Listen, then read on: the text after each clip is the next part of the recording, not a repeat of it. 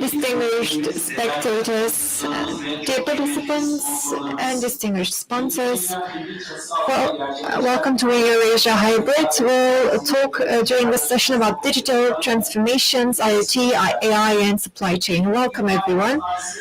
Turkish manufacturing industry, is it ready for the $7 trillion global market?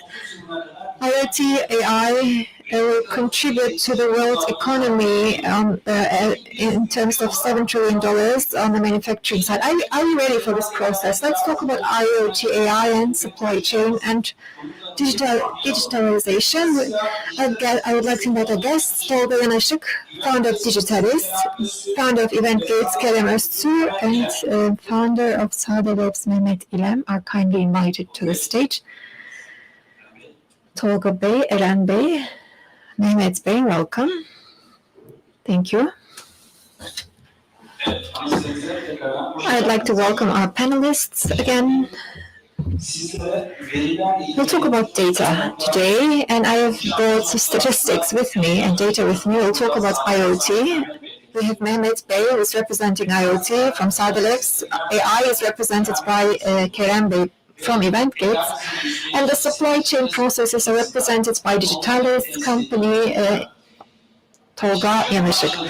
Let me start this conversation round. I have brought with me a report of McKinsey.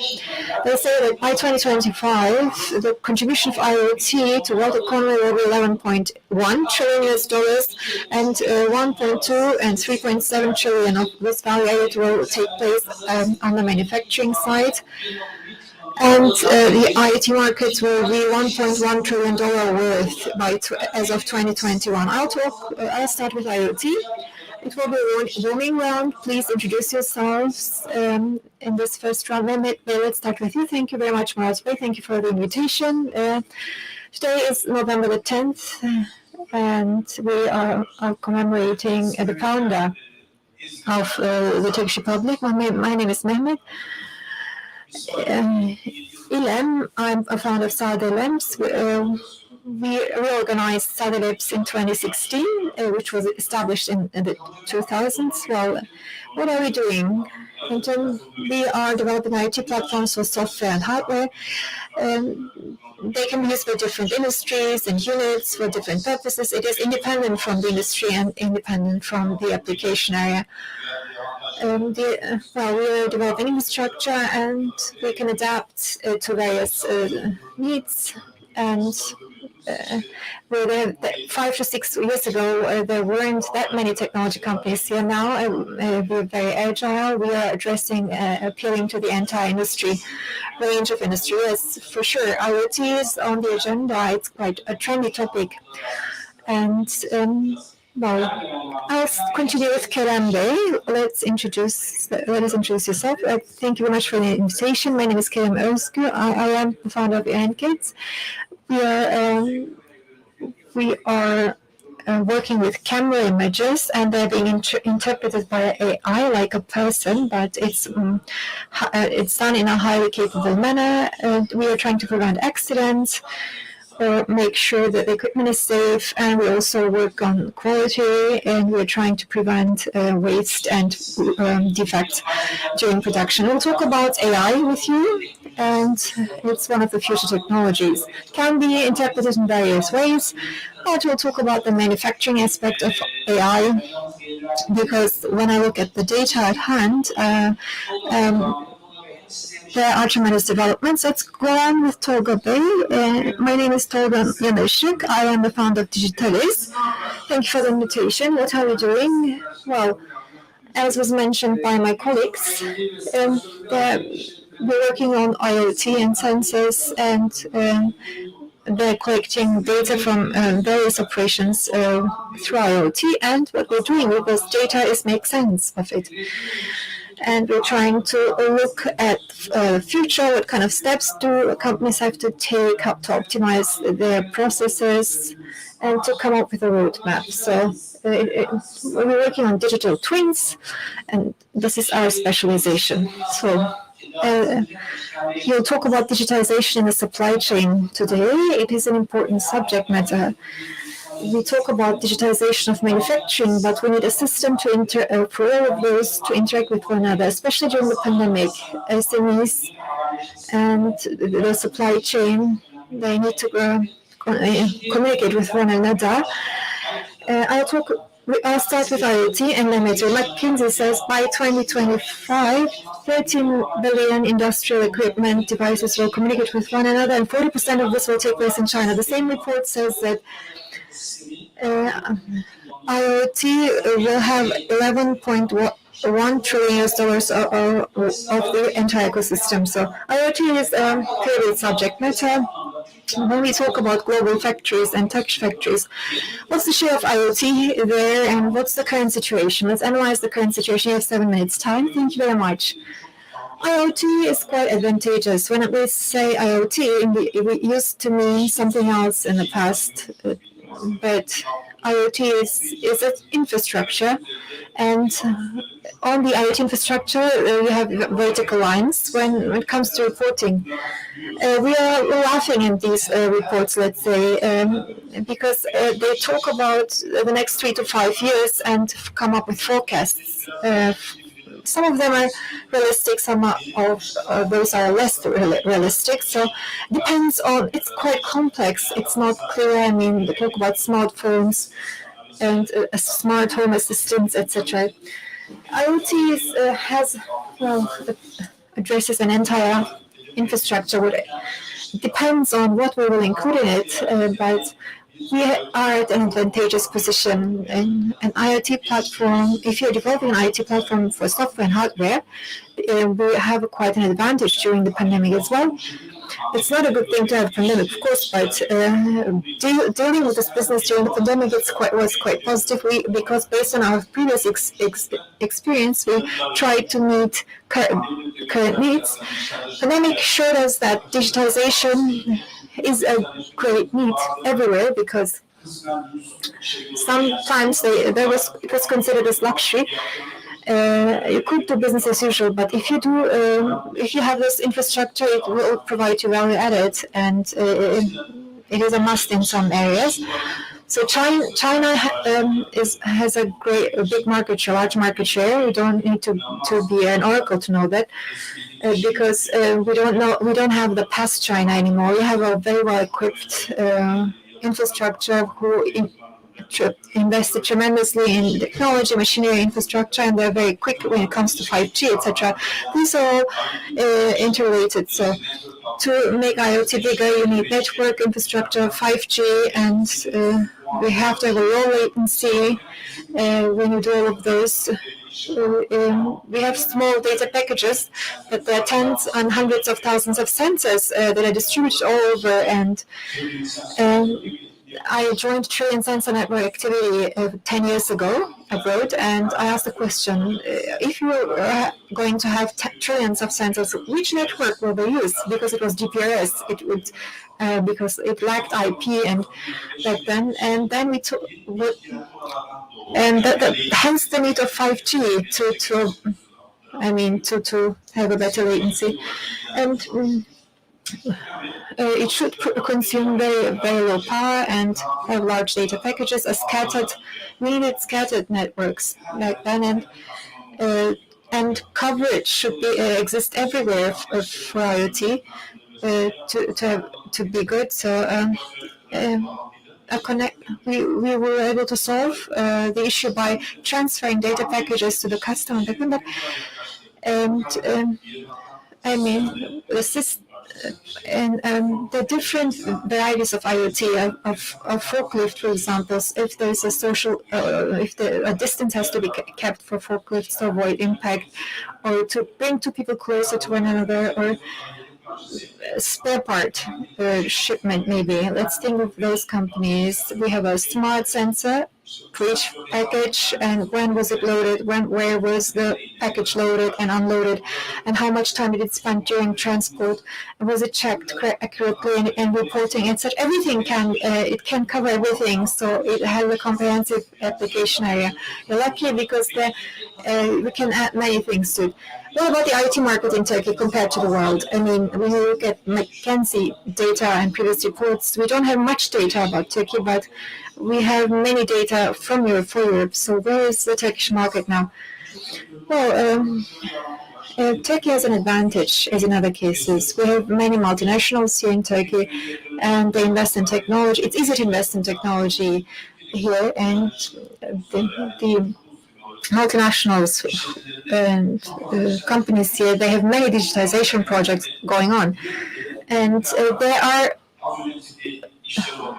they're not attached importance by other companies as they are here. They do first trials here, and then it's the basis for dissemination to other countries, let's say.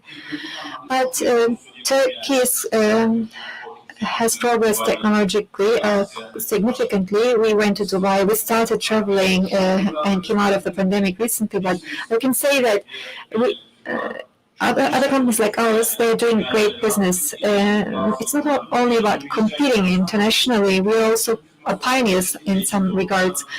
There's challenges that are faced by Turkish companies, and we're not able to become a global brand and disseminate this. Maybe we should do practice some self-criticism here, but we are also pioneering some activities, and we are trying to disseminate it first here and then in other places. IoT, it's not only a software platform. I mean, let's say you have a company in Finland or a facility in Finland, you work with a facility in Finland, you need a local partner in Finland because you have to install the device.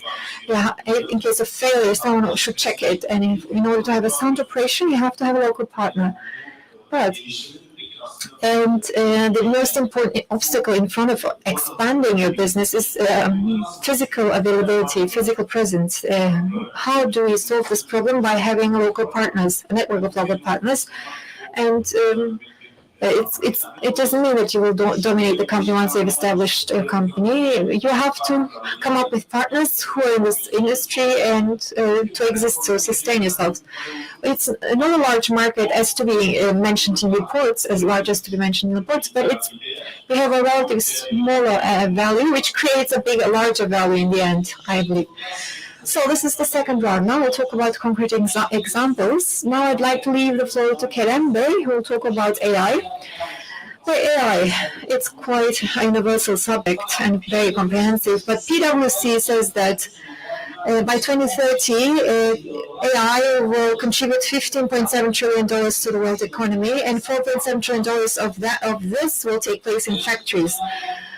$2.3 billion coming from the IoT markets, and including AI, will make $7 trillion contribution. So where will Turkey be in this whole chain?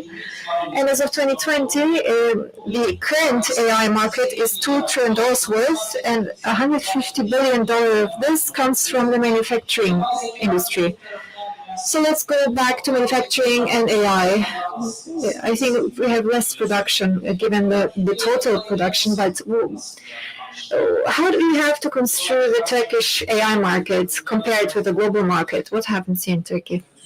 Well, AI has to be looked at from two angles. I mean, we have a production hub on one hand, and the use of AI bears tremendous potential. And this is an introductory phase or a beginning phase for AI. Companies, they're trying to figure out how it works, how they can use it, and trying to find their way in this.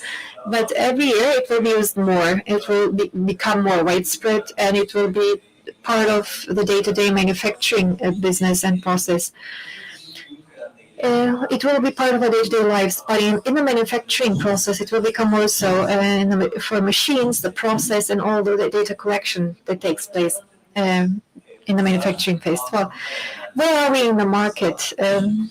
We have to look at it from both aspect of users. Yes, at industrial level, we have reached a good point. And technologically speaking, we have made progress, and the industry is adapting very quickly. I think we're adapting more quickly to it than Europe. So we'll make use of AI opportunities more. But then we have the manufacturing aspect. There's supply demand in the market. The demand will grow on the supply side. I mean, it's not difficult to say we're in a good place when it comes to supply. Of course, they're trying to disseminate AI solutions, and many companies are adding AI solutions to their own business and processes. It's like a fashion everywhere, and they're trying to support software with AI solutions and software solutions with AI solutions. So there is a certain supply of AI. When we look at the production of AI, we can do it in a restricted way. Yes, we do not exist when it comes to hardware. IoT, maybe it's excluding IoT, we're not present there. In the production of standard hardware, we don't play a role. But when it comes to production of infrastructure, development of infrastructure, yes, we can't say we have a great level of manufacturing of AI there, but AI is based on data. We need to have informed mind data sets. And in the sense, we don't have a structured effort in Turkey, unfortunately, yet. We pay individual contributions or some institutional contributions, but we don't have our own national or central data sets when it comes to AI. So, and what is the solution? Right now, we don't have a strategy to disseminate it at the time being. We are on the verge of a new industrial revolution, and of course, we are the user of this industrial revolution. But can we become a manufacturer, a producer of this industrial revolution? And the cup is empty right now, unfortunately, when it comes to this point. Well, when you say data, you have 4 minutes, by the way. I will talk about data. We had this AI winter, and it happened in the 1960s. It has a history of 50 years, AI. It's not a new topic, but in the 1960s, we were trying to learn something from AI, but we understood that we couldn't learn anything from it and stopped all the efforts until the 1970s. Electronic cards came into practice and Industry 3.0, etc. In 1996, Gary Kasparov and IBM Deep Blue did a match, and then the rest is history. So, where lie the opportunities in AI? Can you tell us in 3 minutes? Well, based on my personal point of view, I can say that my impression is that AI takes place in various fields and sectors. What are the most important sectors are the developments in the machine learning, and we had algorithms, but in terms of the more data collection techniques we have, the more it will be utilized by the industry. Maybe we will see machine running more rapidly, and the language develops very quickly. It's outside my specialization area, but I think this will also improve. And then evidence-based learning as an algorithm, deep learning is an algorithm, which is important. It's based on virtual nerve networks, neural networks, and we had a standard algorithm previously. The algorithm will develop its own, make sense of its own algorithms and develop new algorithms. Really big data.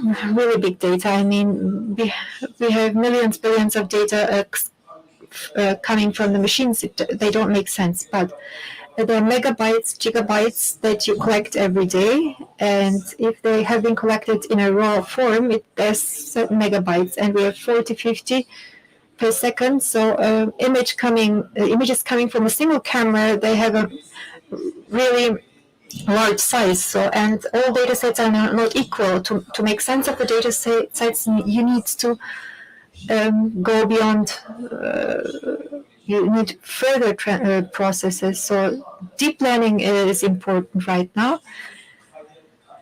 Well, it provides value added, and it distinguishes you from others if you can do deep learning. So the more area makes progress, the more AI technologists who generate solutions outcomes will come into the market. And the second round will focus on concrete examples and industrial applications of AI. I would like to turn the talk away from digitalis, IoT and AI.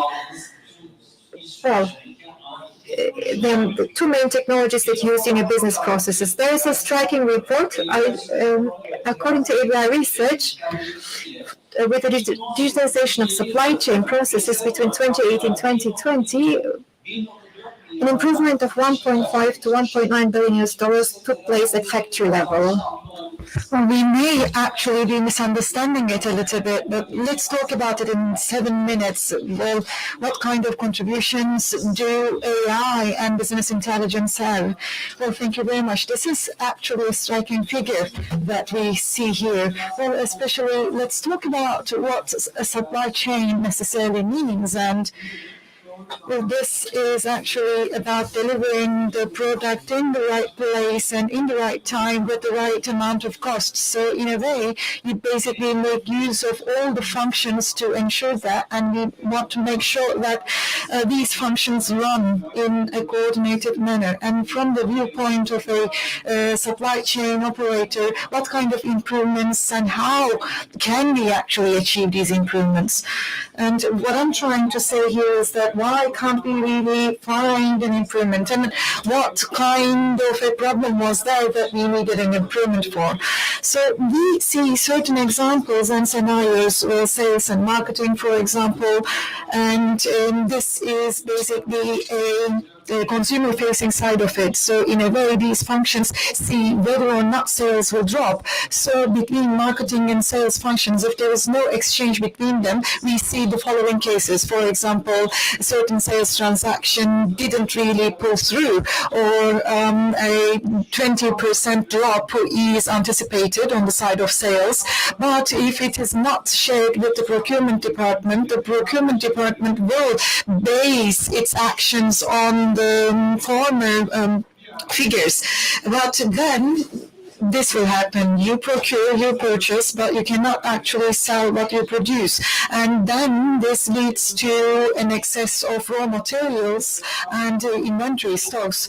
Well, as factories, as plants cannot really distinguish it, in this case, more warehouses can be established. Also, in a way, this leads to wrong decisions, inaccurate decisions. However, supply chain management, in all these points, data exchange should be made in a transparent manner, and every function should make its decision in a way to optimize the performance of other functions. This is what we mean by other improvements. So we do them to make sure that functions run in a more effective manner.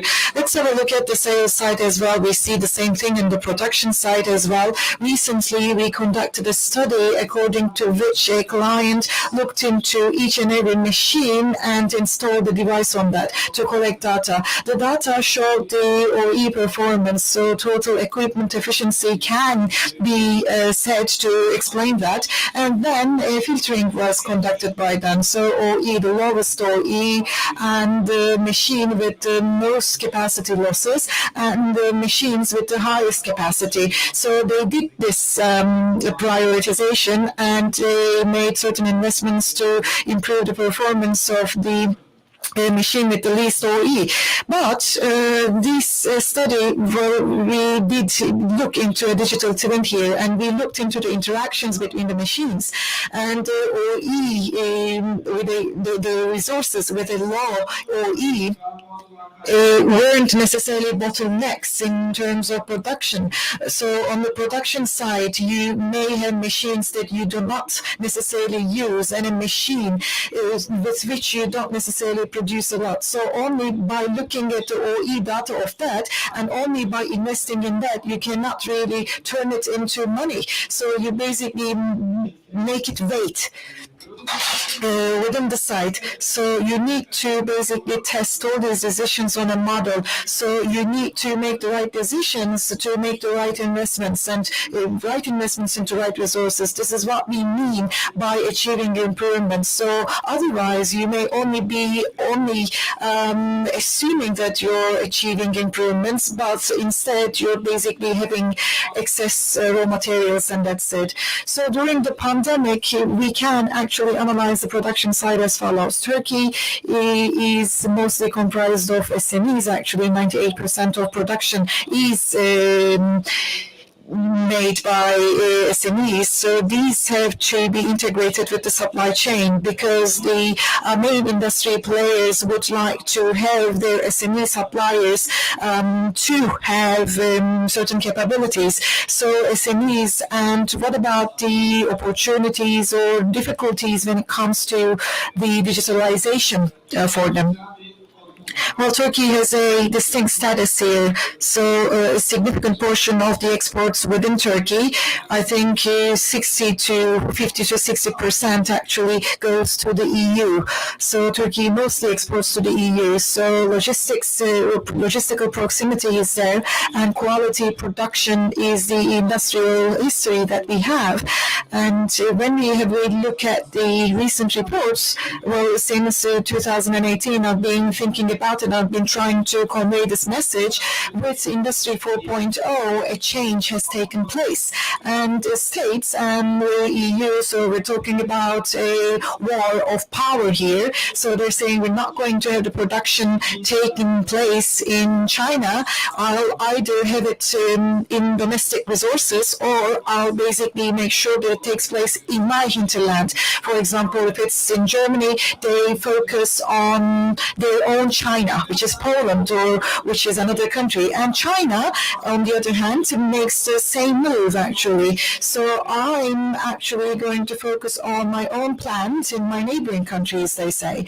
So this is actually something that challenges the position of Turkey. And we see the consequences of that, implications of that. When we have a look at industrialization, Poland, Hungary, and Czech Republic, my colleagues here would probably see it in the exhibitions that they attend. There is a great level of interest from them, and many projects are being carried out. So rather than the SMEs themselves, the industrial point of view within the country needs improvement here.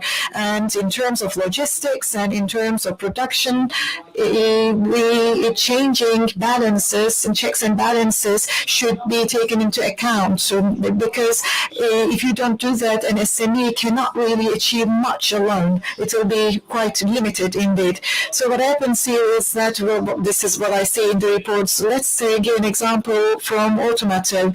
The automotive producing automobiles plants were able to anticipate when there will be a global crisis. So now we're talking about a crisis of China. So the plants actually give an end to production. So many unexpected events take place. So we're talking about crisis management here.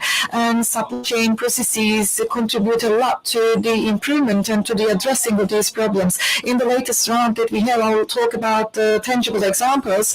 And we're talking about all these issues, but let's also talk about the real side of it, factual side of it.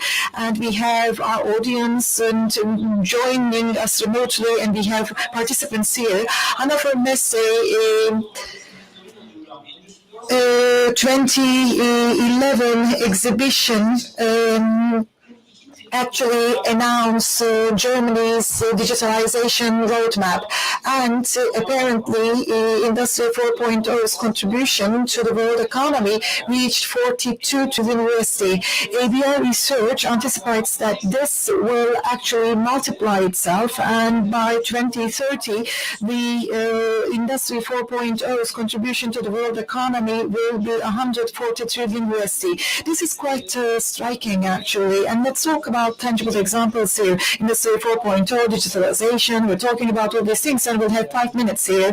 Why aren't you sharing certain examples with us in terms of IoT as we're using it in our vehicles, in other parts of our lives, but what kind of improvements does it really entail? And please share some concrete examples.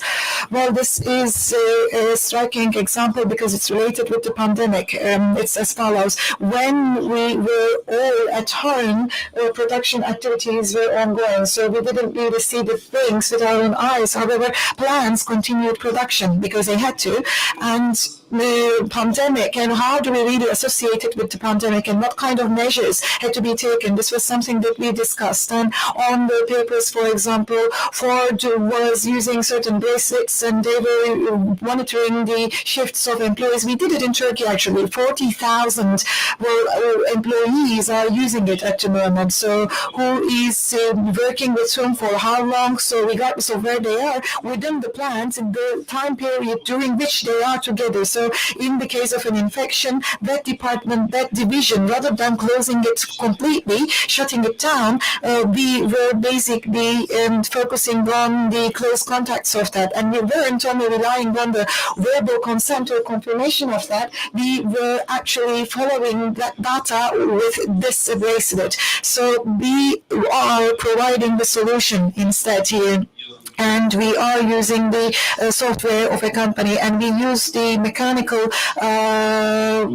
capabilities of another company. So we basically united our forces, and just as Arçelik CMC laboratories were conducting these tests, and they were turned into products, and we're using it actively. Human touching side of it, this is where we are.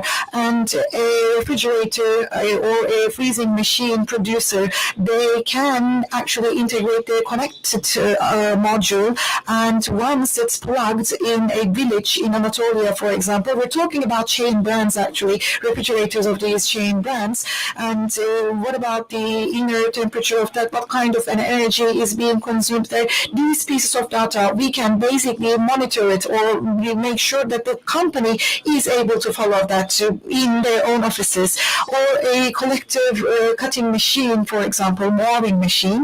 Well, it is not necessarily a widespread example, but for houses with a garden, it is important. Bosch did that, and this was an interaction that we had, actually. This mowing machine, we made it a connected machine, and we wanted to understand the battery capacity of that, the container of that, and we wanted to understand how it could be used more frequently. We collected data, we optimized the machine, and we started offering the device at a more affordable price. So when you have a look at it, making a machine connected, achieving a connected device, this isn't only linked with human interaction. After-sales services should also be taken into account in improving that. We need to take into account whether or not we can make it more cost-effective. So it depends on where you look at it, and it depends on the values that you never anticipate in the areas that you never anticipate. This is what we're talking about when we say IoT. Well, this is for industrial devices, but let's take a step outside. When you're in a supermarket, for example, everything that you see there can be connected, and some of them actually are already connected. We're not really aware of that as consumers, but everything that's taking place there is reported to the system. We have 2 more minutes, and I know the solutions that you do here. Well, 40,000 devices, over 40,000 devices we have here, the communication of that, the added value of that. What kind of advantages does it really offer to users? Well, we have a client with hundreds and thousands of gaming machines, well, just like in fairgrounds, actually, playgrounds. So we wanted to understand whether or not a gaming machine, is sparking enough interest to pick a particular device. For example, in location A, X machine is quite popular, whereas in location B, it may not be that popular, or which children play which machine. So we we basically see the interaction between the machine and the user. This is how we create a certain value. And we basically are pursuing as to how we can create value, because this is an AI machine, but at the same time, it provides a service here. Well, you can actually create an AI-supported machine, but there are areas where you cannot actually identify. This is the infrastructure and opportunity that it provides. It can, for example, be in a shipyard as well with an employee count of 5,000. In areas only 500 meters away, where we're talking about occupational health and safety purposes. We're talking about cases where we are focusing on cost analyses, how many machines are used for how long, and how many machines are used for the production of resources. So we focus on different outputs and deliverables. So it is possible, actually. This also depends on how that company, the contractor, actually, it depends on the skills and the capacity of that particular company. Kerem, I'm going to ask this to you. AI is somehow misunderstood. Well, if we are talking about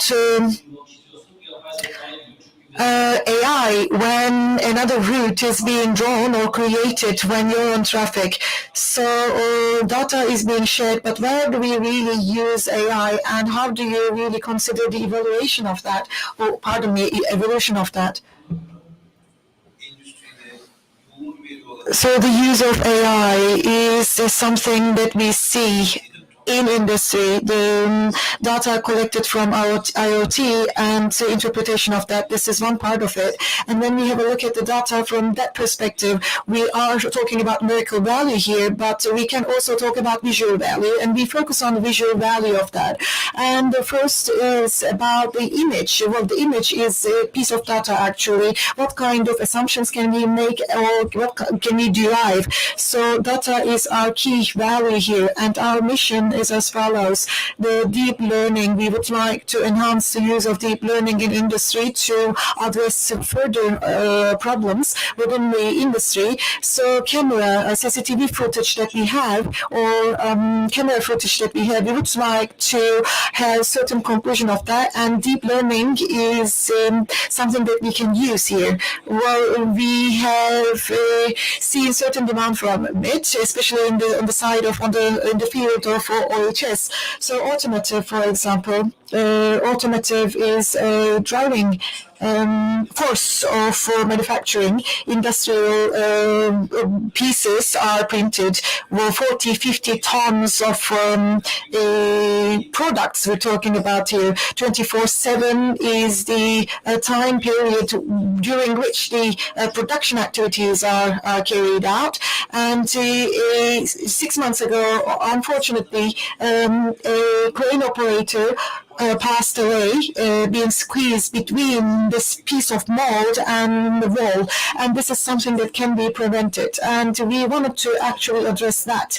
And under certain conditions, there were different methods, and none of them actually can bring about the same result in terms of the load of the crane. And our client focused on the heat and temperature. So forklifters over there, different machines are using, so there are different sources of heat here. So it isn't really useful either. There are different lights, but our aim here isn't necessarily warning, because the passenger knows that there is a forklift. And what we did was as follows. On the crane, a person could be there. He could have a look at the side.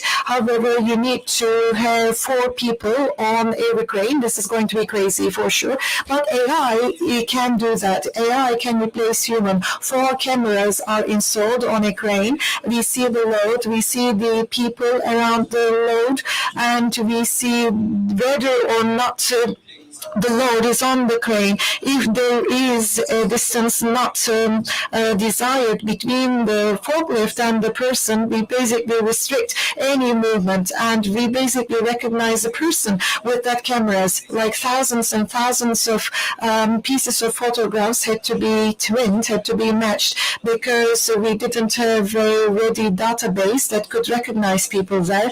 However, artificial intelligence and cranes actually were a great match, and artificial intelligence helped us offer the security safety there. Whether or not there was a human behind the curtain of light, for example, or in other areas, we also wanted to make sure that humans and vehicles could work together by recognizing the machines and the humans. So we also make sure that alarms could be generated and produced. We used it in different ways. So there are points where I said humans could actually do that, but even in that case, you cannot really stop a machine every time there's a danger, but a machine can do that, a device can do that. When there's a conclusion, it is really quick for it to say stop or start. So as we secure people, we shouldn't really have an impact, a negative impact on the production.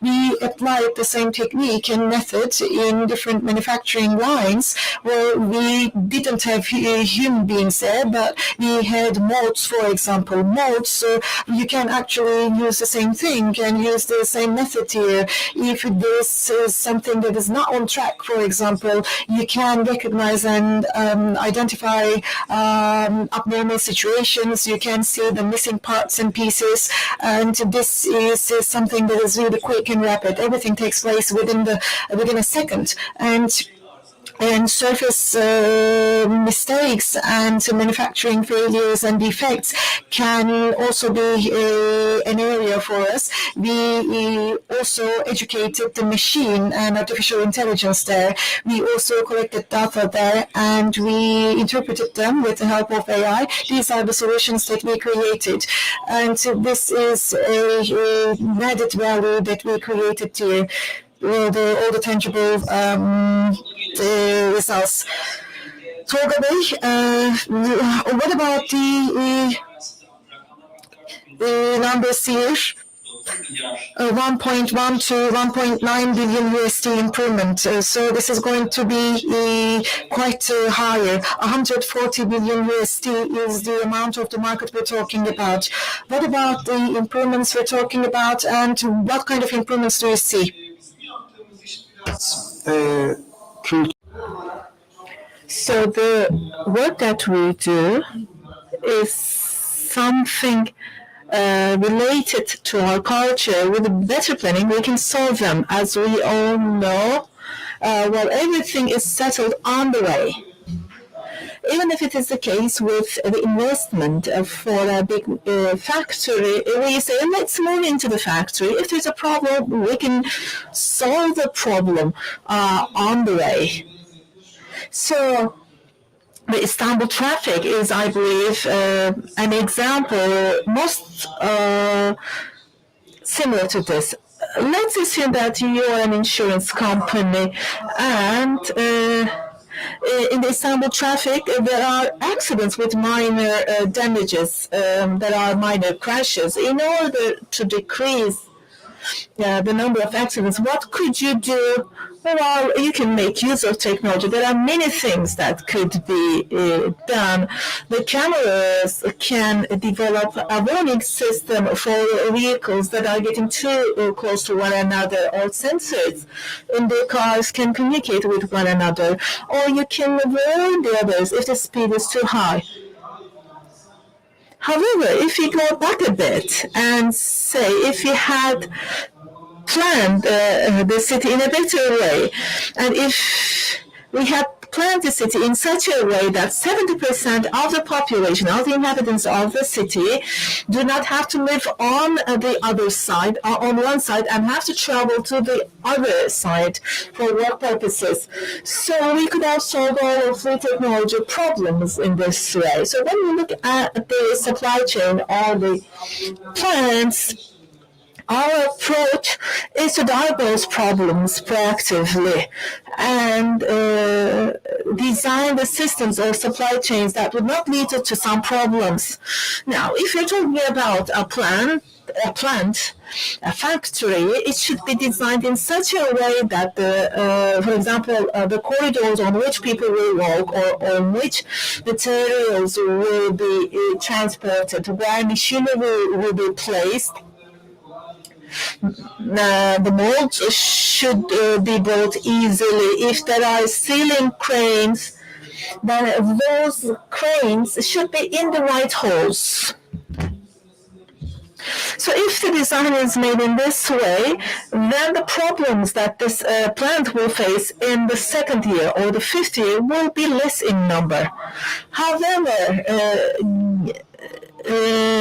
as anything that we have to do, it has to be handled very quickly. This is because of our culture. We try to solve the problems with more expensive technologies later. Well, I gave you the example of Istanbul traffic. I can't say that it's impossible to solve the problem, the traffic problem in Istanbul. But if we had made planning much better at the beginning, we wouldn't have had these problems today. So you say that these could be solved in factories. There are two alternatives. One of them is about the production lines and designing plants in a better way. And the second thing is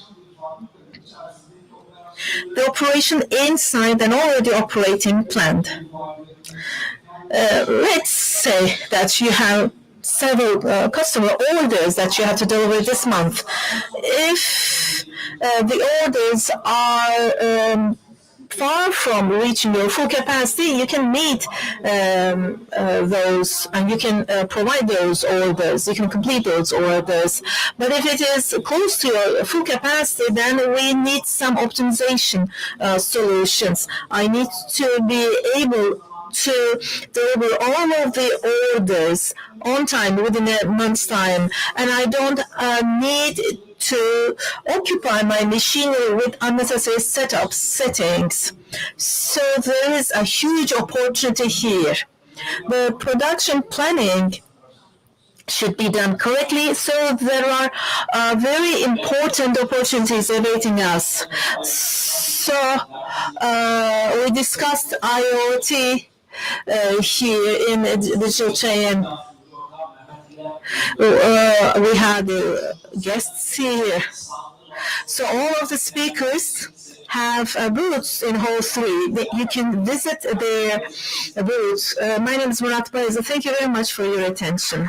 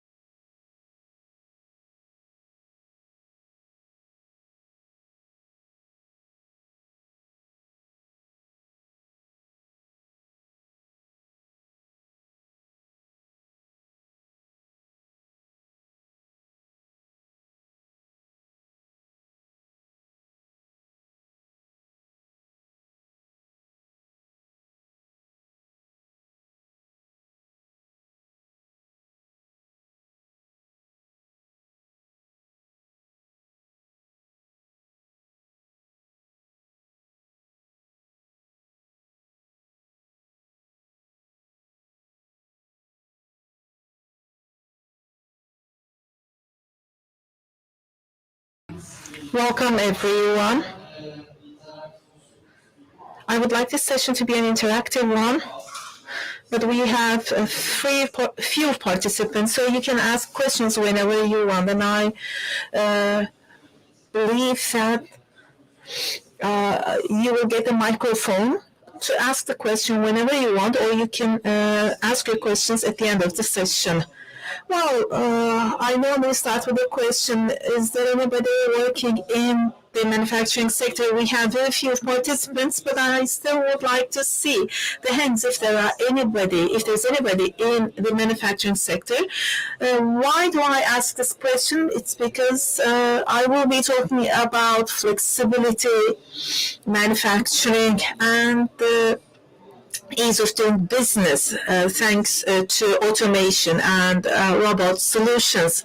So my presentation is going to be about this. Anybody who is interested or who is related to manufacturing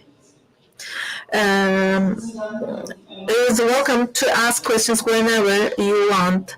My name is Emma Atalan. I have been working at Omron for the past 6 years. I'm in charge of robot products, and I have a past experience of 17 to 18 years, especially in the automotive industry. More than 10 years of experience in this field. I worked in the project management, in manufacturing, and maintenance. Well, I was in different roles, and I have been working at Omron for the past 6 years as PMM. I will give you information about our concept. The concept that you're going to listen to here and the concept that you're going to see at the booth when you visit us at the hall are very similar to one another. Let me give you information about the concept, why we prepared the booth in that way. We are in Hall 2. It's C100 at the entrance of Hall 2. I do emphasize manufacturing all the time, and I will be talking about the concepts that are part of manufacturing. And when you come, you will see the machinery are there, people are around, and manufacturing continues. The robots and the automation system communicate with one another through a network. So there's constant communication. And there's a vertical variables in the IT system, in the robots, in the database systems, in the SCADA, in the computer-based systems. We have a dashboard at the entrance, and that dashboard receives information from all machinery. What's the life cycle of the part to be replaced? What about the temperature at that moment? How long has it been operating? So the dashboard provides information about all of the machinery operating at that moment. We get information from different modules. It could be monitored. It could be observed from any time in the age of internet. Let me give you now information about the concept. As Omron, our general concept is eye automation. There are 3 basic breakdowns. We call it integrated, intelligent, and interactive. In integrated, the logic is as follows. Different technologies communicate with one another. So when you visit us at the booth, you will see this. The robot technologies communicate with automation systems. We have the safety products there, and they communicate with one another. And there is a constant connection. These are intelligent, smart systems. They can produce themselves, so they can transfer the variables to outer systems. And AI is also part of it. You will hear more about this in the upcoming slides. Well, we can also include AI in this, and it is interactive. Well, the interfaces of the machinery communicate with one another. There is flexibility over there. So that's what we're giving information about. There are different breakdowns here. There's something that we hear very frequently in manufacturing. It does not cover the whole line. When you think about the machinery itself, it's all about the efficiency and the flexibility of the machinery. These are the concepts that we focus on: safety, security. These are very important because I share data. I'm on the network, but is it secure? I have to take measures against any cyber attacks. So that's all about security. When we say safety, it's all about the safety of the machinery. I think there was a problem with the presentation. If there's anything that was not understood, you can interrupt me at any time you want. No problem.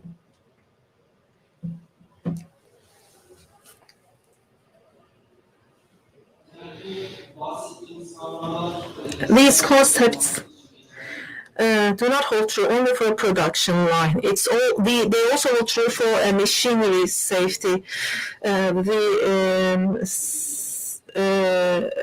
efficiency of and the continuity, flexibility of the IT systems. These are the things, the concepts that we all want to be in place. So what kind of solutions are we going to offer? The upcoming slides will be about them. There's a technical problem here, as far as I understand.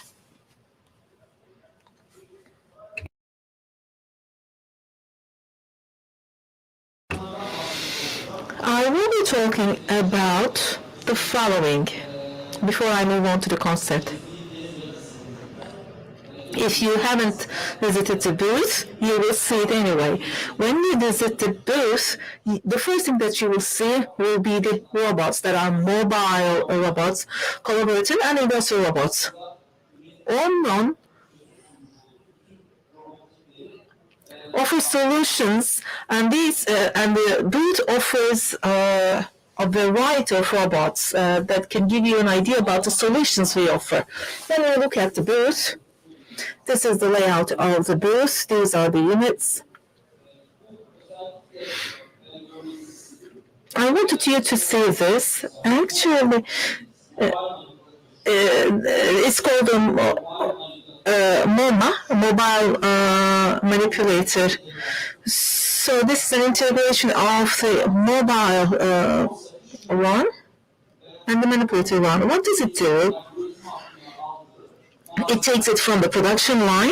It takes the materials from the production line, and the mobile robot does the quality check.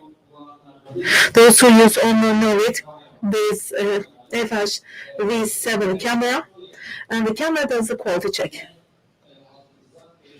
You can see it in the booth, in the line. There are 4 robots originally 4 robots in the demo, but because of the space available, we reduced it to 3 robots. What do I do here? I first enter the job order. So what am I going to ask the robot to manufacture? I enter the details, and then in this cell that you see here, there are 2 industrial robots. In this cell, production takes place. A mobile robot carries an empty transpallet and then takes the finished products to where the mobile robot is. The quality check is performed there. So what do we see here? The plates are processed on the CNC benches. There's a collaborative robot here, and then they do the pick and place, and also picks up the empty ones. There are also camera functions like barcode scanning, and then the processed product is marked. So there are things done inside. The system communicates all of the elements of this system communicate with one another, and you can see all the details on the dashboard real time. The temperature value, the temperature inside the cabinet, we can monitor them all on the relevant screen. When you click on the relevant cell and when you go into the relevant module, you will be able to see the relevant data. This concept is available in the booth here. We would like to host you at our booth to have a more detailed discussion, because each and every one of these are systems. There is a controller that scans a G-code. We have a CNC processing area. We have two industrial robots, SCADA and 6-axis robot, and there's an air feeder system. So the camera, everything that I say, there's traceability, visual inspection. For example, once I produce the relevant product, I scan the barcode and get the answers to my questions, such as where my product is. So you will see it when you come. The concept is all about it. There are two demos. These are the safety demos. And here's the vision demo. And there's a quality check here about the products. Now, after the introduction of the main concept, let me give you information about the production. Why do we need these? What's the main purpose? As you can see here, there are different colors in automotive sector. This shows us that the customer or the end user does not only want one thing, because everybody wants different things, which means this is a challenging situation for manufacturers. What should manufacturers do? Should perform manufacturing based on the demand coming from the market. So I'm not going to manufacture identical products in huge numbers. I cannot design separate lines. What should I do? Then I should be able to use the same line for all. I should not forget about the changeover times, about flexibility. These are all challenges. So under the topic of challenge, let's have a look at these. Here we have packaging and output of manufacturing. We have the primary packaging and then secondary packaging. There is some differentiation here, and in the final packaging, we have many materials. It could change from one area, one region to another, or depending on the ambient temperature. So even with respect to packaging, there are many variables. So packaging also requires differentiation. Now we have high volume but different products. So what am I going to do? Am I going to establish a completely new line for one product? No. I have to find a way to produce them all on the same line. This is what we call the flexible production lines. It's not maybe the very same concept, but you will see a very similar concept at our booth. The mobile robots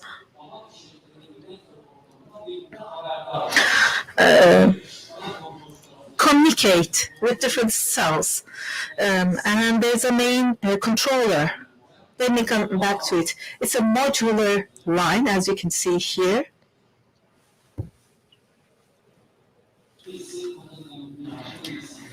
So assembly 1, assembly 2, packaging, and we have the mobile robot carrying things. Well, just assume this carrying takes place with forklifts or manually. It's such a challenge, and this will have an impact on the product. All of these are performed by mobile robots. You can say, well, it could be for raw materials or finished products. When we focus on this cell, we will see that there are different technologies. There's automation technology, robot technology, robotics separate, and we have the collaborative robot and autonomous ones.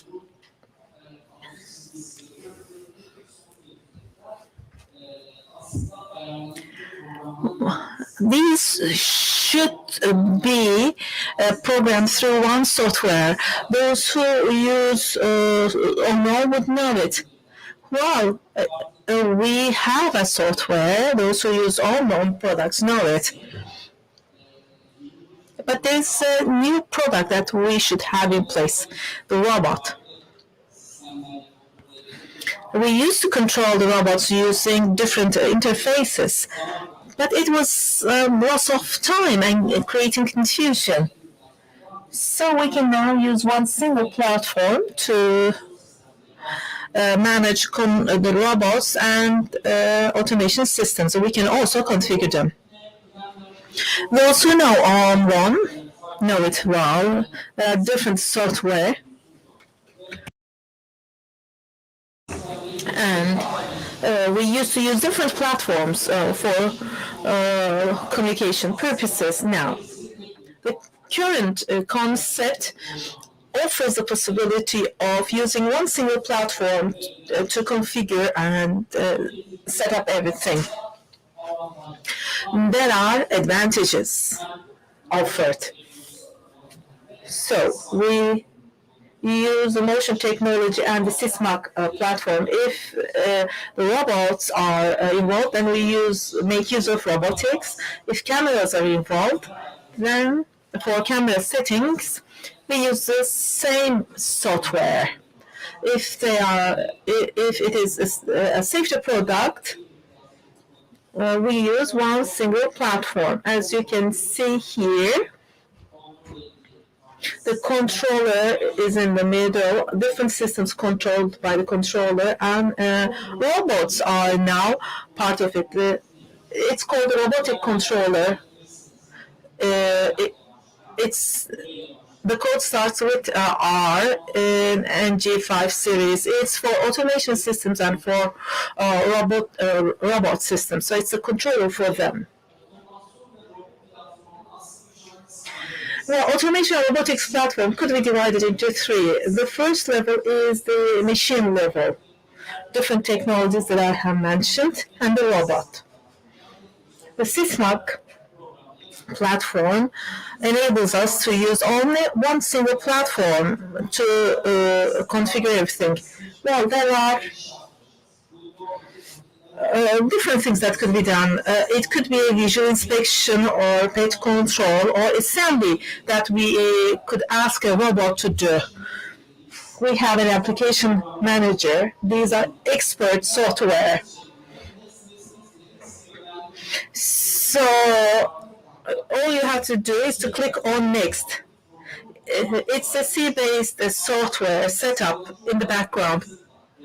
But as a user, you take it over in the wizard, and then you go into that software, and you can do some fine-tuning. Flexibility is very important. On the same platform, you can do 3D simulation.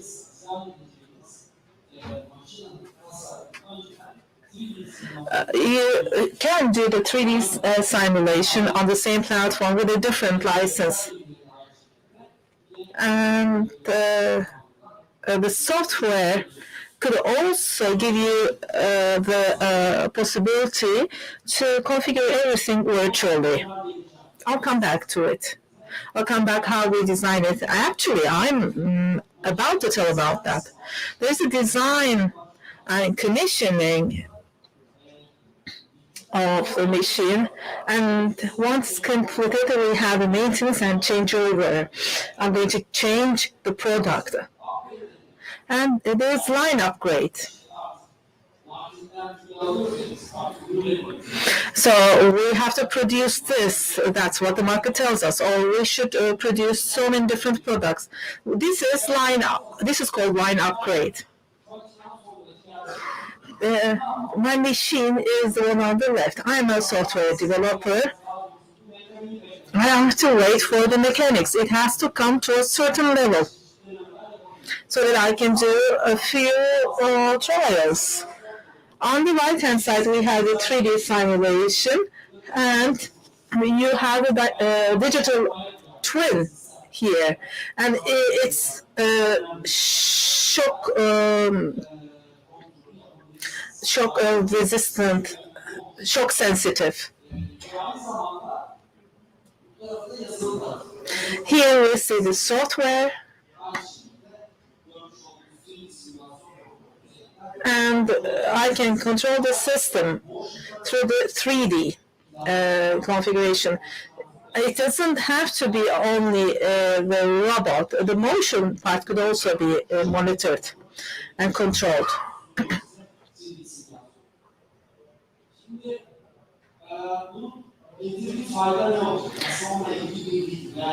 Let me show you a video about the benefit it offers to me. I have already told you what it is. In a standard conventional approach, what should it do?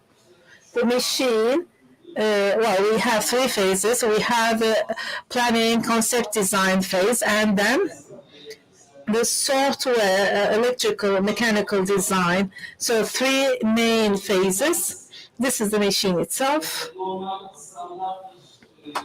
There's a normal standard. In order to develop a software for a standard machine, we have to wait for the software developer. And some changes need to be made. With a robotic integrated controller, as you can see here, here's the concept. You don't have to wait for the machine. And you can develop the software in different languages. There's a software, there's a separate software, ACE. If it is PLC based, then you can still develop a software. So on one hand, as you work on a mechanic, the programmer forms digital twin at virtual level and prepares 3D simulation, which is a gain. So you can do the work in parallel.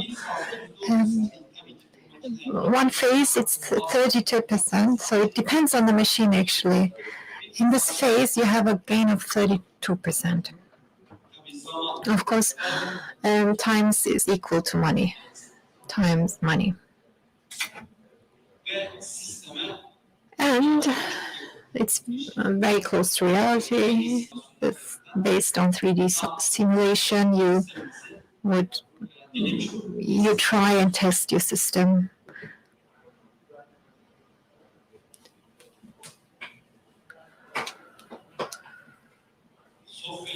So the software design, it provides you a significant gain. It's almost 86% gain. It comes from software design, so versus conventional, of course, and all the standard, the conventional steps we take. So maybe you've seen it in the video, but the programmer has 3 options here. One is EV Plus, the ACE software. It's the basis of the ACE software. That's a software. Let's say Omron, before it provided the integrated controller, we used its own controller.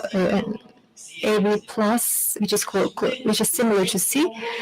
Now we have an integrated controller, and it tells me you can use ladder and function blocks to program, but if you're used to this one, I can integrate it as well. Okay, I am using the controller, but in the it is embedded in the software of the robotics controller, and it provides expert modules, the wizards. Next. So very complex problems can be solved very quickly. As it is called, as by its name, it's a separate software. The expert modules, vision and installation, they're separate packages. But you can do it without, of course, but it will take some time and effort, and if it's complex, and if you have several robots and they share a division of labor exists among them, and combat tracking, and you have tracking, and this will take time, so these wizards will make things easier for you.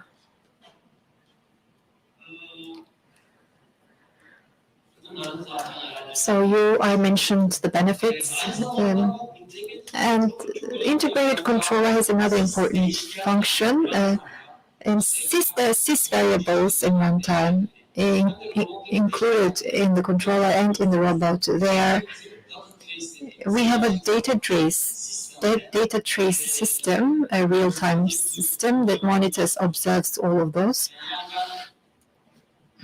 Let's say if I want to control a variable related to the robot, in the same controller, you can use the data trace function to check those, or you can control a variable in the controller and you can use data trace.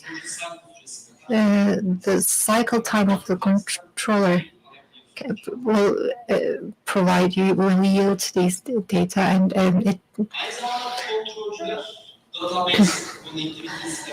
they have database connectivity in the controllers. Let's say I will connect to IT, operational OT. Yes, operational is okay, but some data I need to report, let's say. And what do I have to do?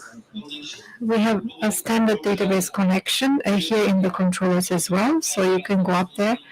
Let's say you have a task regarding the database, you can go up there, and when you go to the site, the database, we have a controller which is database linked. Recipe. So this is the recipe side. This is a module integrated in the controller.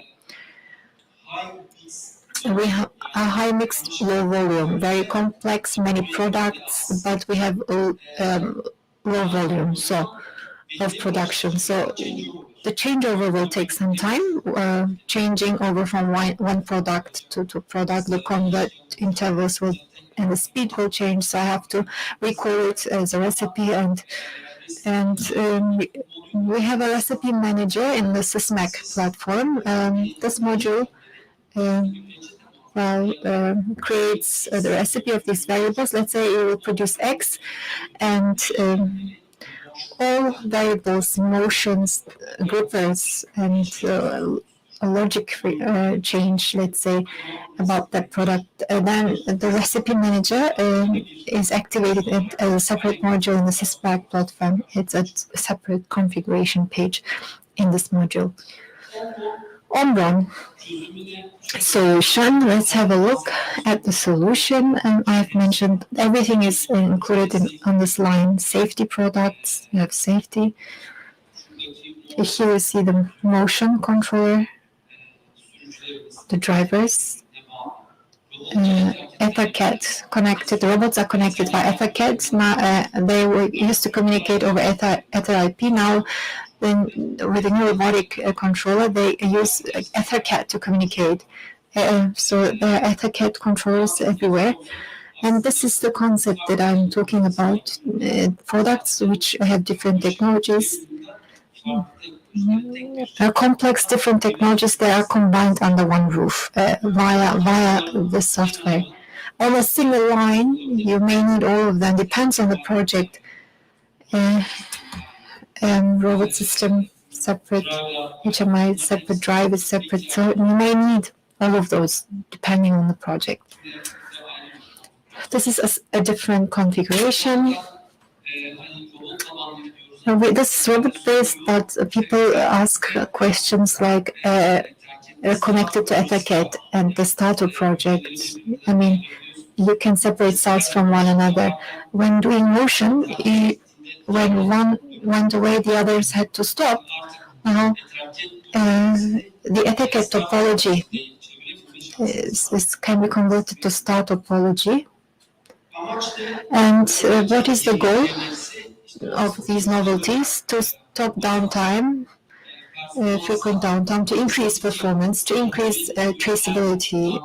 What are the products doing? Where, in which cells are they? What happened to those? You can trace them back if needed, and then the changeover time is reduced. Manual errors are being prevented by automating the system as much as possible.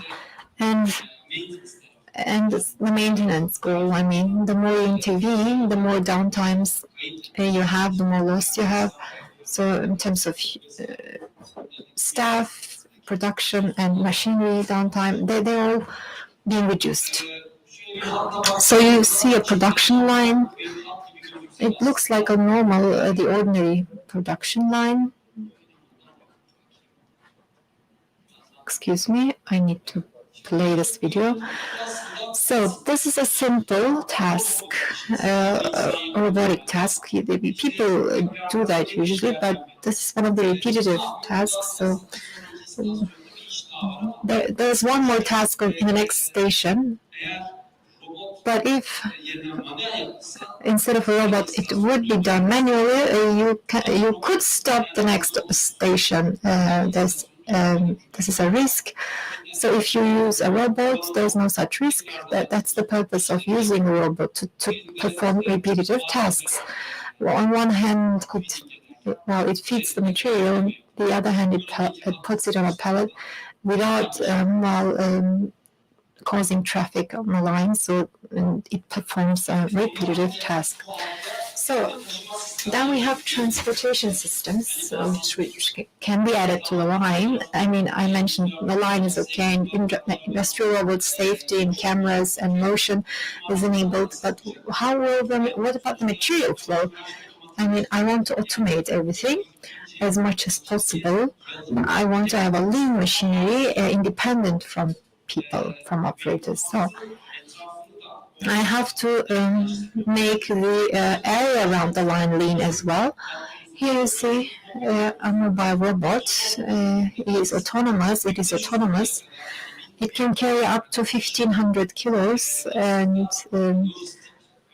it's used for logistics or intralogistical purposes. This is one such type of robot. For example,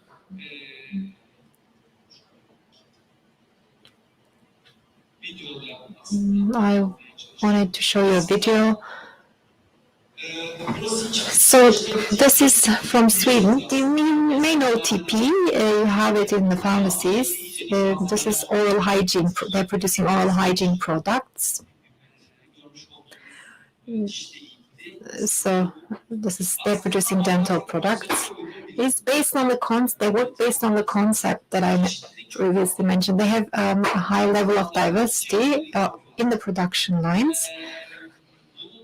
And how did they overcome this issue? By way of, we have here manual transportation of special trays, and the finished products are being transported. This is raw material is transferred. So this is high mixed low volume business, which fits our own system, and this is such a production line. So it is automated robots are working here, and this is an autonomous robot who carries a product to the machinery line, and it carries products to storage area. Well, maybe drew your attention. Mobile robots, you don't have to have a straight line. You can have a layered structure, or an elevator floors. You can operate between floors with an elevator. So it has a certain flexibility, but the ground should be flat to keep the performance at the same level. Let me check the time. So, in conclusion, this dynamism in the market makes sure that these technologies, they become more and more widespread. And this is the summary of everything that I talked about. This is what the present and future production line look like. What systems do we need? This is a video about that. So, as you can see, we have a collaborative system. What does it mean? People are not removed completely. This is what collaborative means. So, robots and people, industrial robots, including industrial robots. I mean, you see collaborative robots, mobile robots that work with people. This traceability is very important. Where is the product now in the line? If I have a quality complaint, I need to research. So, which location did it go through? Which processes did it undergo? What happened? AI. We have AI-controlled PICs. These are detecting anomalies in the mechanical system. If you have a problem, they issue alerts in advance. So we have an AI. The AI controller serves that purpose as well. Automation, intelligent, integrated, interactive. As I said, this is the concept that we have envisaged in these products. I'll talk a little bit about mobile robots and success stories. I'll start with Vola. Of course, they do exist in Turkey, and in fleet management systems especially. People use them a lot, and there is a high level of demand for those. The system in Vola, they're producing fixtures for bathrooms and showers. So we have a high level of variability. So if there's a high level of variability, the variability in raw materials is also high level. So you have to transport lots of stuff to the production line. We have lots of feedstock, lots of raw materials to be transported. So what kind of solution did they come up with? They have 9 600-kilo bearing robots, and they have fleet management. Why do we need fleet management? If you have more than one robot in a system, for a system, or in an area, to cover an area, then they will meet each other, and that's why you need a fleet management. With a single robot, you don't need to have fleet management. By the way, you can communicate, the system can communicate through PLC, all kind of PLC, via controllers. So what's the benefit? They have 9 robots, as I said. It manages diversity, the diversity there. You eliminate a certain amount of people, and you prevent accidents. Forklift users, for example, they can carry up to 1.5 tons. You don't need them anymore. And this is also one of the advantages, but there are many others. And BMW has one such system in Germany, and they have a total of 100 in different factories. So it eliminates 72% of manual transport time. Manual transport. So when you look at the details, it's quite an issue actually. It may cause quality problems. if you put them one after or one on top of each other, I mean, we have 6 weeks, so we have lost work days. Other defects, failures may occur, so which leads to downtime, and waiting for the products to arrive, etc. So, last but not least, this robot can carry 1.5 tons, and it carries a tractor cabin.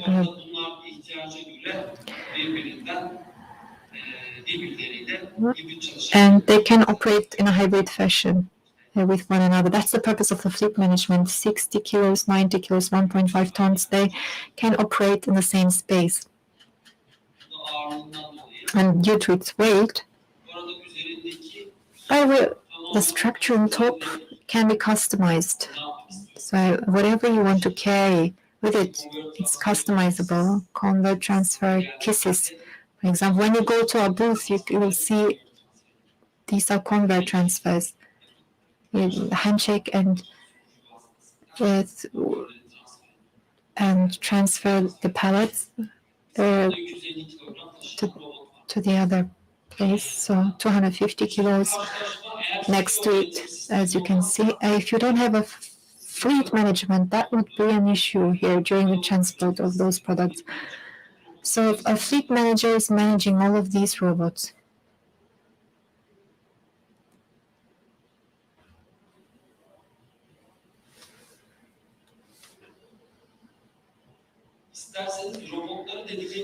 You can dedicate the robots. Let's say it has to change direction here. It's trying to reach the target. It's naturally navigating, and if there's space to divert, so it can do that.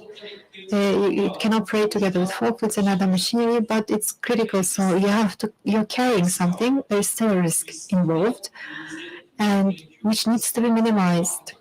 So risk analysis is required. As Omron, we have a division doing that for safety. When implementing robot projects, we are implementing a safety aspect. We have to have risk assessment for the project. And if, let's say, this is 270 degrees or 350 degrees vision, it has a leader sensor, but if there's a height or an elevation, you need to add side lasers optionally. So this is based on a risk analysis. This is all I wanted to present. I think I have 1 to 2 minutes to go. If you have any questions, I will be glad to answer those.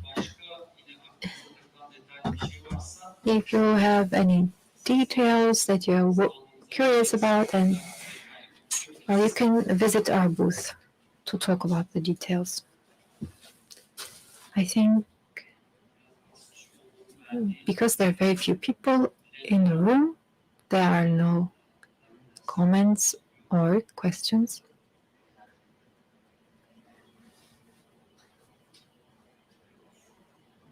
Well,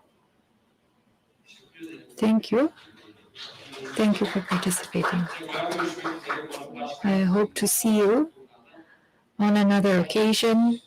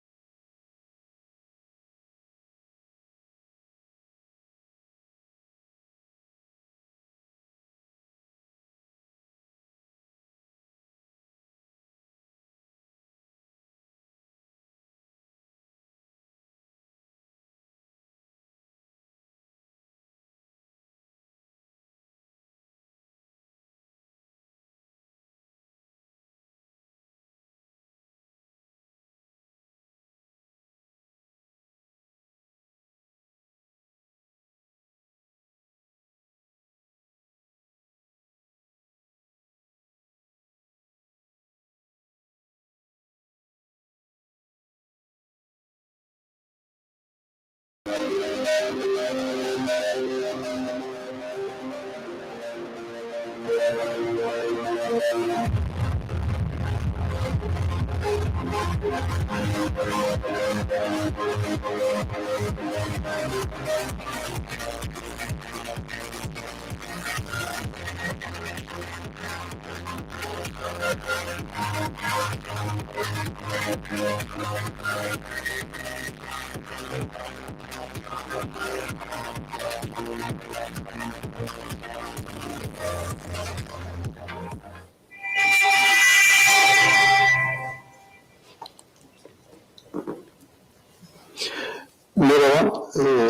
Good afternoon, everybody. Murat Ekin is my name. IQ Vision Digital Transformation is the company that I'm working as a CEO for. IQ Vision Digital Transformation, the company helps all the industries on their digital transformation journey. We are an MRI company, and today we've gathered here to talk about the technologies of our company, and this is why we have invited the clients who are using the technologies of our company.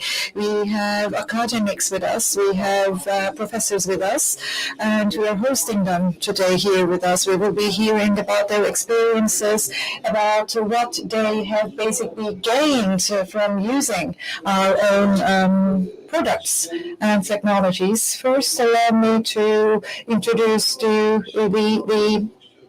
panelists.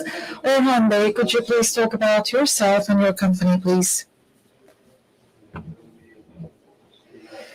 Well, thank you very much for hosting us on such a beautiful panel. Our Group is the name of our company, and Santec is the brand that we have. We have operations in domestic and overseas market.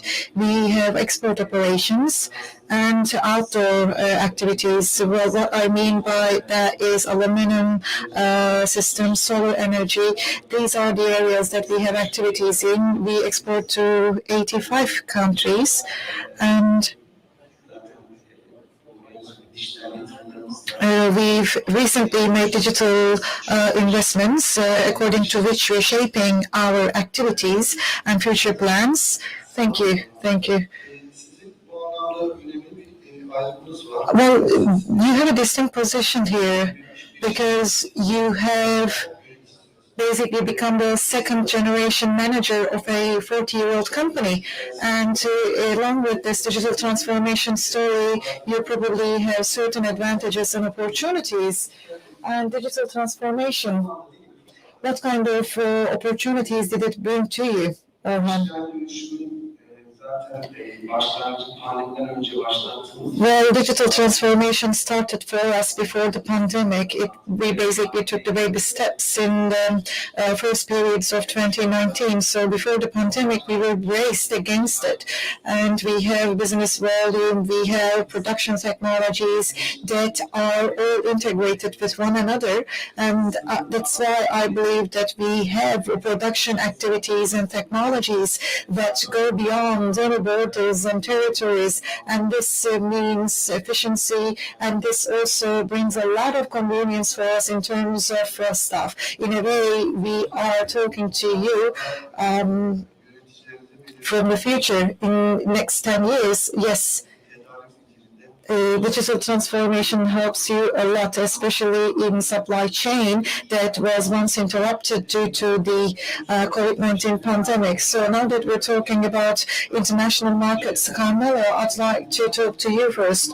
Welcome. Could you please talk about you and talk about your company?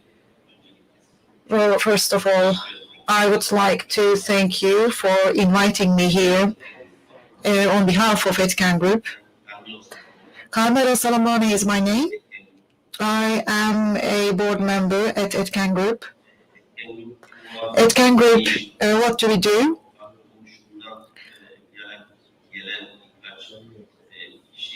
Well, people from different backgrounds have basically formed Etken Group, and we have operations in the mold industry. Mold, by that I mean aluminum injection molds, and mold industry.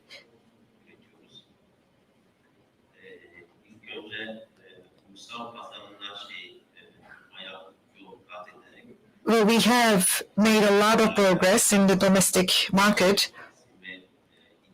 I am an engineer. I'm a senior machinery mechanical engineer, and I've been working in Turkey for the past 15 years. So together with me, the company went global. Well, by that I mean Italy, first and foremost. And for that to happen, for us to compete with the Far Eastern countries, we've focused on digitalization. This was when we decided to focus on digitalization. Well, great. Well, big companies of over 40 years old and new companies, they have advantages, they have respective disadvantages. So you are a relatively new company and you've started your investments a few years back, and this has been exemplary for the entire sector and for SMEs. And I'll ask about that a few minutes after that, but would you, this is going to be something that I'll ask about for, so that you can inspire SMEs in the future. Mr. Ufuk, welcome. We've conducted national and international studies with you, and we know you very well, but our participants here would like to hear further about your efforts and your work. Could you please talk about that a little bit? Well, thank you very much. In 1986, I was an assistant, and right after that, I pushed my PhD professor and we initiated a project. It was an ERP project back then, and we used to call it MRP. ERP wasn't necessarily a buzzword back then. And MRP1, MRP2, right? MRP2 was invented later on, and then we started to call it ERP. But in 1999, I was sent to Belgium by an enterprise. It was a leather company, actually, with a gold medal. And I went to Belgium in 1999, and Data General was the company that I went to. And they used their own software, a screen in the size of a smartphone, and the worker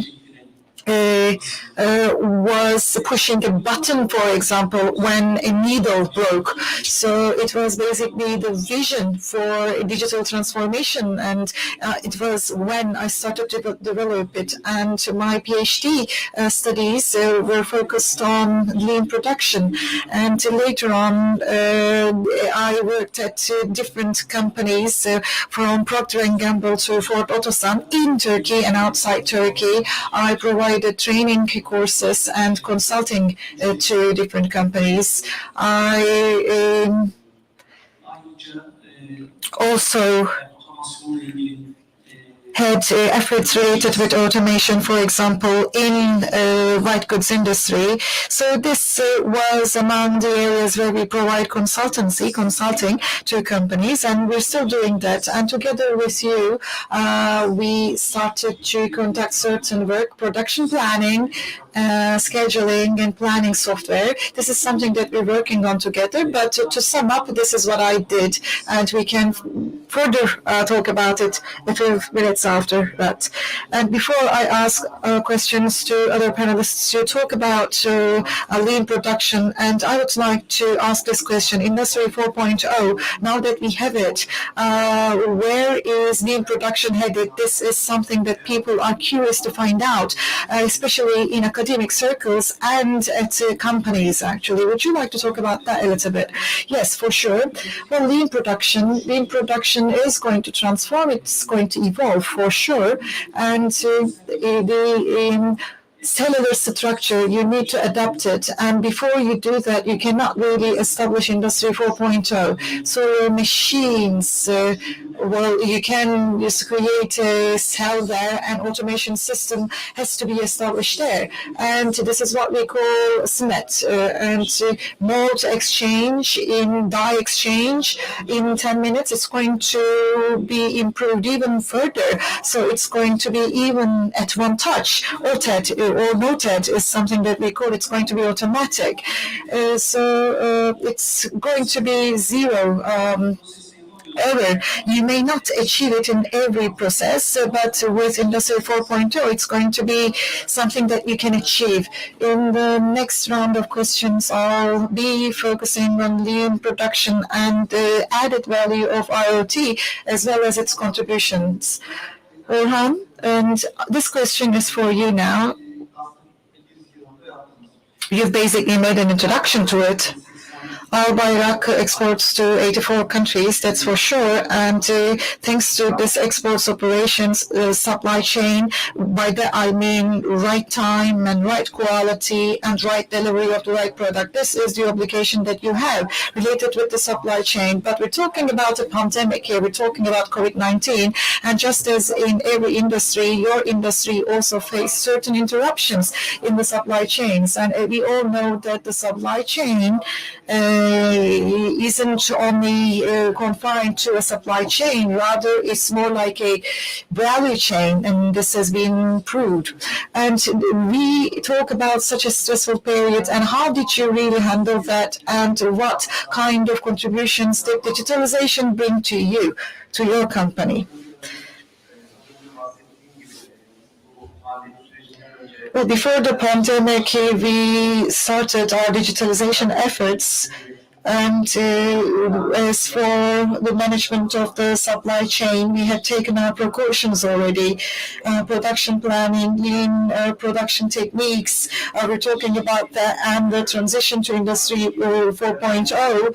And well, there are strong parallels between them, and we were taking rapid steps. Yes, the crisis had an impact on us, but compared to other enterprises, we didn't face severe damages. Well, this is an advantage of digitalization. And in the past 2 years, Industry 4.0 has become a buzzword, and it's been a popular item for investment for all industrialists. And this has become indispensable, I believe, and this is something that made itself felt even stronger during the pandemic. And we are talking about MES, we're talking about ERP systems, and we're talking about integrated systems thanks to Industry 4.0. And the management of supply chains is only part of this strong chain. And we've been working on it for the past 2 or 3 years, and we've been reaping the fruits of that, thankfully. The supply chain, well, as you also cited, is a significant value chain for all enterprises and for the world. We're talking about the logistics side of it. We're talking about raw materials and how to actually extract the raw materials from the soil. Aluminum is something that you basically derive from the soil. Silicium, magnesium, and the use of these core elements. And magnesium even is a small element and mineral, but even a tiny interruption there actually had huge implications on the procurement of other related elements. But when we have a look at it at the core, digitalization, Industry 4.0 actually covers all of it. And this is something that ensures the automation of that. And this has become an integral part of our day-to-day lives. This is something that we've experienced in the company. So the investments that we made before the pandemic, pre-COVID, helped us evade the heavy damage of that. And we convene with stakeholders regularly to understand their opinion. Companies who do not digitize themselves, we hear from them directly, firsthand, the problems that they faced. And we also have certain people visit us to understand and to have an idea about digitalization. And we always express our willingness to support them. And Industry 4.0 and digitalization digitalization, they go hand in hand, and they're basically integrated values. And digitalization is a must right now. This is not something arbitrary, or it's not something, it's not a luxury item anymore, and it's a compulsory. Well, crisis is an opportunity, but at the same time, it's a risk, right? So you take the risk and you tap into the opportunity, it seems. Well, we're talking about a significant topic here because digital transformation and the stories of digital transformation is something that companies need to pay attention to. You've basically underscored that. Digital transformation isn't only related with MES or MOI and investments revolving around that. CRM investment, and at the same time, it's an investment into other topics, and it's an investment into AI. So, or the needs analyses for digital transformation. So companies need to see that very well. Yes, back then when you made that investment, you basically took these steps one by one. You focused on the production activities that your company had, stock or inventory investment, supply chain investments, and CRM related to customer relationship manager digitalization. So all the departments that you had, you basically digitalized each and every one of them. And this is how I'm asking about it. The companies on their digital transformation journeys, they need to work hand in hand in an integrated manner. And on the part of reaching zero, quality should also be improved. And Albayrak achieved that. This has become a major accomplishment on their side. This is why we would like to congratulate them. And Carmelo, I'd like to ask this question to you. So the industry that you've seen in Turkey for the past 15 years, you've been here and you have investments here, and Etken Group has also made an investment in this country, in this industry. And as you said, the company has become a global company. So you've basically derived certain benefits from it for yourself and for the world. And you are also familiar with the European markets. You're a senior mechanical engineer. You studied there in Europe and Italy, particularly Italy. Italy is basically the heart of Europe, so you know it very well. You know that country. So when you make a comparison between Turkey and Europe, could you please do that? As regards to digitalization, where does Turkey stand vis-a-vis Europe? I can talk on behalf of Etken Group here, and since 2017, we've been investing in digitalization, and we've actually adopted it fully, and we are among the early adopters of that. So in a way, those kinds of companies are almost at the same level as European companies. And of course, we're talking about different markets. We've been talking about different cultures of industry, but as I said, there are companies, early adopters like Albayrak, for example.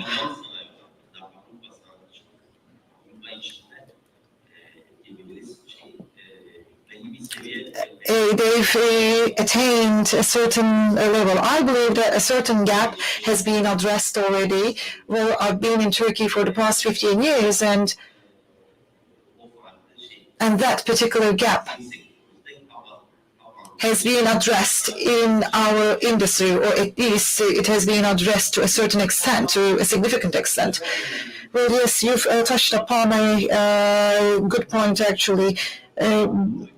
Venator Group has had production infrastructure and supply chains in the far eastern part of the world, and they have actually moved it to Turkey. So we've heard about that. That's recent news.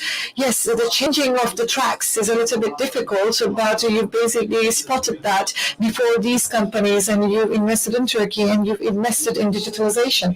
Well, for sure, the geopolitical position or location plays a significant role here. Turkey's proximity to European markets and the 400,000 manufacturers are here, and the pandemic actually has brought this to the fore. So logistics, actually, the importance of logistics has grown, has come to the fore, because the European companies have started to move production to Turkey, and the reason of that is basically geopolitically motivated.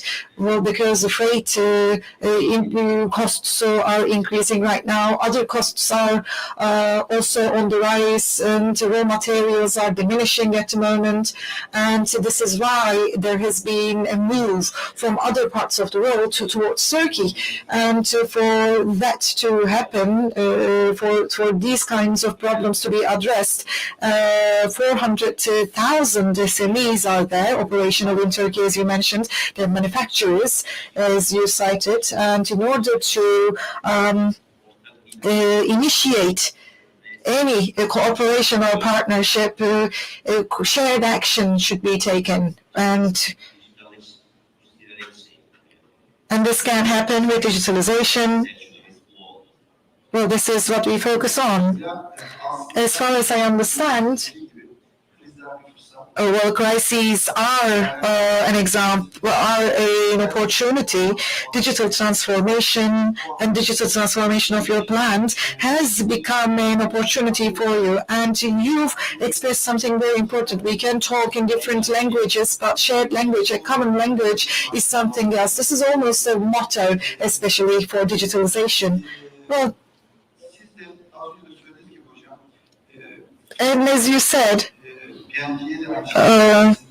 you provided consultancy to Ford and PNT, and one thing that you have a distinction is that you provide consulting to many companies in different areas, and at the same time,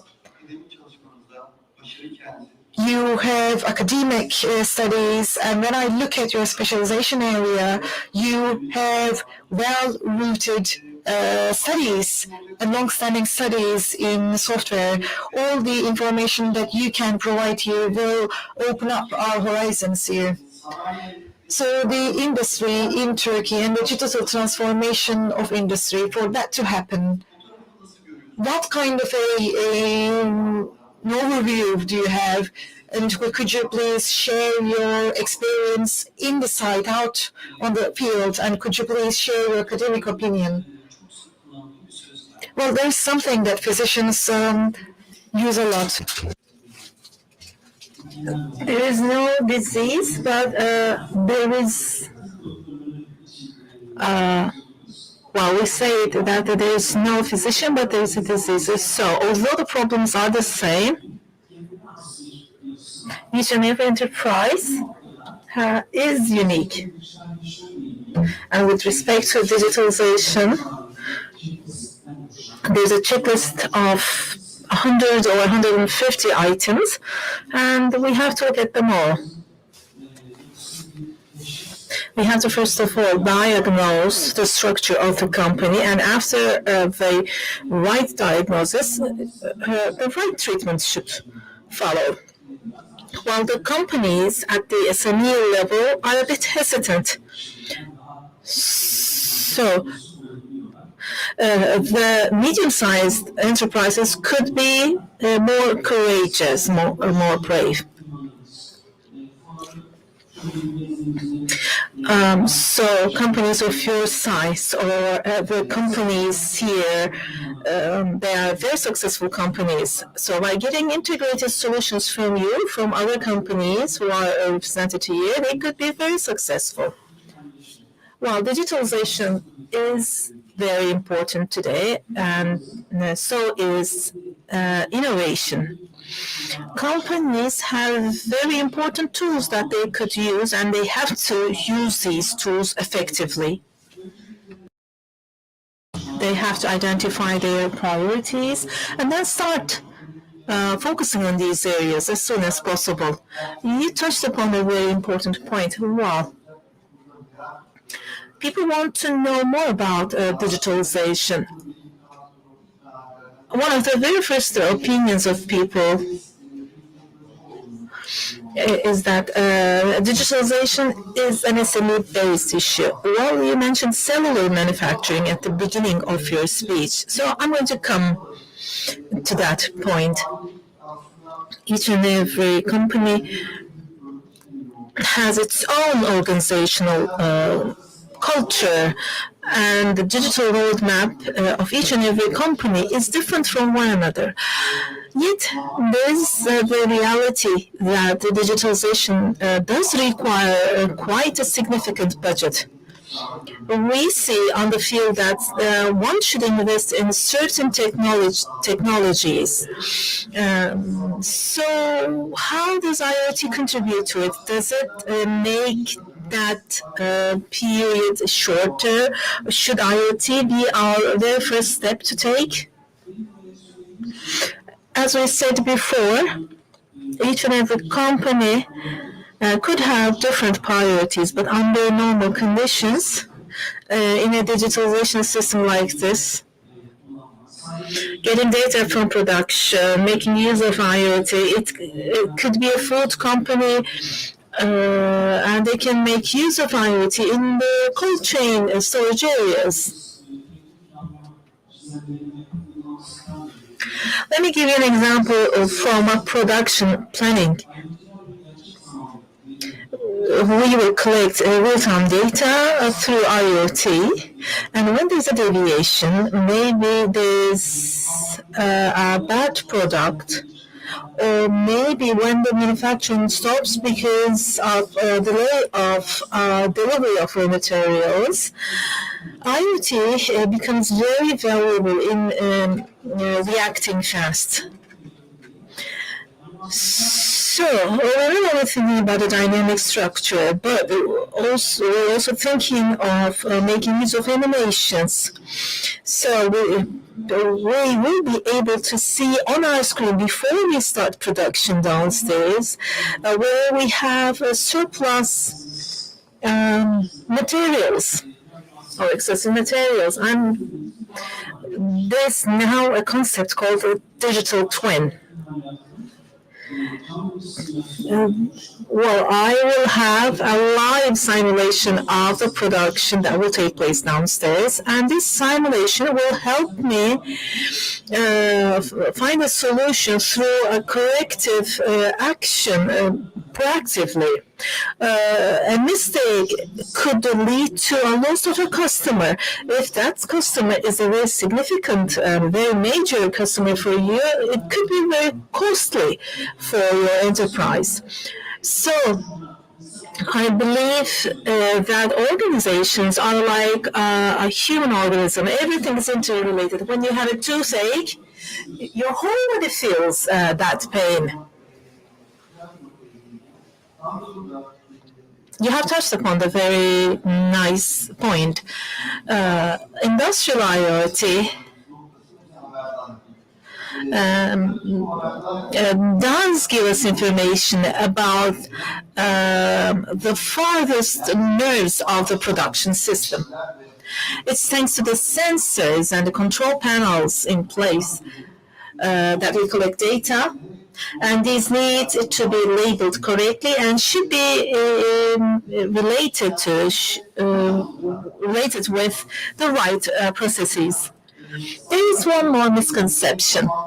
It's not only about data collection or data digitalization. We should have a good command of the processes, and we should get support from expert academics like yourself.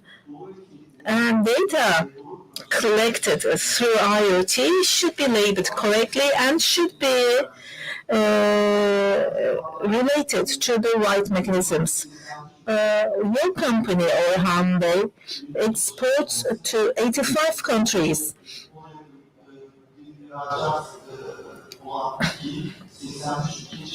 Before your term, the company used to export to 10 countries only, and in your term of service, this number went up to 85 countries. So, as an industrial engineer, what do you think about the benefit of IoT? Your company exports to 85 countries, and one of the most important things is the quality of the product, which comes second after delivery or on-time delivery. If you could share with us some concrete examples, it would be much better. Well, I'm an industrial engineer. In digitalization, in management, and it started with CRM, so it goes down to the CRM, and the digital twin is very different. That digital twin is an indicator of the fact that we will arrive at points that we cannot even imagine today.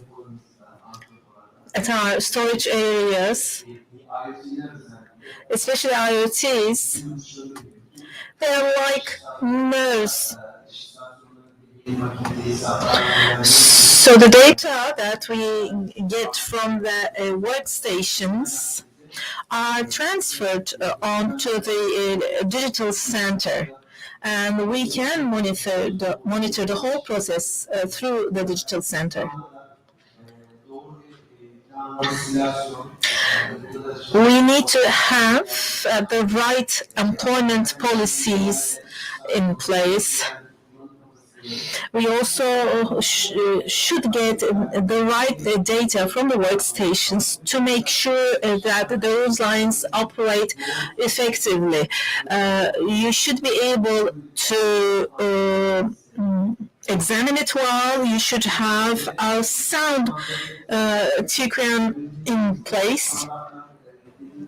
Quality management standards, it used to be called ISO 9001. There are many regulations, similar regulations. There are many quality documents that we have obtained to date. Industry 4.0 actually increases your quality standards. It gives you the opportunity to employ less and have a higher productivity still. Well, an industrial engineer manages the digital center of our company. So we make a total analysis of the data received from the workstations. Then based on the simulation, we can now monitor everything going on in the plant. Let me interrupt at this point.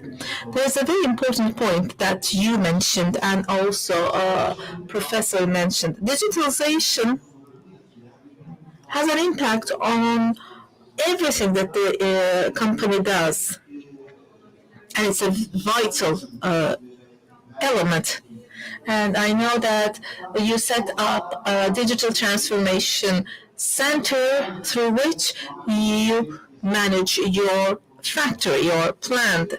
There was news about your company on the newspaper Dünya last year, and Carmel also mentioned the same thing.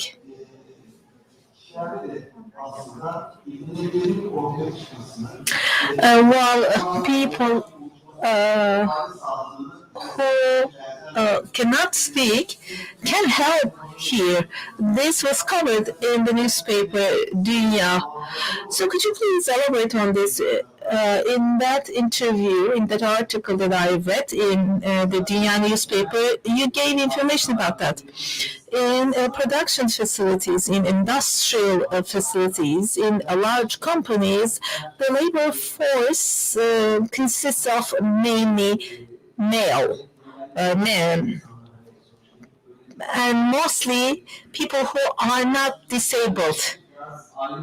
So there was kind of a discrimination. After the digitalization, there is no discrimination based on gender or health conditions. We have a few disabled staff working at our plants, hearing impaired, other disabilities. As everything is digital, there's a higher possibility to hire more disabled people. So it gives us the opportunity to offer more gender equality. Production planning, for instance, is mostly women. So we have a better balance. In certain sections of the factory, we hire more women than men. They don't have to communicate with blue collars even. Everything is based on data. Wow. In the factories, when a white-collar woman tells something to a blue-collar man, then she receives a reaction, a negative reaction. But with this, we can overcome that challenge. Digitalization also gave us the opportunity to hire more disabled people. We no longer have borders or discrimination between men and women. So the business model is more egalitarian, I should say. I'm going to give the floor to Cameron now. Digitalization actually offers justice. So we are, when we talk about gender equality, we're becoming more global. Borders no longer exist. So the emotions are not too much involved. We become more professional. He's Italian. He has a very nice vision. He's Italian, so he mentioned a very nice motto. He said, justice. So new order. This means we used to refer to those people as disabled people, but actually we are the ones who disabled them from being in workplaces. We did not invest in them. We did not make any technological investment in those. So we kind of prevented them from entering factories. There was injustice between genders, but that injustice has been eliminated. This is very nice. Digitalization not only offers justice in the company, but it also offers great opportunities at the international level. We mentioned the impact of COVID-19. It could, well, let's give some examples. It could be Turkey or other countries of the same size. What does digitalization offer to this country? With this digitalization, can we say that borders no longer exist? I can give you an example from our company. Well, Orhan said that we should use data correctly. We should not. We should make use of data that are not manipulated.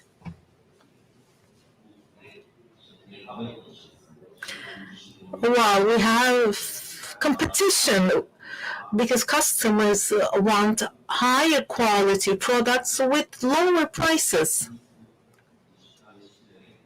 By going digital, we have 5 CNCs. By making use of the right data,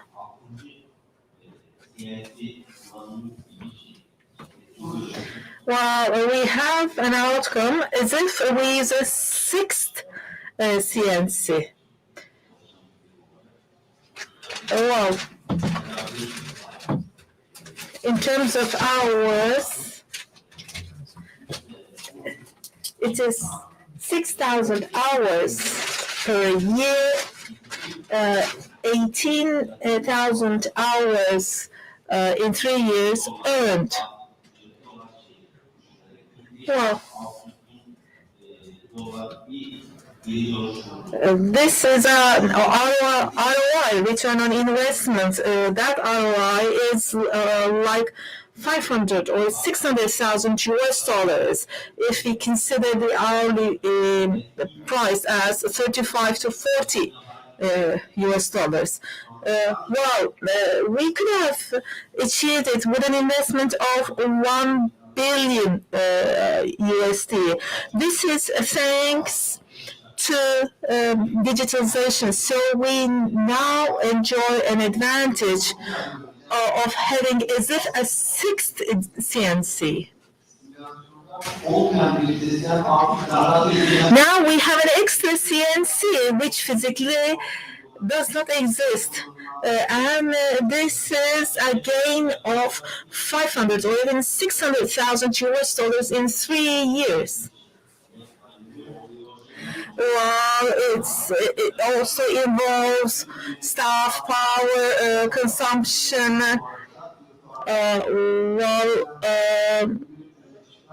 You're talking about a very important output. Let me add something. I don't know the figures of your company, but you say 500 to 600,000 US dollars.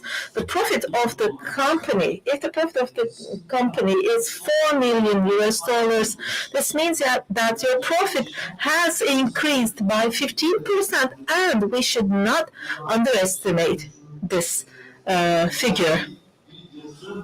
So digital transformation is actually an investment. It's not an expense. It's not a cost. A huge added value. You have 5 CNCs, but it's as if you have 6 CNCs, and it's actually 25% almost. Executives always like to talk about figures. That's why I always say your profit will increase by 15 to 20%. Well, total quality failed in the Western world, but Six Sigma was very successful in the Western world. As we talk of money. So if we use money, if we express ourselves in terms of money, then executives will understand it much better. Well, in terms of capacity, it is converted into money. The private sector is profit-oriented. Orhan, I'd like to ask you the question.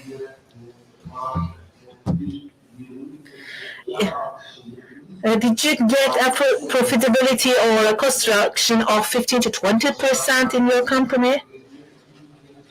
We have more than 200 staff working in production.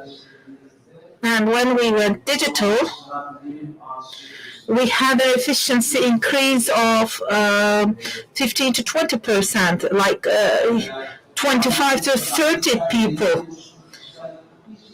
Well, analysis are digital now. We used to assign the task to one person in each and every unit to analyze the data. When we look at the total, the efficiency is as high as 15% in terms of OPEX.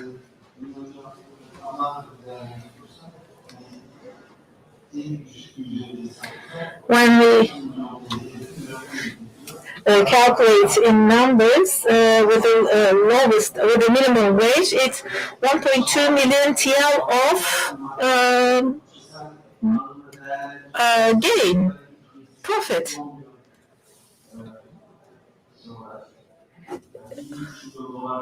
Well, it could be around 1 to 1.5 million US dollars.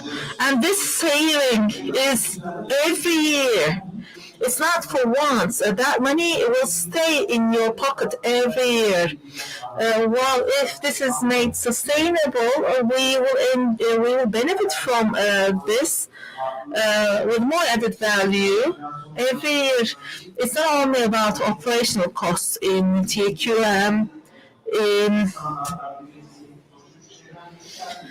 in terms of production at high level, because you export to the other part of the world. If there's a quality problem there, then you will have to compensate for the loss. It could be a spare part, it could be a loss of reputation, image, or you have to produce something again. And with digitalization, the costs will go down. Production planning will be made more frequently with digitalization. I believe that this cycle will continue. I think that going digital or digitalization will evolve, will continue to evolve. It won't stop at a certain point.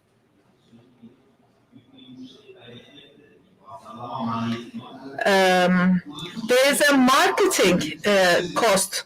There is the big customer, Ferrari. We know that you manufacture for the supply chain of Ferrari. Yes, we did.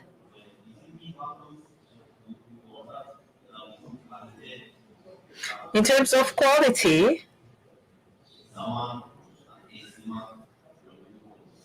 if there's a delivery problem in terms of time, it will have an impact on the parent company. Well, we don't risk it much. If we have such a problem, then that customer will not place an order again. So what we can derive from what you've said, that in the supply chain and value chain,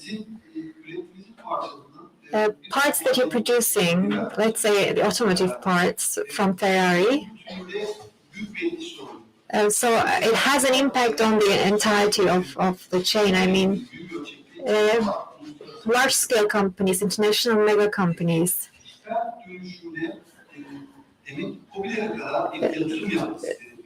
they have to integrate, they have to invest in SMEs to integrate with them also digitally. As Orhan Bey said a while ago, you have to complete your internal integration, but you have to integrate with the supply chain as well, because everything is interconnected. And as far as we've understood from the comments, large scale and small SMEs, they have to reach a middle ground. They have to integrate with one another. Yes, there's an interesting thing here. Digitization will cause dismissal and people resigning from their work. People say you can't stop technology. Let me give a real example without giving any names. Let's say the main industry, automotive producer, company A is producing with 12 people, the company B is producing with 14 people. So this is an example from lean production, but it fits also digitization. And then they reduced the number of 12 staff to four. So what will happen to the staff? I mean, the students and industry representatives are asking these questions. So reduced it from 12 to 4. What happens to the remaining 8? Did you put them in front of the door? Did they have to leave? Well, so you can compete with 12 people, but with 4 people, and you can't compete with 4 people. So you get the job and start doing it. You have a line with 4 people, 4 people remain. The balance is 4. So because of profitability, you're setting up new lines. You're not sacking 8 people. You're re-employing them. So productivity is 15%. Of course, we didn't reduce it to numbers. There are new workstations are created. So new areas are emerging. So they can be removed to other stations, relocated. So no one is out of job. What happened to the guy with the 14 staff? Who won, who lost in this game? Well, our customer wins. We win. Our employees win because their salaries improve. And as you said, if you can't catch up with technological developments, you have to downsize, and competitors, they are downsizing. But what shall you do? I mean, this is what I wanted to say. In the digitalization process, you have to retrain, re-educate people. You have to be advantageous vis-a-vis other countries as a country. But one more thing, excuse me. I mean, we talked about just having a fair structure. It's not difficult to do this all over the world. I mean, they say that Jeff Bezos or Elon Musk, you can solve the hunger problem with part of the income. So they say, and if you want to do it, you can do it. Microphone, please. Carbon footprint release. It's an important issue on the agenda. Zero footprint. What about hybrid working? Another, well, do you have such visions in your companies? Well, this is an international problem. Carbon footprint.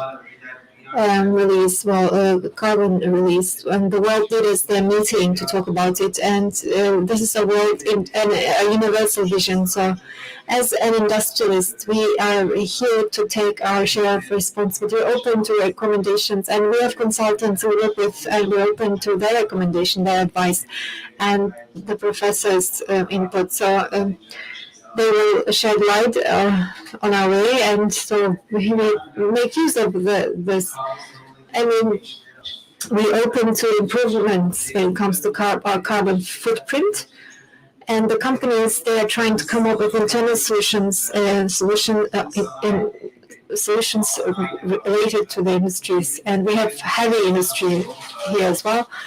So about the chromat was introduced to our industry, which is volatile chromium. So it's measured, and you have to prevent it from being discharged into the water.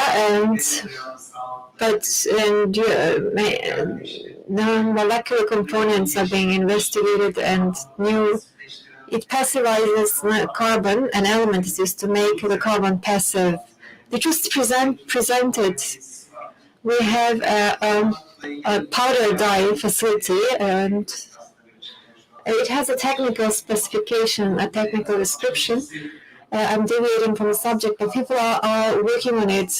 They're trying to release less carbon CO2 at factory level. So, and the facilities, premises that will be created in the future, they will use solar energy. We will use wind and solar power to electrify the companies, the factories. So we're looking into low carbon solutions, and which also started with digitalization. I think digitalization is a vision.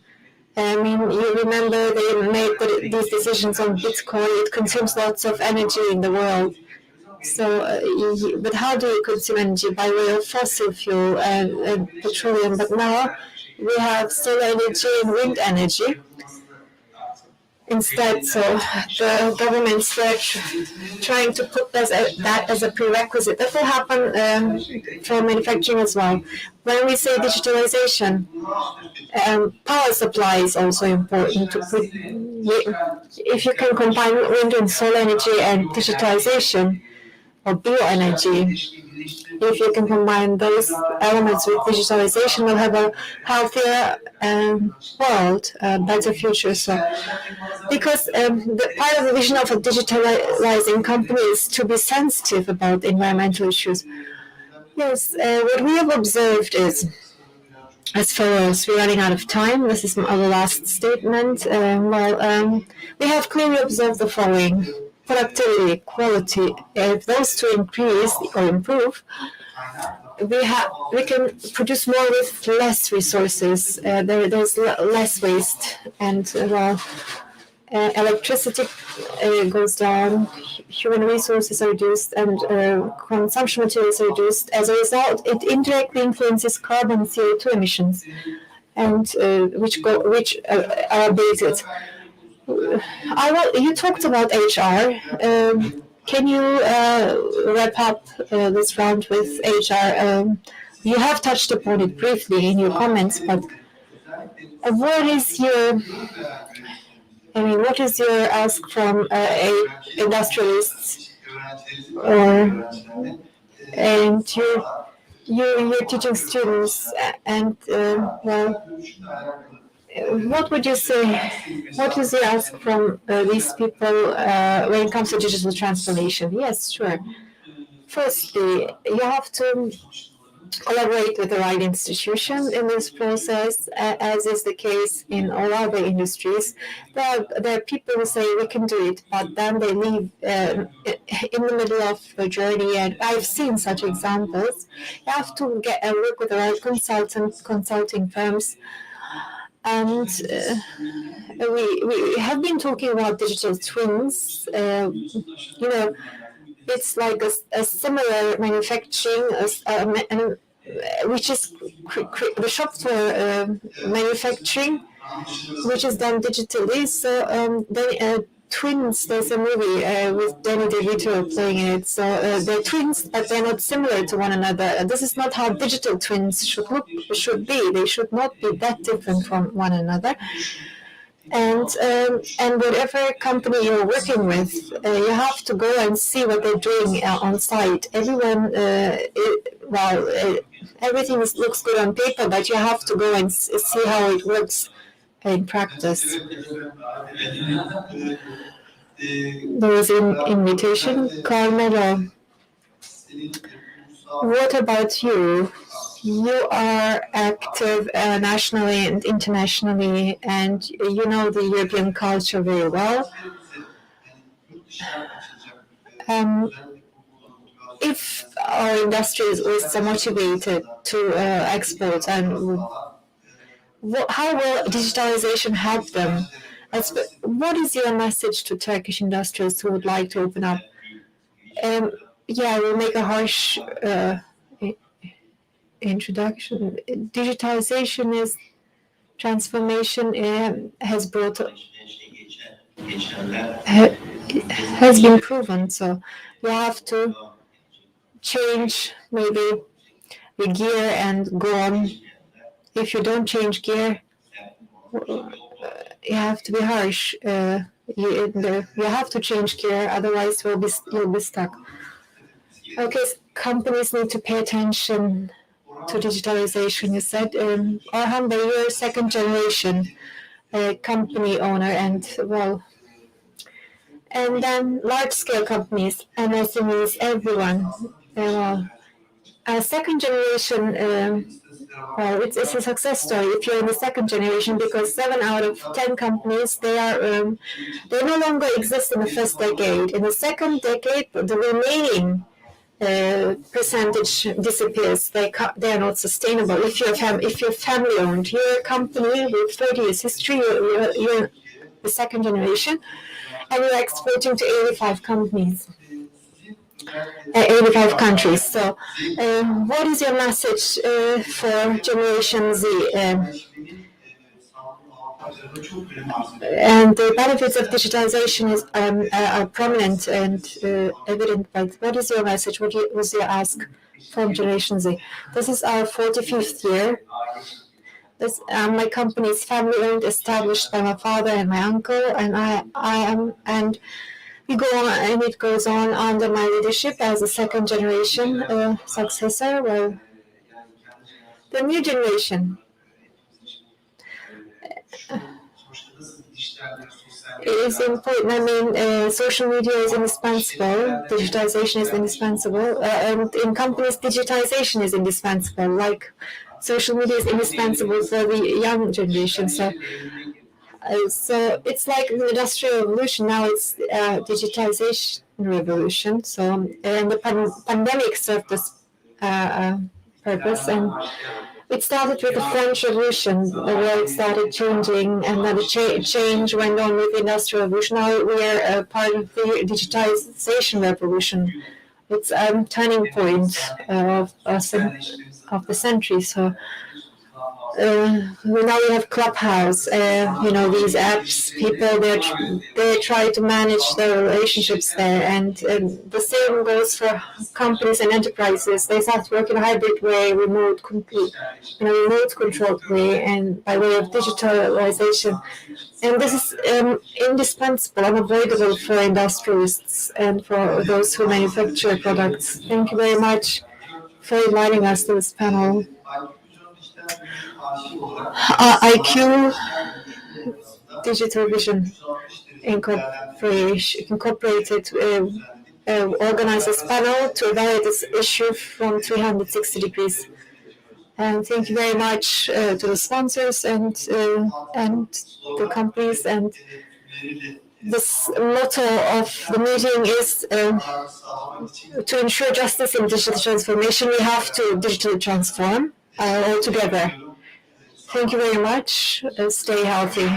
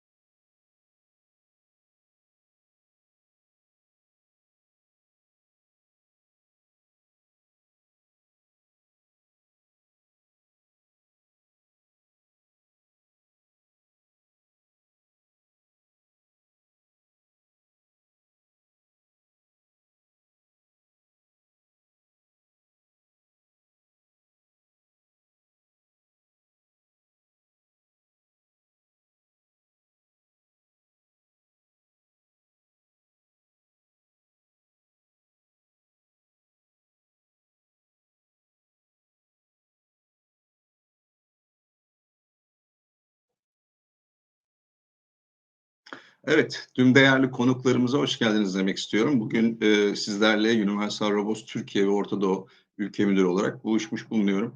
Evet, bu yıl pandemi sebebiyle fuara biz fiziki, dijital standımızla katılıyoruz ama bugün sizlerle paylaşacağımız kobot teknolojisi nedir ve uygulama örneklerini paylaşmaktan memnuniyet duyacağız.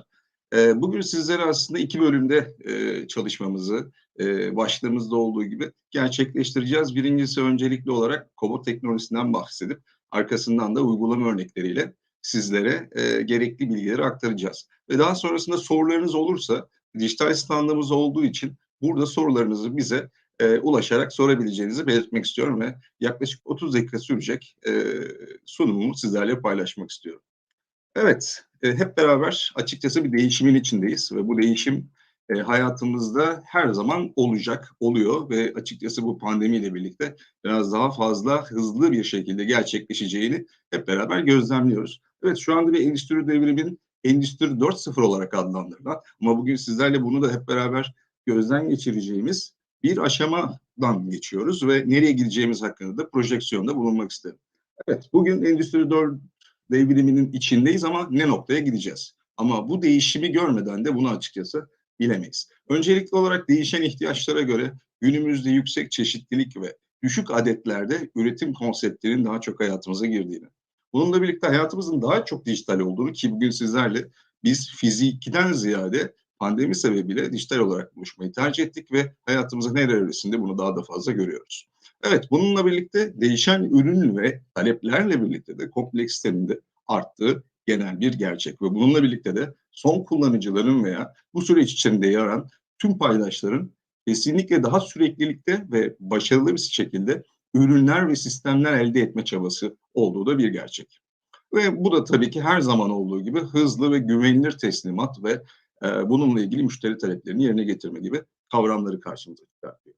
Peki, bugün sizlere aslında bu değişimi robotlar safhasında nasıl olduğunu, nasıl ilerlediğini kısaca paylaşmak istiyorum. Detaylarına da gireceğiz. Evet, öncelikli olarak değişen bu dönüşümün içerisinde açıkçası sistemlerin daha çok tekrar konumlandırılabilir ve esnek bir şekilde çalışabilmesi önem arz ediyor. Bununla birlikte açıkçası insanla etkileşimin daha da önemli hale geldiğini nedenleriyle ele alacağız. Ve bununla birlikte açıkçası fabrikalardaki alanlarımız veya robotun kullanılabileceği, teknolojik olarak otomasyonun kullanılabileceği alanlarda etkileşimli iletişimin ve paylaşılan alanın olması gerek fabrikalarda kaplanan alan gerekse verimlilik açısından da önemli olduğunu biliyoruz, gözlemliyoruz. Ve bu noktada da esnek üretim mantığının hayatımıza ne kadar önemli bir şekilde katma değer sağladığını pandemide görmüş olduk. Ve bununla birlikte de düşük işletme maliyeti her zaman olduğu gibi bununla birlikte sürecin en iyi şekilde ilerletilebilmesi için düşük üretim maliyeti ve kısa sürede yatırım dönüşümünde kolaboratif robot teknolojisiyle sağlandığını söyleyebiliriz. Evet, günümüzde Endüstri 4.0 kavramını konuştuğumuzu söyledik ama açıkçası ne noktaya evrileceği de bu sürecin içindeki yapacağımız, açıkçası alacağımız aksiyonlara göre değişecek. Bu noktada da aslında bazı değişimleri gözlemliyoruz. Bunlar nedir diyecek olursak, özellikle platformlar, yani platformların değişimi ve gelişimi noktasında ciddi bir şekilde fark olduğunu gözlemliyoruz. Ve özellikle özelleştirmenin ve maddi kazançtan ziyade ki geçtiğimiz haftalarda iklim konferansında bununla ilgili Birleşik Milletler Komisyonu Başkanı'nın dünya ülke liderlerine paylaştığı bilgiler aslında bu noktada hepimize önemli bilgiler verdiğini söyleyebiliriz. Ve her şeyden önce de alışılagelmiş aslında bugün hepimizin ağzında olan insan veya makineden insan ve makineye geçeceğimizi öngördüğümüzü söyleyebilirim. Evet, bu noktadan kolaboratif robot nedir noktasından bu çıkışla sizlerle bilgiler paylaşmak istiyorum. Öncelikli olarak şu anda konuştuğumuz kolaboratif robot teknolojisinin 50'den fazla ülkede yaklaşık olarak 15 yıldır dünyada çalıştığını söyleyebilirim. Peki bu teknoloji nedir? Ne sağlıyor? Bunların hepsinin detayına ineceğiz. Ama öncelikli olarak Universal Robots Türkiye olarak bir Danimarka şirketi olan 2008 yılında ilk ürünü satmış ve pazarda %50 pazar payına sahip olan bir şirket olan Universal Robots otomasyonu herkese erişilebilir hale getirmeye çalışıyor ve 2020 yılı sonu itibariyle de toplamda 50 bin kurulu robotla pazarda liderliğini ve bu teknolojiye yön vermeye devam ettiğini söyleyebilirim. Evet, peki nerelere ulaşıyoruz, neler yapıyoruz? Bunlar hakkında çok küçük bir görüntüyle sizlerle bilgi paylaşmak isterim. Herhangi bir ölçekteki en küçükten en büyüğe, herhangi bir endüstrideki uygulamalarda robotları görebilirsiniz ve Universal Robots uygulamalarını görebilirsiniz. Herhangi bir endüstri veya herhangi uygulama ve en küçükten en büyüğe. Peki kobot teknolojisi nedir? Kobot teknolojisi aslında birazdan detaylarına bakacağız ama şöyle özetleyebiliriz. Şu anda ekranda Universal Robots kobotlarının 2 temel serisini görüyorsunuz ki bunlar da kaldırma kapasitelerine ve yarıçaptaki erişimlerine göre sınıflandırılıyor. Bunlar da örneğin 3 kilogramlık, 5 kilogramlık, 10 kilogramlık robotlarla beraber 3, 5, 12,5 ve 16 kilogram olmak üzere E serisi olarak adlandırdığımız 2 temel seri ürün grubunun burada şu anda sağ üst tarafta çalışan farklı operasyonlarda kullanılan örneklerini gözlemleyebilirsiniz. Peki burada temel olarak farklar nedir diye soracak olursak aslında iki seri arasındaki temel farkı şöyle özetleyebiliriz. Bir tanesi E serisi biraz daha özelleştirilmiş ve advanced uygulamalarda kullanılmak üzere geliştirilen ve her çeyrekte altyapısı da geliştirilerek ve yeni eklentiler ve özelliklerle ilerleyen bir platform olduğunu söyleyebilirim. Ve bu şekilde de pazarda Universal Robot bu gördüğünüz ürünleri üretmekle birlikte sistem olarak da ekosistemleriyle ve bu teknolojinin kullanılması noktasında önemli faydalar sağlayacak şekilde çalışmalarını devam ettirmektedir. Evet, kobot nedir? Kobot aslında şu anda konuşulan ve paylaşılan bilgilerde insanla beraber çalışan robot olarak adlandırılıyor. Bu tanımın yeterli olmadığını düşünüyoruz. Çünkü biraz önce bahsetmiş olduğumuz Endüstri 4.0, 5.0 kavramları, dönüşüm, değişim, talepler, istekler aslında bize bu dönüşüm içerisinde sahip olduğumuz böyle bir ürünün özelliklerinin sadece insanla beraber güvenli çalışması olarak adlandırılmasının yeterli olmadığını gösteriyor. Peki biz nasıl adlandırıyoruz? Hızlı kurulabilen, esnek kullanılan, kolay programlanan ve güvenli kullanılan endüstriyel robotlara biz collaborative robot olarak adlandırıyoruz. Bunların detaylarını birazdan göz atacağız. Evet, birincisi hızlı kurulum. Şu anda gördüğünüz gibi robotlar çok hafif ve esnek yapıları sebebiyle iki kutuda size gönderiliyor ve oldukça hafif bir yapıdalar. 4 civatayla burada montajı yapıldıktan sonra 220 voltluk enerji beslemesiyle kobotlar çok basit bir şekilde görüldüğü üzere kontrol kumandasıyla da bağlantıları yapılıp 220 enerjisi verilip görüldüğü gibi ekranda şu anda kullanım kumandasıyla robot 30 dakikalık bir sürede kurulup daha sonrasında toplamda da 63 dakikalık bir sürede basit bir programlama da yapılarak hazır hale getirilebildiğini söyleyebiliriz. Bu öncelikli olarak hızlı kurulum kavramı altında sizlerle paylaşmak istediğim bilgi. İkincisi ise esnek kullanım. Esnek kullanım açıkçası şu şekilde tanımlıyoruz. Yani robotun tek başına ihtiyaç halinde tek bir yerde fix bir şekilde kullanılmasından ziyade robotun ihtiyaç halinde fabrika içerisinde bir noktadan diğer bir noktaya taşınarak uç elemanlarının da ki birazdan bahsedeceğim tak çalıştır üretimi başta konseptini değiştirilerek farklı operasyonlarda kullanılabilmesini aslında ifade ediyor. Ve bu biraz önce gördüğümüz manuel bir arabayla taşınabildiği gibi şu anda günümüzde önemli bir şekilde hayatımıza da girmeye başlayan MR ya da AGV olarak adlandırdığımız otonom araçlarla da entegre ve kolay entegrasyonla da eşlenik bir şekilde çalışarak farklı görevlerde esnek bir şekilde kullanılabildiğini söyleyebiliriz. Evet, görüldüğü gibi şu anda 24 voltluk bir enerji beslemesiyle de buradaki MR'a direkt bağlantısı yapılan kobot görüldüğü gibi bir istasyondan parçayı alıp konveyörün üzerine operasyon için bırakmış bulunuyor. Evet, kolay programlama şöyle özetlemek istiyorum. Kobot çok hafif ve iki konsepte de programlanabiliyor. Birinci olarak şu anda ekranda görüldüğü gibi operatör arkadaşımızın elindeki kullanım kumandası ki bu ekranda da robotun tüm hareketleri 3D olarak görülebiliyor. Ve şu anda işaret edildiği gibi oradaki tuşa basarak robotu boşa çıkartıp elle çekme veya sürükleme yordamıyla robot programlama konseptine sahip. Ve bununla birlikte yine birazdan detaylarda görüyor olacağız. Tamamen bir tablet mantığındaki kullanım kumandasındaki yönlendirme tuşlarına da basmak suretiyle kobotu kolay bir şekilde programlama mümkündür. Ve şu anda bir alma bırakma uygulamasını çok kısa bir sürede gerçekleştirildiğini söyleyebilirim. Evet, son olaraksa özellikle güvenliğinin altını çizmek gerekirse Universal Robots kolaboratif robotlarında 15 ya da 17 seviyede güvenlik parametresi ve ayarının olduğunu söyleyebilirim. Bu da zaten aslında konvansiyonel robotlardan ayrılan temel özelliklerden bir tanesi.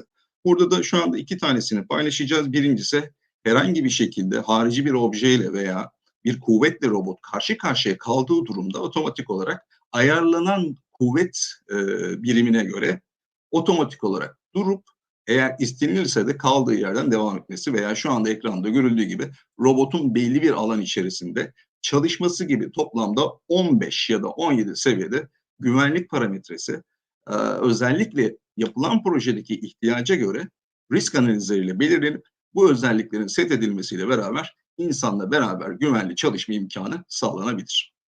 Evet, şu anda bu görüntü aslında dönüşümün ve değişimin bir başlangıcı ve çok hızlı bir şekilde devam ettiğini ve edeceğini de biliyoruz. Peki çok hızlı bir şekilde burada detayları girecek olursak, konvansiyonel robotlar hayatımızda olacak.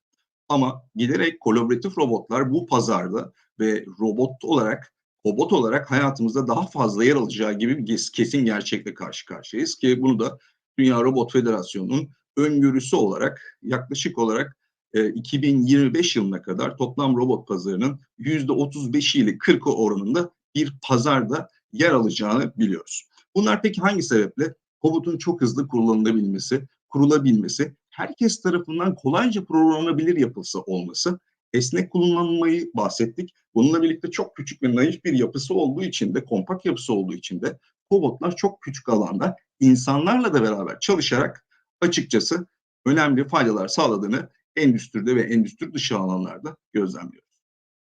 Peki ortalama işletme maliyeti neden düşük? Şöyle özetleyebiliriz. Kobotların biraz önce saydığımız özellikleriyle beraber risk analizleriyle birlikte şu anda ekranda sol tarafta görülen güvenlik ekipmanlarına ihtiyacı olmaması durumunda ve kolay programlama mantığını ve toplam olarak hızlı bir şekilde devreye alabilme yeteneği sebebiyle ve düşük enerji tüketimiyle ki 220 ile çalıştığının altını çizmiştim. Herhangi bir yeni bir enerji altyapısına da ihtiyaç duymadan devreye alınıp kullanılabilmesi, kobotu ve esnek kullanımı mantığı aslında ortalama işletme maliyetinin daha düşük olması ve yatırımın geri dönüşünü hızlı sağlaması gibi temel bir faktörü karşımıza çıkarmak. Peki kobotlar nerede kullanılıyor? Kobotlar başlangıçta belirttiğimiz gibi herhangi bir endüstride karşımıza çıkabilir. Bunlar neler? Havacılıktan otomotive, yan sanayi, mobilya, metal makina, bununla birlikte araştırma geliştirme, plastik endüstrisi ve bununla birlikte elektrik, elektronik ve gıda ve tarım gibi değişik alanlarda karşımıza ekranda görüldüğü gibi paketleme paletlemeden montaj uygulamalarına, kalite kontrolden çapa kalmaya, makine beslemeye ve bu plastik enjeksiyon ve bununla birlikte alma bırakma, yapıştırma, dağıtma, kaynak gibi çok farklı uygulamalarda başarıyla kullanılabilir. Evet, kobotlar bu özellikleriyle beraber tabii hayatımıza farklı anlamlarda katma değer sağlıyor. Bunlar neler? Özellikle hızlı kurulumuyla beraber insanla beraber çalışarak özellikle KOBİ'lerin düşük üretim adetlerinde fakat yüksek çeşitlilikte üretime yapma ihtiyacında bu esnek yapılarıyla çok ciddi bir şekilde katma değer sağlıyor. Ve özellikle Türkiye'de yaklaşık %98'inin KOBİ olduğu bir ülkede Endüstri 4.0 ya da 5.0 kavramlarını konuştuğumuz noktada bu teknolojiye geçiş için firmaların bu endüstriyel bariyerleri aşabilmesi adına önemli katkılar sağladığını söyleyebiliriz. Evet, teknik anlamda da şöyle söyleyebilirim.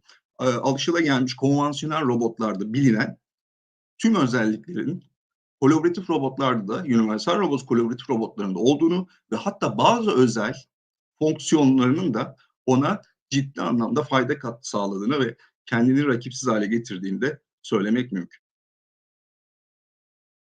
Evet, şu anda bu ekranda birinci bölümde sizlerle paylaştığım esnek kullanım mantığının açıkçası konseptini paylaşacağımız bir örneği görüyoruz.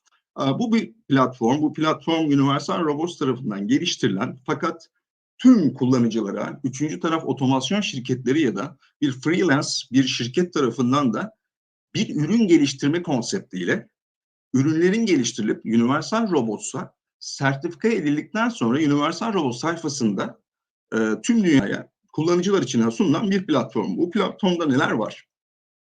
Gripper'lar, kameralar, uygulama kitleri ve UR kitler. Peki neyi sağlıyor?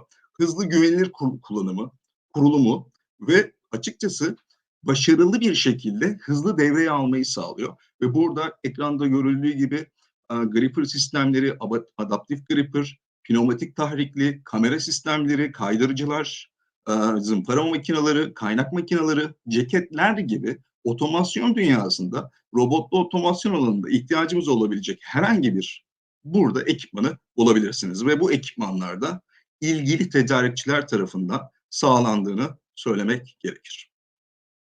Evet, herkes programlayabilir dedik. Peki bu sadece bir cümle mi? Hayır. Web sayfamızda 7/24 ulaşılabilen, ücretsiz 16 dilde ve Türkçe'de dahil olmak üzere interaktif bir eğitimle yaklaşık olarak 87 dakika ve uygulama bazlı eğitimler de mevcut. Burada Kobot'u hiç bilmeyen biri dahi bu eğitimi tamamladıktan sonra biz ona verdiğimizde Kobot'u kurabilir, basit programlar yapabilir. Daha sonrası ise açıkçası kişi veya firmaların yeteneği ve ilgisiyle beraber üstüne konularak devam edebilir. Bu noktada da zaten bizler Universal Robots olarak ürün satışımızı distribütörler üzerinden ve nitelikli işlerinde yapılabilmesi, son kullanıcıların yapamadığı işleri de ve katma değer yaratılabilmesi için de sistem entegratörlerimiz üzerinden çalıştığımızı bu vesileyle paylaşmak istiyorum.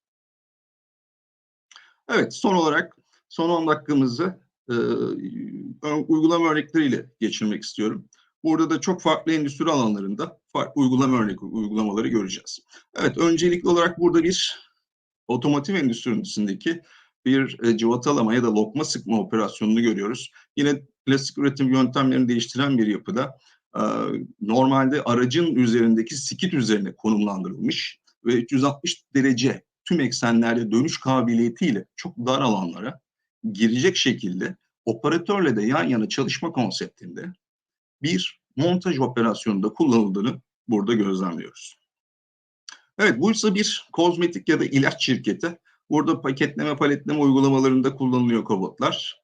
Ve burada toplamda 7 tane hatta çok farklı ürün tiplerinde ürünün değişimiyle birlikte uç elemanlarının hızla değiştirilerek kullanıldığı bir üretim konsepti. Ve burada da şu anda görüntüde kolaboratif robot kelimesinin içeriğini gördüğümüz bir görüntüyle karşı karşıya kaldık. Ve 2 tane farklı besleme istasyonuyla, konveyör sistemiyle gelen ürünler burada paletleme işlemi yapılarak 2 palet üzerinde biri dolduktan sonra diğerine geçip sonsuz üretim konseptinin sağlandığı ve küçük alanlarda kolaboratif konsepte az alan kaplayarak çalışan bir paletleme sistemini gözlemledik.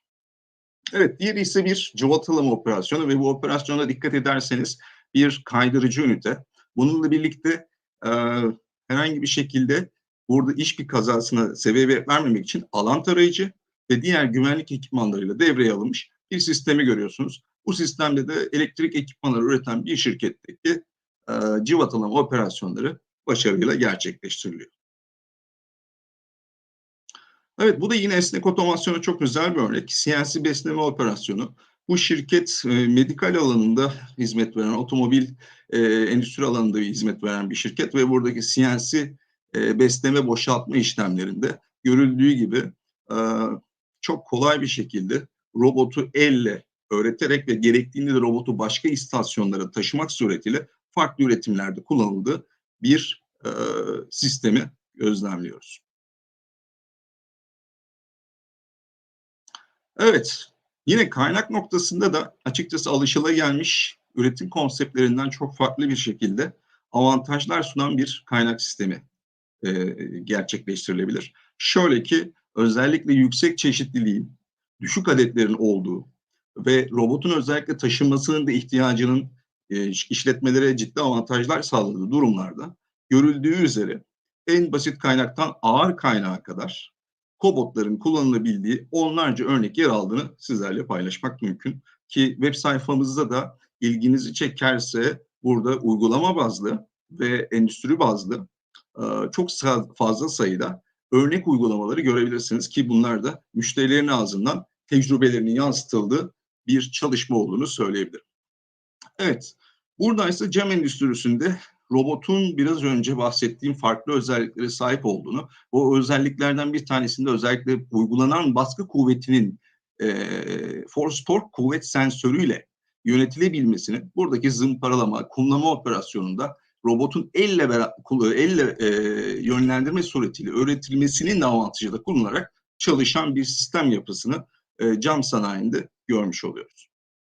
Evet, bu örnekse özellikle external TCP olarak adlandırdığımız iş takım tool'unun harici bir noktada konumlandırılarak iş parçasını robot tarafından elle alınıp çapak alma ya da polisaj olarak adlandırdığımız bir proseste kullanıldığı başarılı bir örnek olduğunu söyleyebilirim. Evet, burada da yine klasik üretim yöntemlerini değiştirdiğini söyleyebileceğim. Özellikle şu anda halihazırda birçok şirkette mastik operasyonunun kullanıldığını biliyoruz. Peki burada ne tür bir fark var? Dikkat edildiği üzere robotun 360 derece dönüş kabiliyeti, az alanda çok fazla iş yapabilmesi, fens gibi burada herhangi bir şekilde insanla çalışmayı engelleyecek bir konsepte olmayan monoblok şasede farklı üretim sistemlerinde farklı yerlerde fabrika içerisinde taşınarak kullanılabileceği bir sistem yapısını burada gözlemledik. Evet, burada sprey ya da boya uygulamaları burada da çok farklı özelliklerde avantajlar sağlıyor. Öncelikli olarak yine robotun esnek, kompakt yapısı ve hafif yapısı robotu birçok yerde konumlandırabilmeye, el hareketlerini direkt tekrar ederek öğretmek fonksiyonuyla da çok hızlı bir şekilde devreye alınıp farklı üretim konseptlerinde, farklı işlerde, farklı iş parçalarında hızlı bir şekilde öğreterek üretimde kullanmak yine mümkün. Evet, burada da bir makine besleme operasyonunda, apkant besleme operasyonunda özellikle robotun hareketlerinize dikkat etmenizi rica ediyorum. Ekseni olarak çok dar alanda bütün eksenlerinin 360 derece dönüş kabiliyeti robota daha az cycle zamanında iş yapabilmesini ve daha küçük alanda iş yapabilmesini sağlamış durumda. Evet, burası bir kalite kontrol sistemi. İki robot burada kamera sistemleriyle entegre bir şekilde kalite kontrol prosesini gerçekleştiriyor ve görüldüğü gibi burada bir aracın dashboard'u olabilir veya herhangi bir endüstrideki herhangi bir uygulamada kalite kontrol sürecini gerçekleştirebildiğini söyleyebiliriz.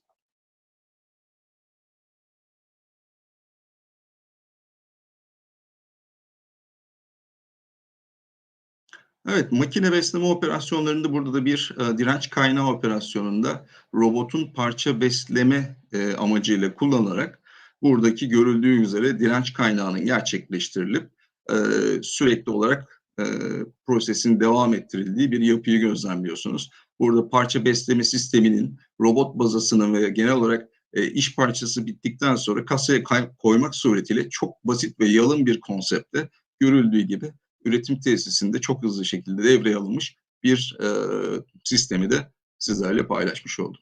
Evet, bu basit sistemlerden daha advanced sistemlere de gidecek olursak, örneğin robotun üzerindeki standart olarak sunulan conveyor tracking yani conveyor takip opsiyonu ile beraber robotun baskı kuvvetini ayarlanabilmesi, biraz önce bahsetmiş olduğumuz yapay zeka olarak adlandırabileceğimiz ki bunun tanımı çok geniş, hangisini düşünürseniz burada örneğin kamera sistemiyle kullanılıyor. Robot akan hatta aracın konumunu belirleyip belli bir baskı kuvvetiyle etiketini alıp yapıştırıyor ve hat continuous bir şekilde devam ediyor. Evet, bu uygulamada özellikle plastik endüstrisindeki insan kobotun beraber çalıştığı ve özellikle de buradaki operasyonda yine iş güvenliği koşulları da dikkate alınarak alan tarayıcının kullanıldığı ve sistem yapısında belli bir cycle time'daki iş görevi robota, geri kalanları da operatöre verilerek insanın bilişsel yeteneklerinden robotla beraber çalışarak faydalanıp sistem verimliliğinin çok daha fazla olduğu MIT tarafından yapılan bir çalışmayla tespit edilmiştir.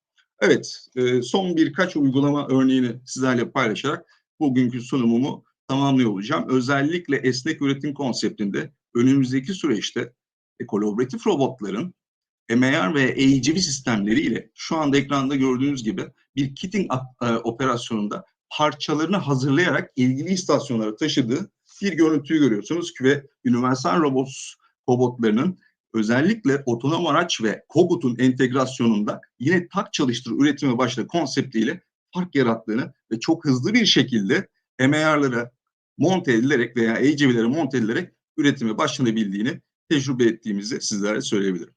Evet, esnek üretim mantığına diğer bir örnek görüyoruz. Burada hem KOBUT'un örneğin şu anki bir prese taşınmasına, aynı robotun fabrika içerisinde dikkat edildiği üzere farklı istasyonlara götürülüp iş yapmasını burada görebiliyoruz ki burada da bir adaptif elektrikli bir gripper'la hava ihtiyacı olmadan robot kendi enerjisini 24 volt alarak buradaki proseslerde insanla beraber çalıştığı bir uygulamayı görüyorsunuz ve basit güvenlik önlemleriyle de robot çalışarak üretimine devam etmektedir. Evet, son uygulamam özellikle polisaj alanında bir örnek. Burada da 2 tane robot tepeden asılmış bir şekilde yine bir slider'a monte edilmiş şekilde.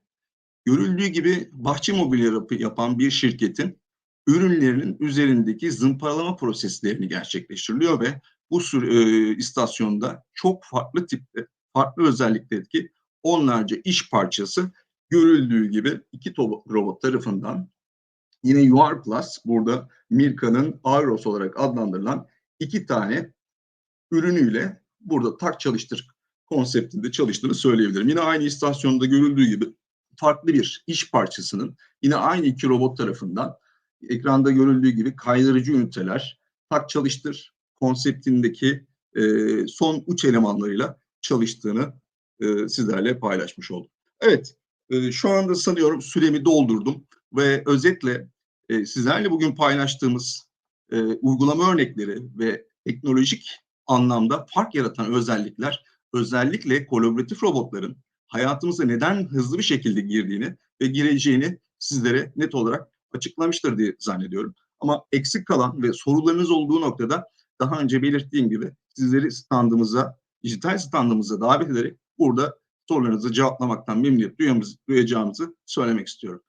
Herkese beni dinlediği için teşekkür ediyorum. Sağlıklı günler dilerim.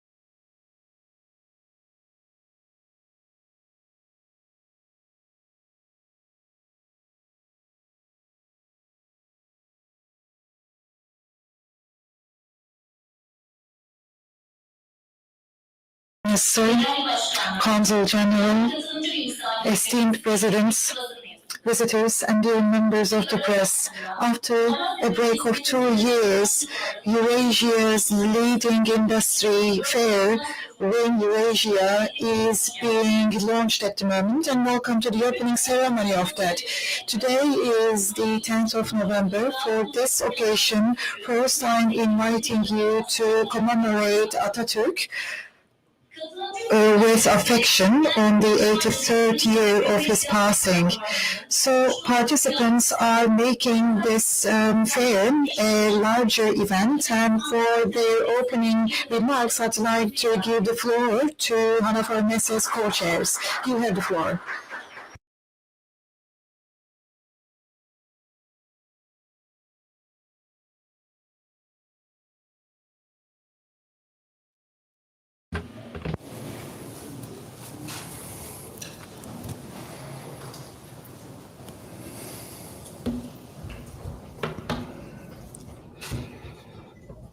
Dear Minister, dear Consuls, dear Presidents, distinguished guests, dear members of the press, dear friends, I would like to warmly welcome all of you to the Eurasia's leading industry fair, WIN Eurasia Hybrid.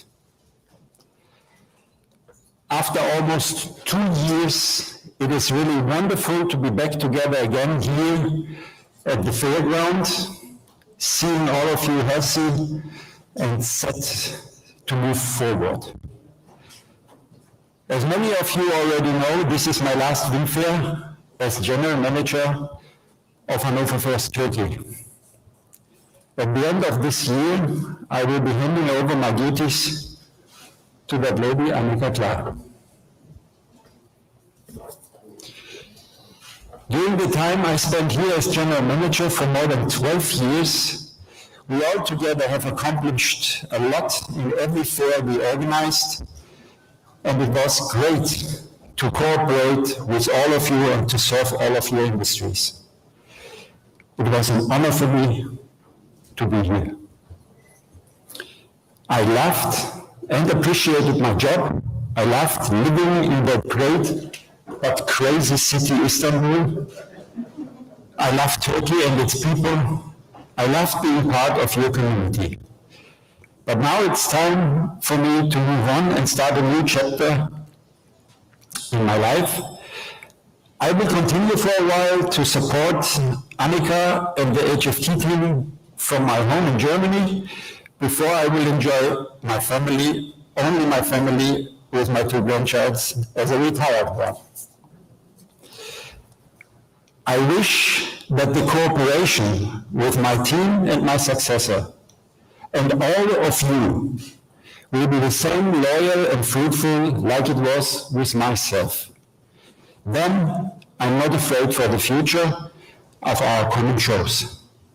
I'm wishing all of you success for the future, and Annika the same luck as I had. For today, I don't want to say goodbye. I just want to say see you again. Most probably, we will see us next year in June for the next WIN. I need to see how my WIN baby is developing and growing up. Till then, I'm wishing you and your families all the best, especially peace and health. Kolay gelsin, iyi günler, iyi fuarlar.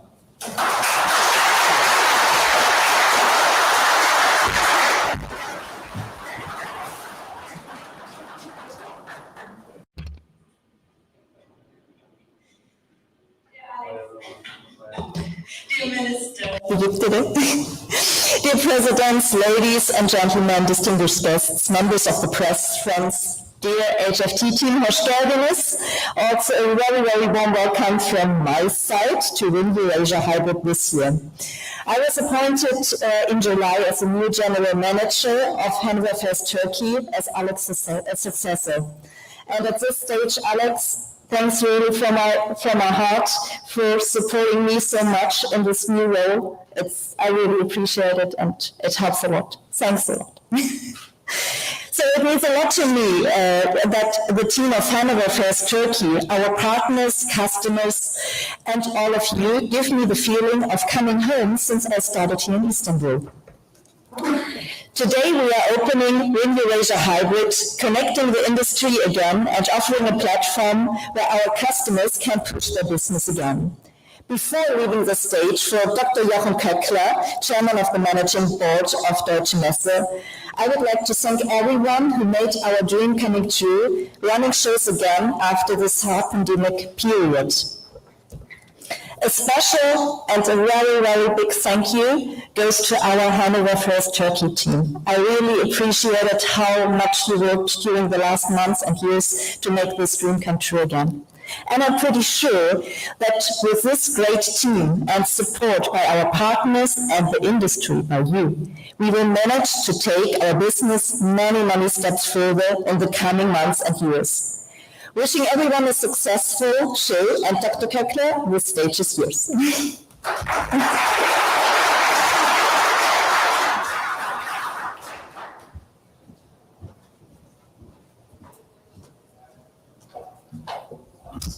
Good afternoon, ladies and gentlemen, dear Minister Büyükdere, Honorable Consul Generals, Honorable Presidents, esteemed supporters, valued visitors and members of the press.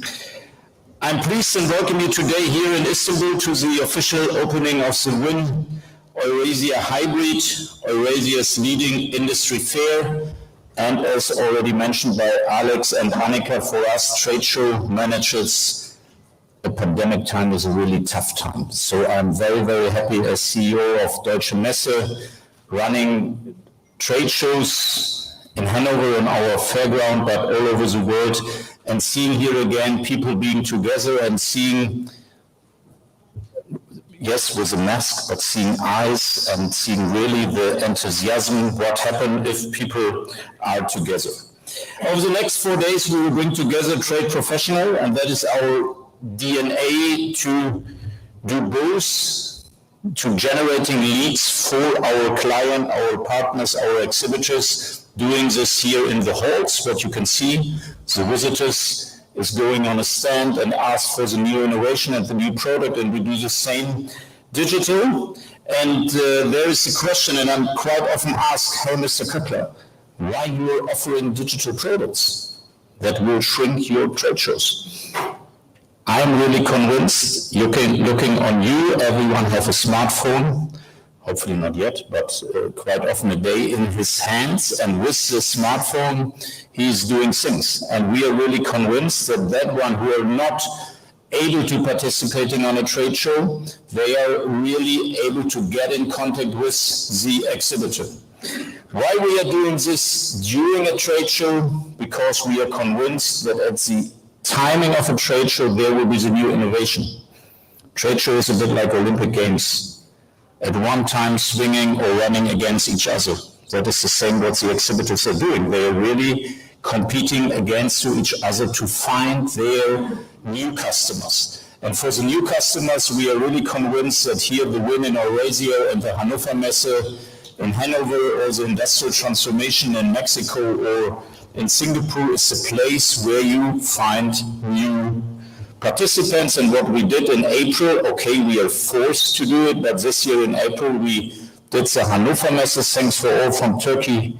They trust us there, participating in this digital event with more than 1,800 exhibitors. We are highly motivated to bring really the people together in this way, and at the end of the way bring together the best from both worlds. Annika, when I'm here again in 5 years, it will be really interesting what is in 5 years happen with the trade shows. Are the exhibitors really mention, hey, we have 30% digital leads? Or if we say, you remember 2021, we are here with masks, everything will be in a way on a trade show that it was before COVID. So let us see. That will be decided by the market, by you. We are very happy to have here today 467 exhibiting companies, and yes, from 11 countries presenting their new products. Even or more important is that we are so happy to have the Win Buyers Delegation Program. So trade show make only sense if we bring buyers to our exhibitors. We host there more than 250 industry professionals from 20 countries. What a fantastic way to meet manufacturers in Turkey, start new partnerships, and close new business deals.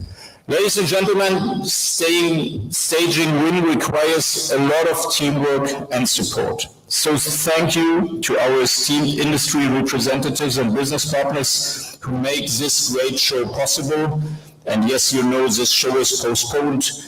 You all spend a lot of nerves, a lot of energy, and I would like to say a really XXL thank you to everyone, to the Ministry of Science, Industry, Technology, to the Ministry of Trade, all public institutions and association.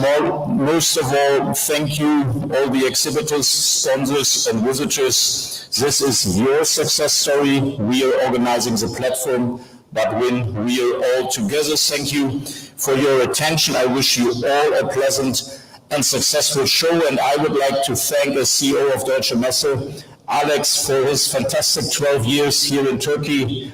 Everyone in Hanover know Alex. He was our Mr. Turkey, not only in the industry topics. When I joined Deutsche Messe with Domotex, you know, for our carpet show, Turkey is very important. He explained me everything, and I really know he loved your country. That was only the possibility to do such a great job. So thank you very much for this fantastic work, Alex.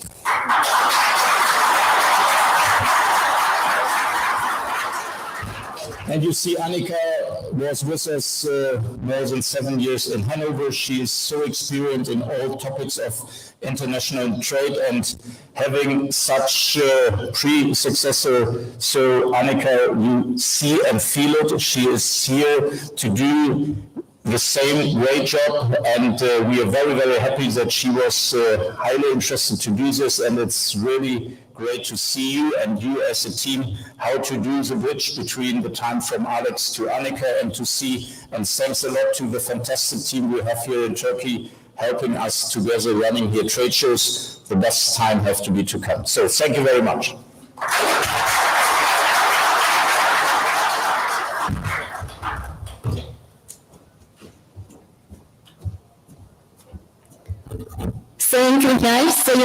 We would like to thank Mr. Kunal, Ms. Klar, and Dr. Ködler. Now I would like to give the floor to Turkish Machinery Federation's Deputy Chairman.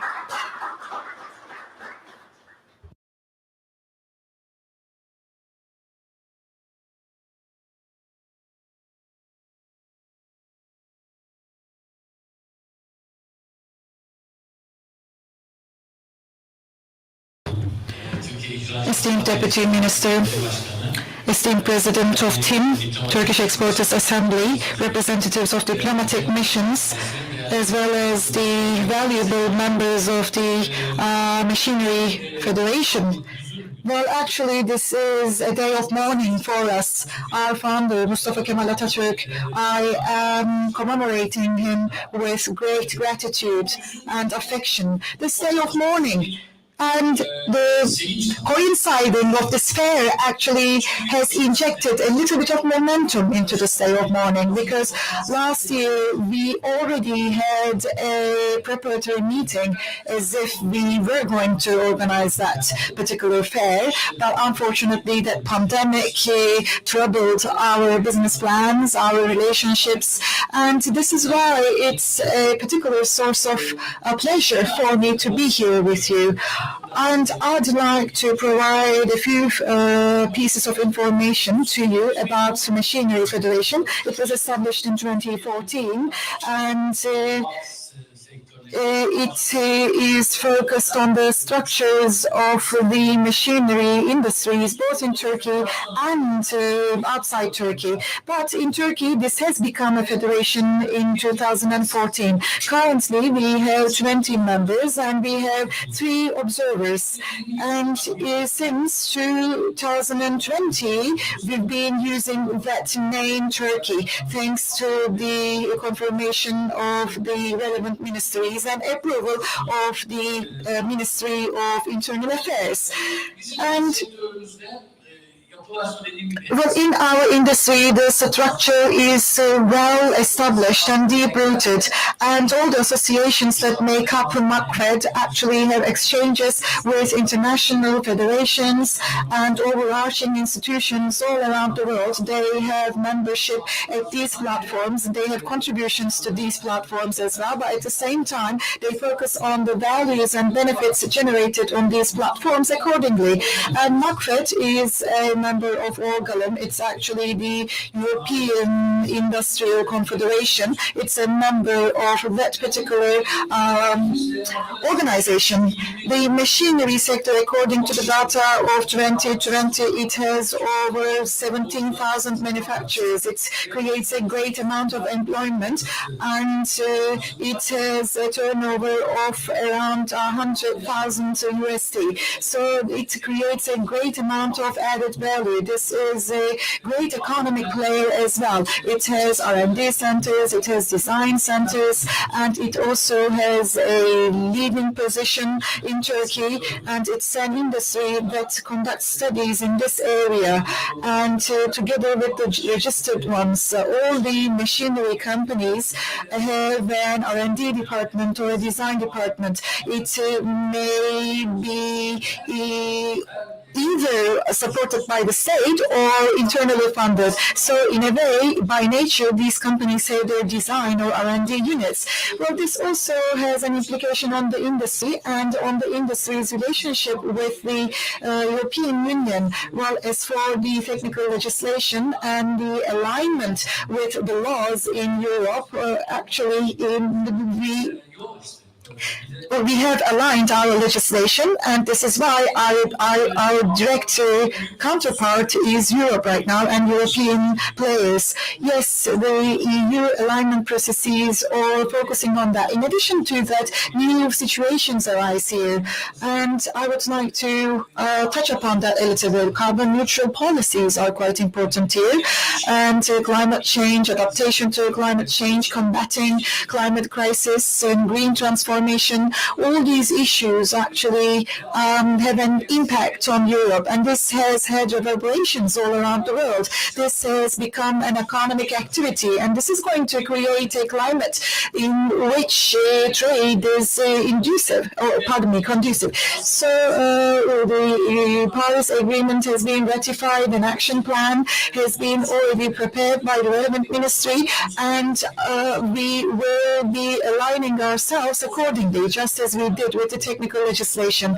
And in that particular time period, we were involved in all relevant efforts, and there is no doubt that we will continue to do so. The machinery industry, well, it has low carbon emissions actually, but it uses certain raw materials, and it deploys the machines produced by it. This is why the carbon emissions are directly linked with the operations of the machinery sector. This is why we are quite aware of the role that we play in that. And this is why we also have discussions accordingly. In EURASIA, is a platform where technology meets industry. So this has also been recognized this way as a meeting point for the both parties, and we make use of all the opportunities provided to us, and this is how we've basically attained an international position on this platform. I believe that it is going to be very successful in the future as well.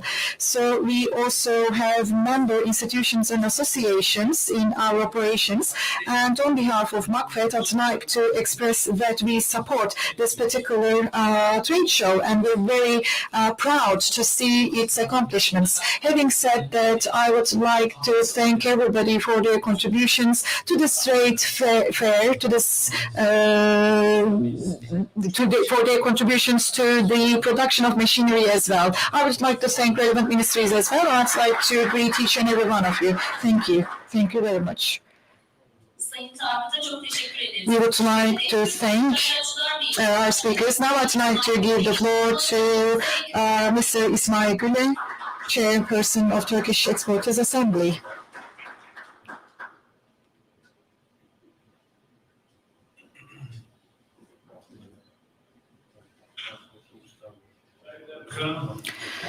esteemed Deputy Minister, Kıymetli Deutsche Messe yöneticileri, representatives of Deutsche Messe, Makine Federasyonumuzun kıymetli esteemed chairperson of Machinery Federation, Istanbul Chamber of Industry, Machinery Sector Representative, İhracat ailesi, size esteemed family of the exporters, I'd like to greet each and every one of you on behalf of Turkish Exporters Assembly. Yes, after 2 years, we're back onların içerisinde bulunmakta. physically in these trade shows, and it's a great pleasure for us. So the start of this offline period is going to signal Türkiye ihracat a tremendous economic activity, and all the trade shows that are being opened here, we attend them, we take part in them to express our support for our exporters, producers. So the picture that we have at hand is a great source of pride for us, especially trade conditions will change after the pandemic, and this is something that we see, and it's going to bring in a significant advantage for Turkey, for this country. And there is one thing that we're very happy to see in trade shows is as follows. Turkey and Turkish manufacturers, and there is a great attention and acknowledgement, recognition of Turkish products as well.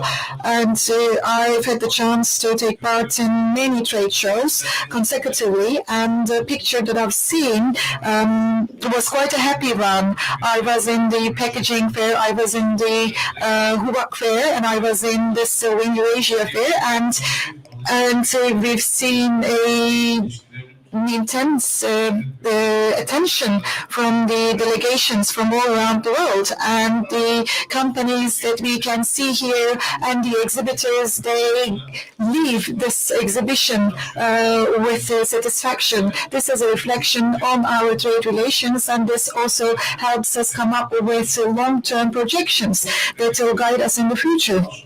Well, Deputy Minister is with us at the moment, and with him being here, I'd like to think that we owe this to the government, our president, and all the relevant ministries. As we are involved in the supply chain in the world, we weren't really broken apart from it, and that's why we have that. Well, so this production chain, if there were any break point, we would be actually facing a different picture at the moment. Well, but we are proceeding and we're continuing as there is no interruption whatsoever, as we kept our promises, as we delivered on. There is a great improvement in our export volumes. It's actually going beyond our targets. We're talking about $20 billion monthly, and 200 billion USD is going to be the amount that we're going to conclude the year with, and the target that was set for the end of the year, it's going to be even higher than that, and it's a great pleasure for us, and we're very happy to see that indeed the production and exports in Turkey, it's so vivid, it's so energetic right now, and the greatest indicator for that is exports actually. And one other thing that makes us very happy is that exports and the way it covers the imports, and according to last month's figures, we can see it is 93, and God willing, our target is to see a surplus in foreign trade. Well, this is the Turkey that we would like to see, and for that, we need to strike certain balance. And I can see that this is going to be a case for the coming few years. And Turkey first will strike a balance, and then it will reach surplus values. And this is how we're going to cement our independence in economic terms as well. From the picture that we see here, the machinery sector is an important sector for Turkey, and Mr. Sefa talked about that, and our exports are on track at the moment. Like 30% is the amount of increase attained at the moment, and machinery has been among the industries with the greatest rise in this percentage. So there is this appetite for investments, and there is this eagerness for capacity building or enhancements at the moment. And there is an activity and momentum as for machinery as well. So this adds to the appetite at the moment. I'd like to thank Mr. Alex here, because in that particular time period, he basically extended great support to the organization of these kinds of trade shows. He was very warm, and he was quite a kind person, and he also helped establish quite strong relations, and hopefully Anika will take this over, and she will contribute to the improvement of these kinds of trade shows, and she will continue to establish similar relations, and we will always support them as well. And I would like to thank Mr. Bülent for that. It was a difficult year actually, because for 2 years they were unable to organize fairs and trade shows, and not being able to organize anything for 2 years. It's a significant, severe fact. But there is an intensity to the extent that allows us to recoup the loss. So for that, I would like to wish that this fair proves fruitful for everybody, and the federation and the associations and the NGOs, and I would like to thank the ministry as well. So this actually has been quite a chance for us to have the deputy minister with us, and it's a great pleasure for us to work with them and in our services. Well, efforts are actually proving quite successful here at the moment. Industry, they're always standing beside industry and industrial activity. I would like to thank everybody again. I'd like to wish that it was fruitful, and I'd like to greet you once again. Sayın Gül'e çok teşekkür ederiz.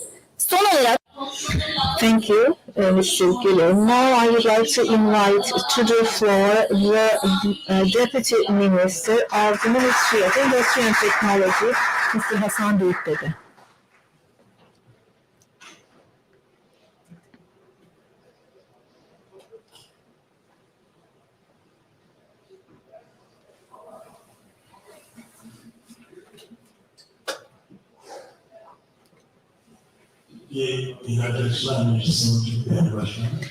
Distinguished President of the Turkish Exporters Assembly, distinguished managers of Deutsche Messe, and the representatives and the chair of MAKFET,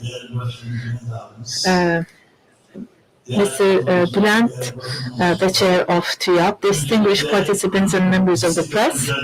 I would like to first of all take the opportunity to commemorate the founder of the Republic of Turkey, Mustafa Kemal Atatürk, on the anniversary of his passing. And may his soul rest in peace. Organized on such a meaningful day, hosting thousands of visitors and participants from many countries. Welcome to EURASIA, the largest trade show of Eurasia. Welcome.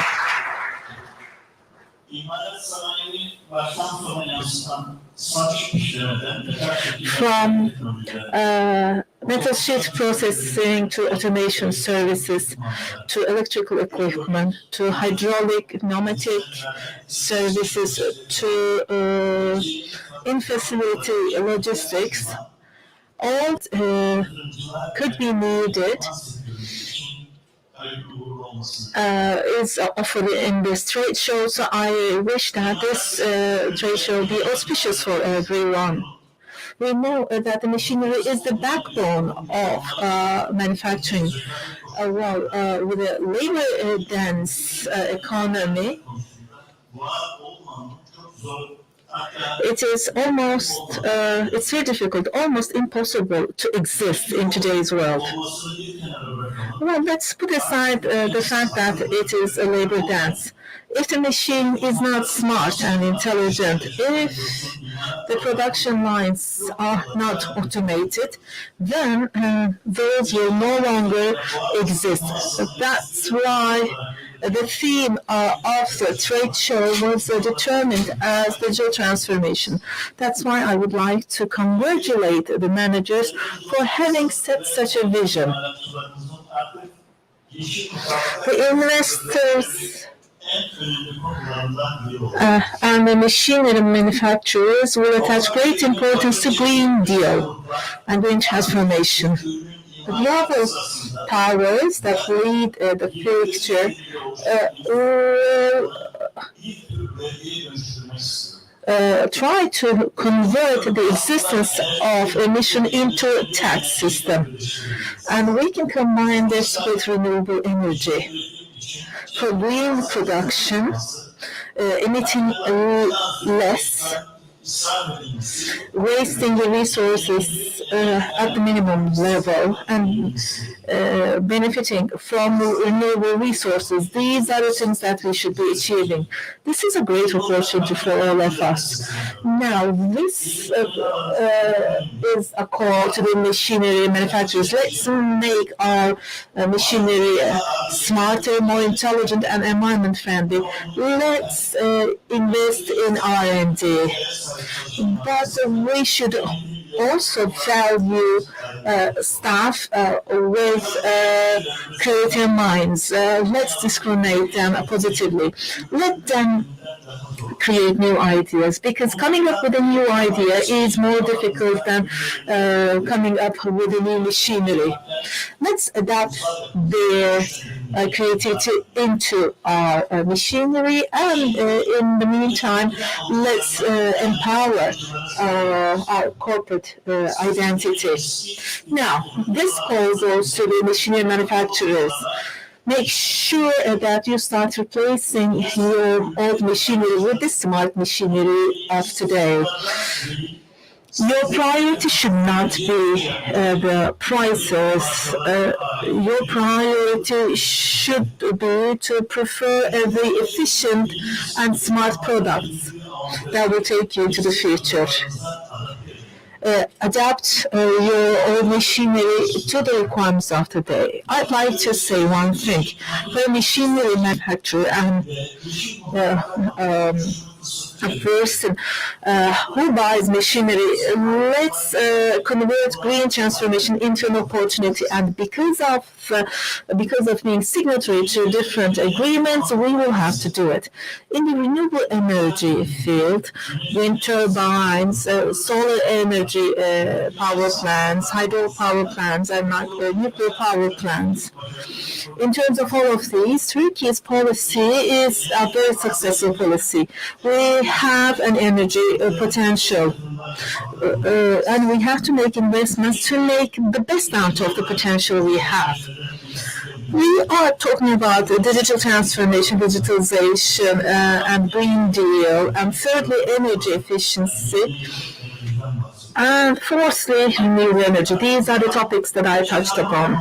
One thing that we should not forget is that in the post-pandemic era, there will be shifts in the supply chains, and there will be fluctuations in pricing. In the post-pandemic era, in the commodity prices, in the freight charges, we saw increases.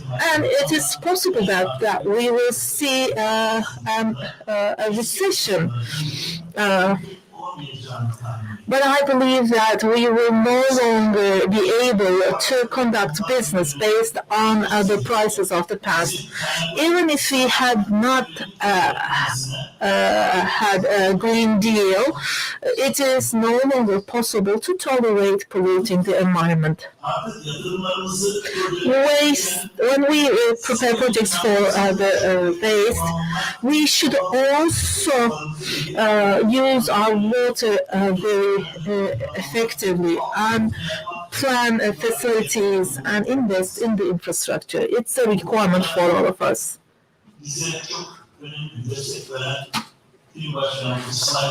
I would like to thank İsmail Gülle for his valuable support in this field. With respect to recycling processed waters, in the projects that we prepared, he offered his plant to us.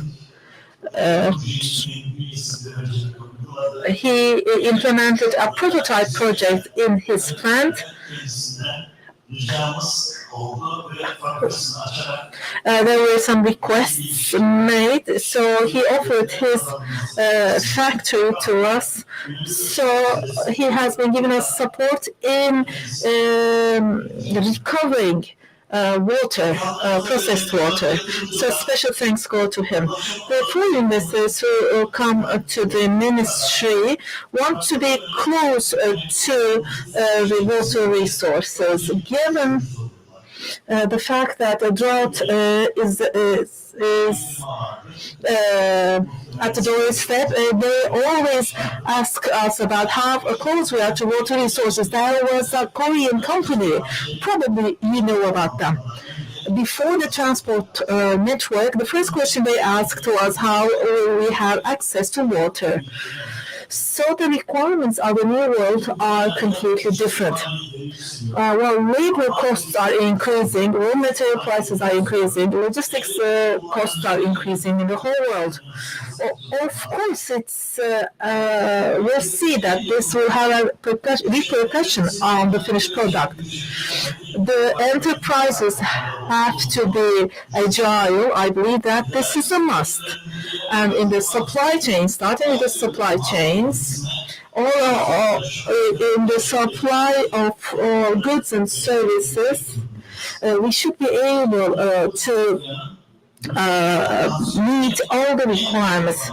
Let's make the best use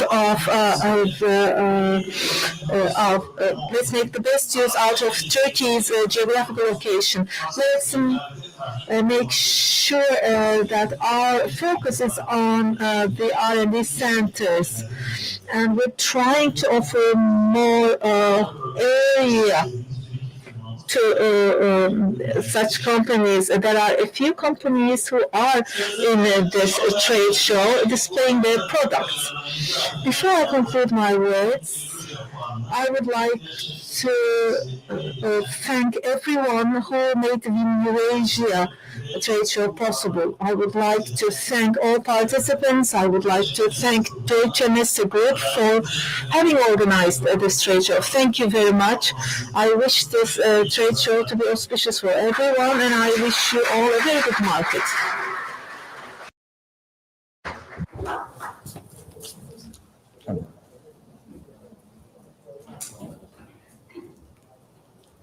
Sayın Bakanımıza çok Thank you very much, His Excellency Minister. Let me share with you a message. Thank you very much for your kind invitation to the opening of the 27th edition of EURASIA. I greet all participants and I extend my gratitude to everyone, the Minister of Tourism, distinguished Minister, Consul Generals, distinguished participants, and members of the press. Republic of the Ministry of Industry and Trade and COSGAP and Ministry of Trade. We would like to thank all who supported us. We would like to thank everyone and invite everyone on stage for the ribbon cutting ceremony and for presenting their certificates.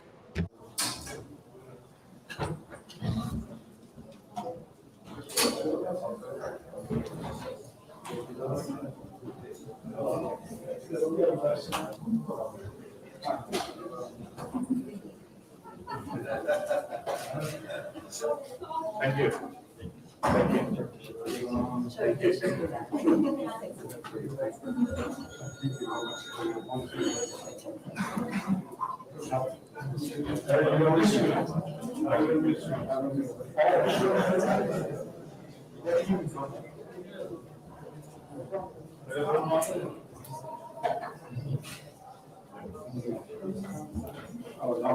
Thank you very much. Thank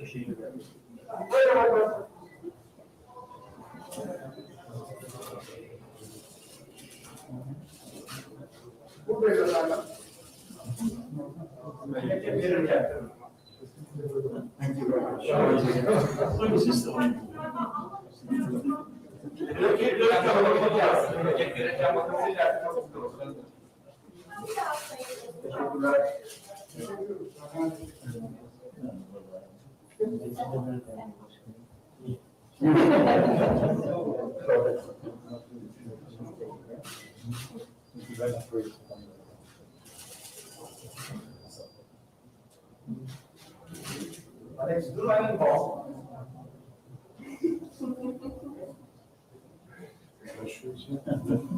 Thank you very much for your support.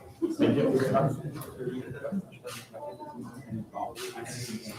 Dankeschön.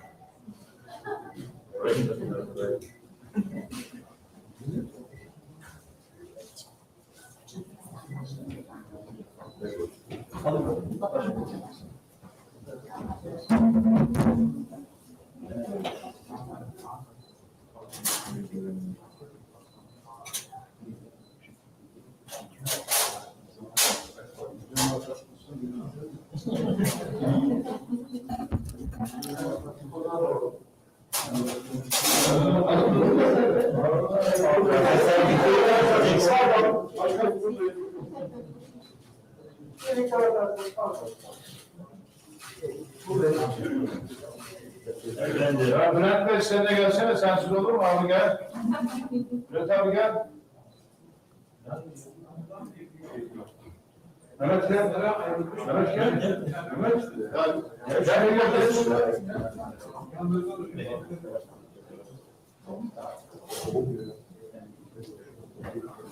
Geç şu tarafa.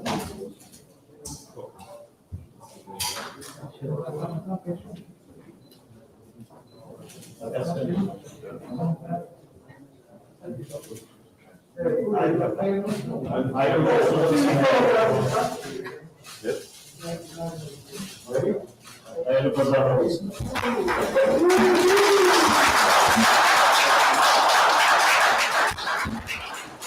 Programımız VIP turla devam edecektir. Açılışımıza göre We will continue with the VIP tour. Thank you very much for the interest you have shown.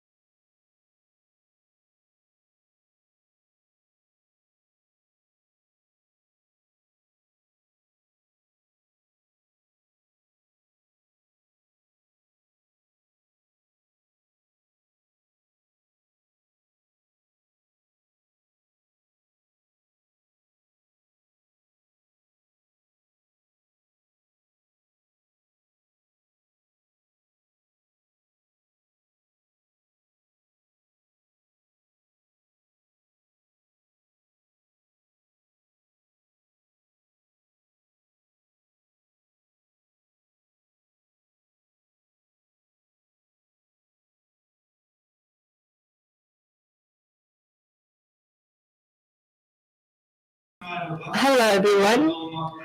I'm very happy to be here with everyone. I'm sure we have some participants are listening in online. I would like to say hello to them too. Hopefully, they will be present during the next trade show. Well, we have missed these trade shows and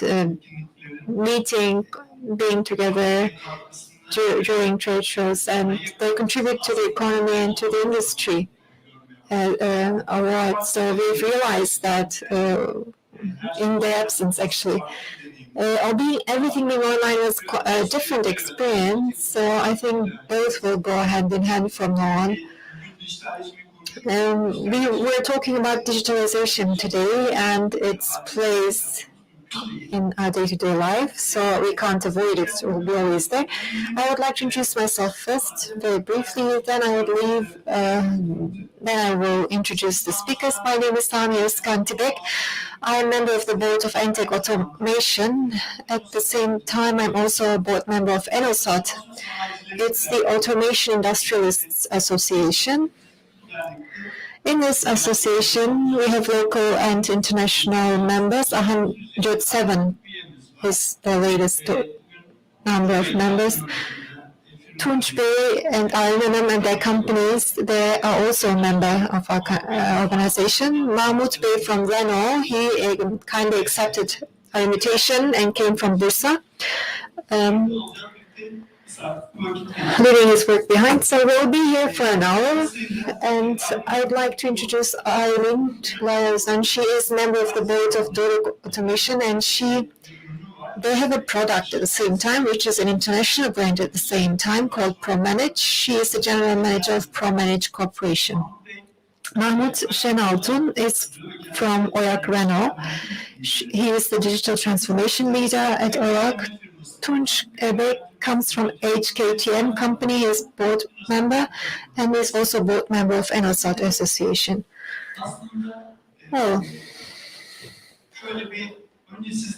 First, I would like to turn toward everyone. Is there anyone from the IT industry here in the room? Anyone from the IT industry? I know you, of course. I will not talk about IT, but we come from the field. Aylin Hanım, she's electronic control computer. I did a lot of automations. I'm from the field, so we are from the operation technologies sphere. That was a brief introduction about ourselves. We had conversations over the phone, and also Mahmut Bey. And I talked to him for 5 to 10 minutes, and without further ado, it was quite a lengthy introduction. Sorry for that. So as we were planning this panel, we were thinking about the automotive industry, and we had the automotive industry in mind. And what I have come across, we talk about automotive main industries digitizing themselves. Mahmut Bey will talk about, but at the same time, the supplier, the auxiliary industry, the supplier, they want to digitize themselves as well, because the main industry requests it, and they're receiving pilot projects, and they're connected to the main industry horizontally. So we need to in order to establish that link, they requested that they do pilot projects. And I talked to Aylin Hanım, and this request is also related to white goods. So the main industry is asking the white goods suppliers to do the same. So it's quite sensitive. I haven't thought of it from this perspective. Let's continue the conversation where we left off, where it broke. Aylin Hanım. Yes, it's like a very difficult, challenging question asked by a journalist. Yes. So what is your point on main industry, auxiliary industry being connected, being linked? Is it something that is avoidable or not? What is your take? Tunç Bey? Yes.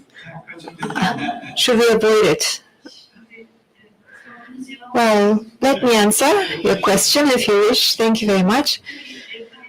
So as we were preparing ourselves for this panel, we had a conversation. I have several points that I wanted to discuss, and to what extent can we discuss what I was thinking. And Sami Bey, you're a good journalist. You could be a good journalist. You asked the right question. So now, of course, we work with the main industry and the suppliers, and they don't like to be called auxiliary industry, by the way, the suppliers, because we all like real industry. Why do they call it auxiliary or supportive? I mean, they may be right. So they're part of the supply chain, main industry, and suppliers. That's what they would like to call themselves. So the final product is being built from the main industry, and in order to make the product cheaper, the main industry wants more economical, more custom, to be more custom oriented. They're engaging in several activities with the suppliers, like in the design process. Also, when it comes to pricing, they want the product to become cheaper, and for it to become cheaper, they have to engage more with their suppliers. What does that mean? I mean, production amount, unit production, costs, etc. So they go into lots of detail, and they also manufacture. They know how much the parts cost and how much they can pay for a material. Mahmoud Bey will talk about it. But and the suppliers or auxiliary industry, when they would like to be profitable when it comes to procuring, and when more productive when it comes to production, and produce at lower costs as much as possible. And they want to be integrated without people mingling or intervening in their internal affairs. And in Turkey and all over the world, they're discussing how to integrate the main industry with the suppliers, to what extent they can share information, and to what purpose they will use these data. And we're a member of ENOSET, but I'm also a member of CALDASH, and we are implementing EFQM. The European Foundation of Quality Management says there's a win-win relationship is very important. The companies, they operate within an ecosystem going forward. So OEM and suppliers should establish a win-win situation, set up an ecosystem, and to abide by rules, work on a rights-based fashion. So when we say main OEM and supplier, if there's a digital integration, actually suppliers are a little bit concerned. What will they see? And when they see what happens, how much will my profit go down? To what extent they will intervene in my internal affairs? It's not only about the OEM. Suppliers have their own suppliers, and they're trying to establish a win-win situation to the extent possible. It should be established. I was talking to Mahmoud Bey about the same question. He talked about his projects, and I said, Renault operates globally and in Turkey, and what is the take of Renault on digitalization and the blockchain phenomenon? So to establish this horizontal link, there are some blockchain-based pilot projects that you have mentioned. So, in this first round, let's talk about Renault's take on digitalization, and then continue where Alina left off. Maybe you have answers to the same question and that you would like to provide. Yes. Before we start, I will not go into money. I will not talk about money. Secondly, today is an important day. We commemorate the great Turkish leader Mustafa Kemal Atatürk and want to pay tribute to him. What is the take of Renault? So we have a new strategy. I would like to start there. New vision. It's called Renaultology. Last January, it was the revolution strategy was put into practice. So rather than producing more cars, we're trying to produce more value, create more value. So this is the transformation process that our company is undergoing. And in this process, what is important is that instead of producing cars by using technology, we're trying to produce technology and use this technology in the cars that we produce. So we are structuring everything under this vision, because when you look at it from the angle of the customer, I mean, we are a customer of a car, and if we're going to buy a car, you know, the market needs are changing very quickly and the requests are changing very quickly. They want to have more high-tech cars. You look at the commercials and ads, they're not talking about the engine power, they're talking about how many screens that it has inside. And want cars that can be accessed remotely, that there are more software in the car, so that we can access them remotely. For example, this is one problem that I would like to be solved. They don't want to take the car to the repair shop every time there's trouble, there is failure. So they want to solve it with the software. And now we talk about cybersecurity in cars. And its importance gains when people they want the cars to be hacked and crash against the fuel station, and so for cybersecurity gains importance when it comes to vehicles, and then interconnected cars. That's an important subject matter. Let's say, what I can say is, when there's an accident, they want the police to be informed right away. So, and people know your location via GPS right away. So that you can also connect via your cell phone to be able to do those. And then fifth, they want to have smart cars, more apps like that can be expanded on, like cell phones. So based on these expectations, we are trying to digitize our cars in the background, and we're trying to we do the same for the production process and the supply chain, and that undergoes an important transformation right now. And as to how we go about this transformation, for example, interconnected factory premises. So we're working on this, and then interconnected labor force. That's also a must. Production engineers, maintenance engineers, working together. They use our own apps on our tablets. When there is a problem, they can solve these problems right instantaneously. And then remote maintenance.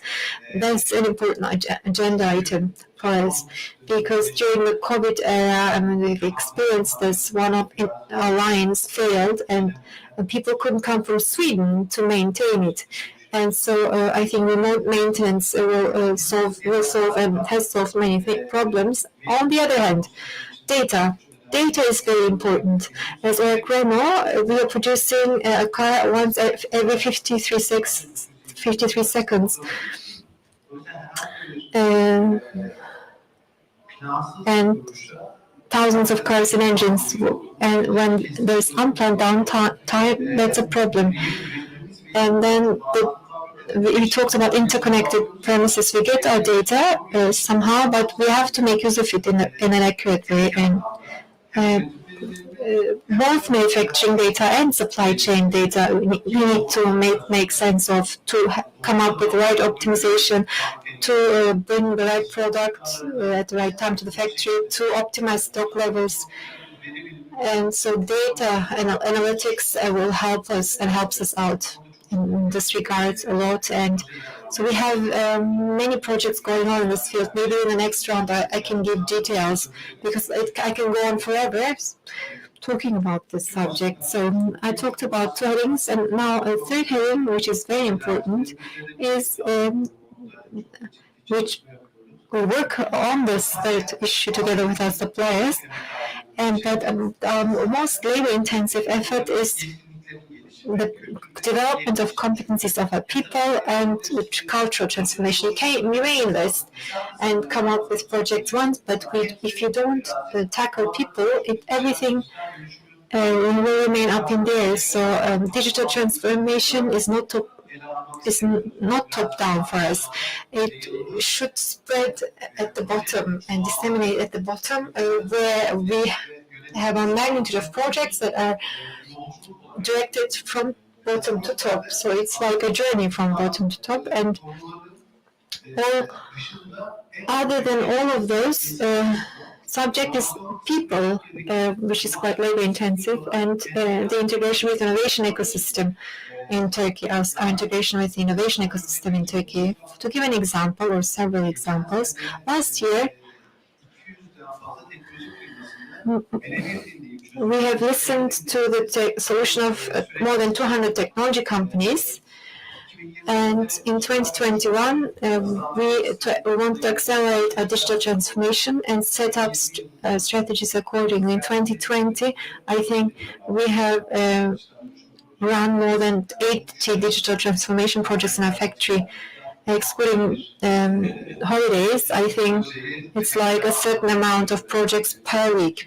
So in 2021, we pushed even more on the strategy, and as of September, we have run more than 160 projects on the shop floor that have to do with digital transformation. So how is that connected with the ecosystem? I mean, when we say supplier, they're not only providing spare parts to us or parts to us. They also we have companies that are providing technologies to us. They're also suppliers, and like you. With your company, you work with Arçelik, for example, so they may have come up with different solutions for different problems. We started a series of webinars last week because we couldn't come not face to face because of COVID. We had to transform ourselves, and it was a good practice. Since April, we've had 25 webinars and more than 70 techno-can companies and technology companies. They came to us not only to promote their company, and they showed us real examples, real projects that they implemented in other industries, not only automotive. We have our own horizon, but there are different other solutions that have happened, have been realized in other industries, and we have seen those. For ourselves. So this is how we work with suppliers. And you talked about blockchain last but not least. I would like to talk about our relationship with suppliers in that sense as well. The first industrial blockchain project, ICSIT, was started by Renault Group. We took a first step and we will start implementing it in Turkey. What's the goal? The components that are produced by the suppliers and the test results of geometrical measurements of these parts, they will be connected to the bodywork of the car, and if there's a quality problem or an audit, if we want to access these data, once we pull the car, we will have access to the data instantaneously without having to ask anyone else. So we will know which components are involved and what the test results of these components are. And this is a serious ecosystem behind it. And we need to set up a consortium. We have technology partners. We have suppliers that will be part of the consortium. Co-innovation, Coşkun was involved as a partner. Forestia, an international company, important suppliers will probably become part of this large consortium. And to answer your concern about the fact that it's blockchain, it's to share the accurate information and not do it in an unnecessary way. And we have a clear framework of what we can share and what we cannot share. And last but not least, he talked about the ecosystem within the scope of Renault. We have our Renault Software Republic Open Innovation System. That's how it's microelectronics, autos, and so we have a mobility with software embedded in it, and cybersecurity, like softwares will be developed. It's a joint ecosystem, actually. We are working on how to expand it in Turkey. With this, if you don't act with your ecosystem, you can't transform yourself by yourself. It's not possible. I think I've exceeded the time given to me. I will listen to you with great pleasure. Industry 4.0. And which applications did I do and which is valid? There is no zero. All components come from suppliers and there's a certain tolerance. And if then that is then maybe different when the flash gap measurement, for example, on cars, the gap between the front and the rear door. This has become excellent. It has to be measured for control, and if necessary, it has to be adjusted. Before doing the adjustment, we need to match pieces to ensure parallelism, and these parts may come from other suppliers. And if they come with us with blockchain data, then you will have this perfect, excellent production at the required tolerances.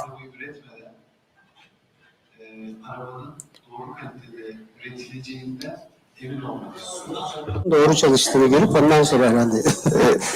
We have to see that it works perfectly. Well, I can put it in this way.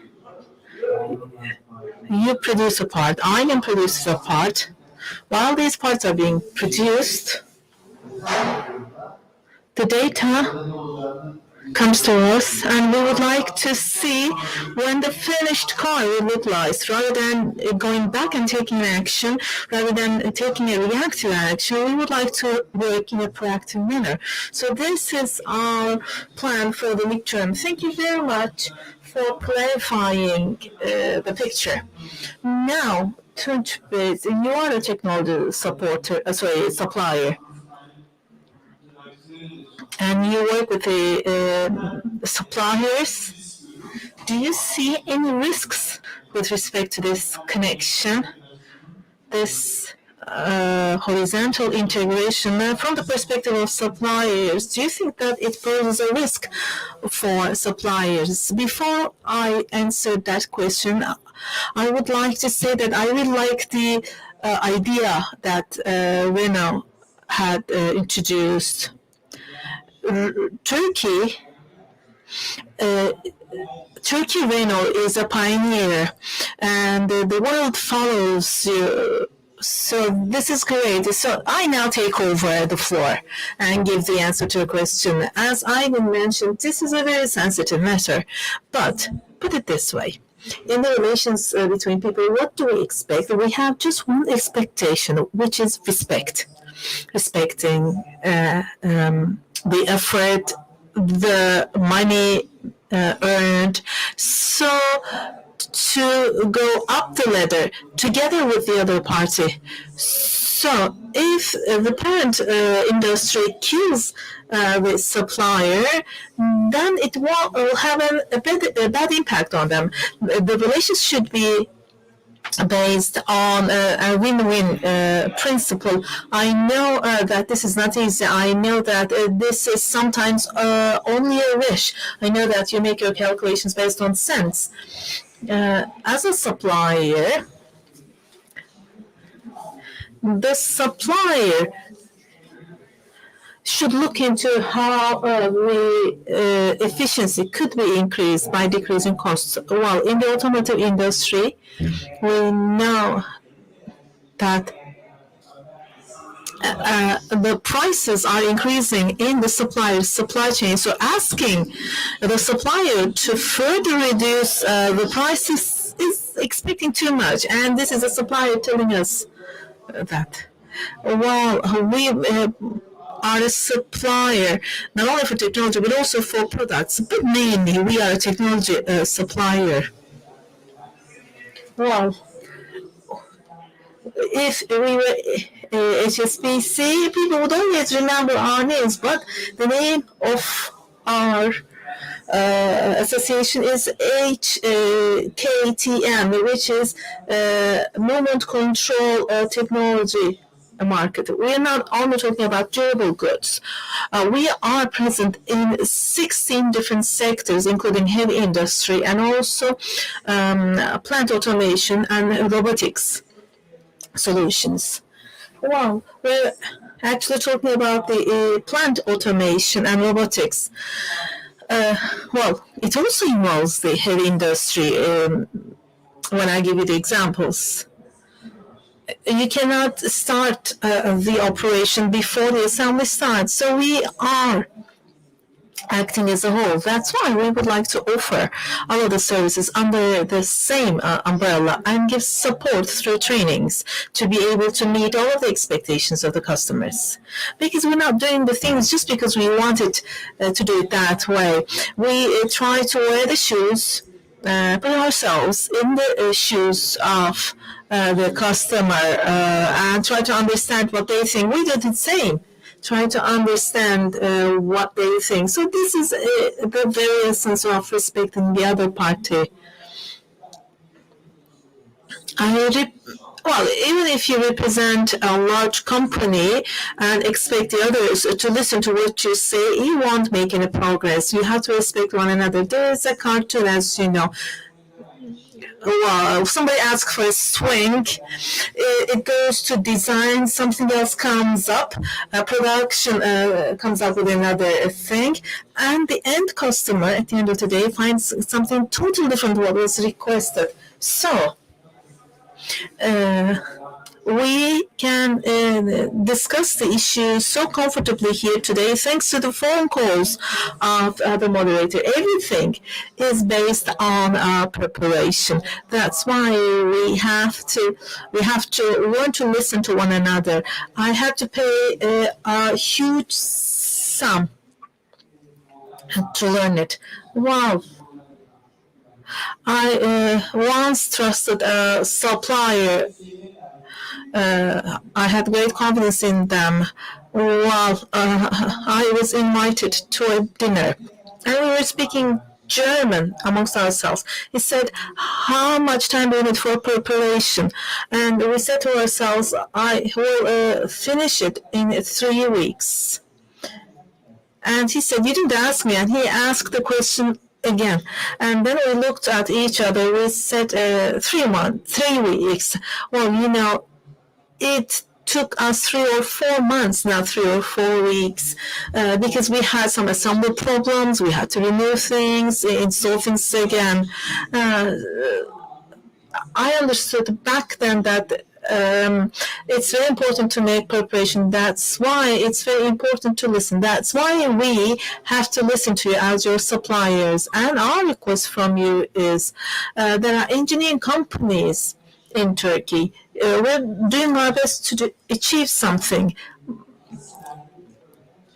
The main industry should not say, well, Italians do this, French do this, we'll pay and we'll get the product that we want. You should involve us as suppliers so that we also learn. We will do our own mistakes. We will learn by doing mistakes. Well, I always say that none of the solutions are a push-button solution. And there are, unfortunately, some who disregard the technology suppliers in Turkey. Thank you very much for having listened to the technology suppliers in Turkey, and you have been inspired by them. This dialogue is very important. I'd like to add something to this. In digital transformation, we do run projects. Why? Because we would like to manufacture the car at the right time with the right cost. Another target that we have is to come up with the right solutions and spread it to the rest of the world. That's why we set up an innovation lab with the same mindset of a maker lab. In Tel Aviv, in the Silicon Valley and Paris, there are labs, and our lab works with them. From the moment that we start to do the right thing, our target is to ensure that we share it with the global and ensure that it is used worldwide. Well, we miss Industry 3.0, and there's discussion about whether or not we would miss Industry 4.0. One of the advantages that digitalization offers is that we are integrated with the rest of the world. You said it, I didn't see it. By participating in a trade show in Japan, we can find out about their performance. Wow, Japan is one of the countries where we have the highest population, highest density of robotics. I would like to continue with you. In managing supply chains, how should companies benefit from digitalization improvement? This is your strength. Could you please tell us about this? Well, suppliers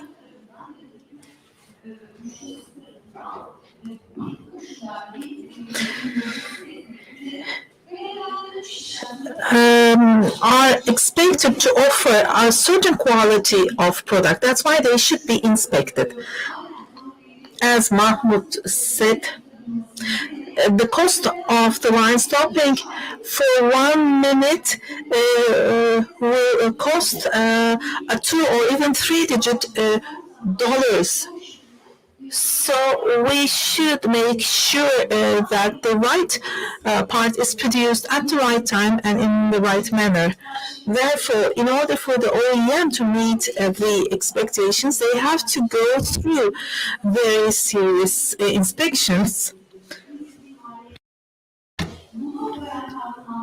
in order to guarantee this. What kind of systems are in place?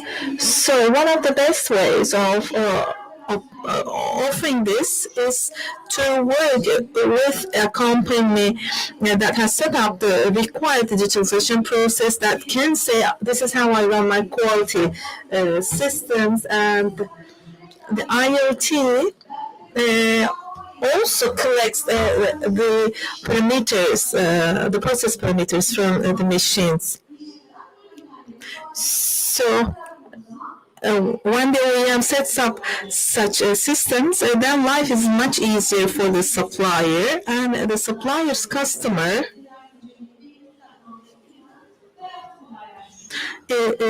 customer's life is much easier. What is important here is, while the automotive industry would like to manufacture the car, the cheapest or the most affordable, the fastest car. In order to do that, the supplier should provide that manufacturer with an affordable part at the right time. The quality should be kept under control. If necessary, alarm systems should be triggered. And before the part is delivered to you, maybe you should get the parameters first. The manufacturing process is a very complicated one, so being able to track the part through its serial number is very important. All of the companies operating in this field should be able to provide it because the ecosystem is strong with its strong partners. Well, for example, the safety belt, the brakes, their data should be kept. That comes from the past. Maybe Mahmoud Bey, you can explain it much better than I do. Continuing from where we were left, could you please further explain it? Well, Some parts are tracked as a single part, and some are tracked based on the lot number. There are Excel sheets filled in. When there is a problem with the part, we hear company X recalling so many vehicles. So all the data have a time stamp. So lack of confidence, we cannot talk of lack of confidence any longer. If there's a problem with a part, we would just question the method. Well, we wouldn't call back 10,000 vehicles, but we have to know at that very moment how many cars specifically we should recall. Well, electric cars will be more on our agenda. Well, cobalt, for example, from which country that cobalt was obtained, from which country was it extracted, we should be able to track it. So, the innovation, the blockchain innovation will make life much easier for us. That's a project. And the second part about the supply chain is data. Data collection, attaching a meaning to it, and then being able to make the right anticipations about them. It's not something that we could do alone. It's something that we can do together with our suppliers. We should work with our partners using the data available to us, and then we should also work hard on creating a synergy.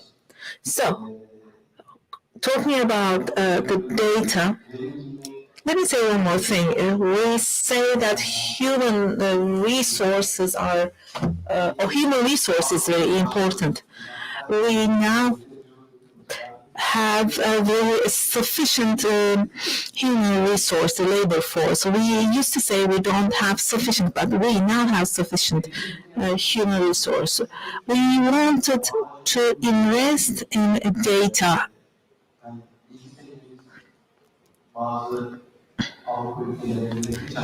Well, our level of know-how is even better than many European countries, but in terms of technological investment, we are a bit behind of this.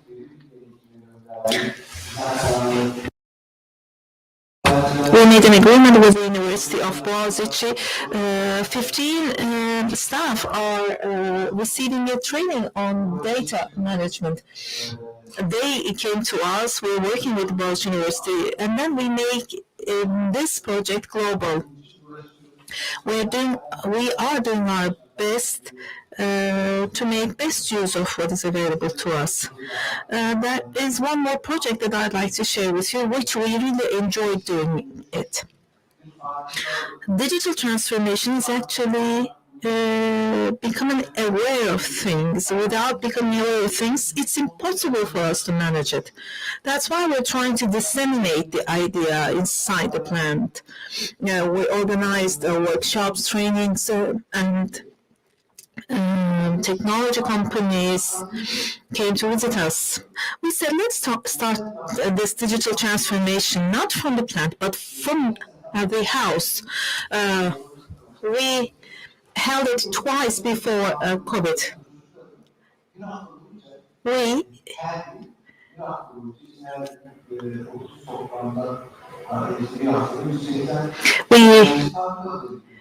hosted 180 children at the plant working on robotic coding, 3D modeling, and timber modeling.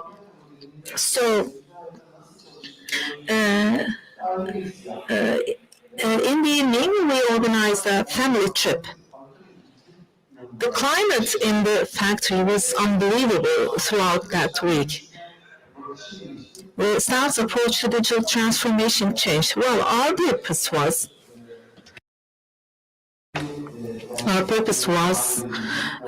to incorporate those students into the mindset. If this has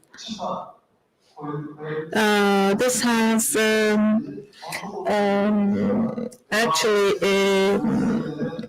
inspired a student for the future, this could be called a very successful project. You're telling great things. You have great projects. It's not only digitalization of the manufacturing. You are telling us that this is an ecosystem covering, including also the families. So this is a cultural transformation. People always say that the difficult one is to achieve cultural transformation. It's not only about becoming digital. Because you said ecosystem, let me say a few things about the ecosystem. When we say ecosystem, we don't only think about technology, the companies, universities, incubators, incubation centers, and the entrepreneurs working there. They are all very important for us. We're working very hard to do things in an innovative manner, but there are other people who have devoted themselves in solving that problem. We work with the Metro Techno-Kent, and we also work with another entrepreneur hub. We offer mentorship to them. The entrepreneur has a solution in mind. They develop it, and then at the industry, they encounter certain problems and they work on it. We said, let's offer the mentorship from the very beginning. Let's open the innovation lab to their service. They should come and work here and come up with a product in one go, in one try. This will be a benefit to us because our problems will be solved.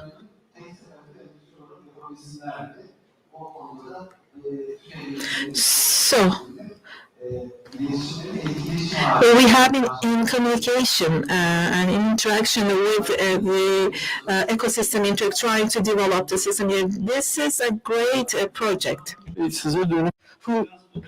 Tunç Bey, onto your automation and industry 4.0, digitalization, that particular transition, what kind of preparations should be made for the purposes of automation?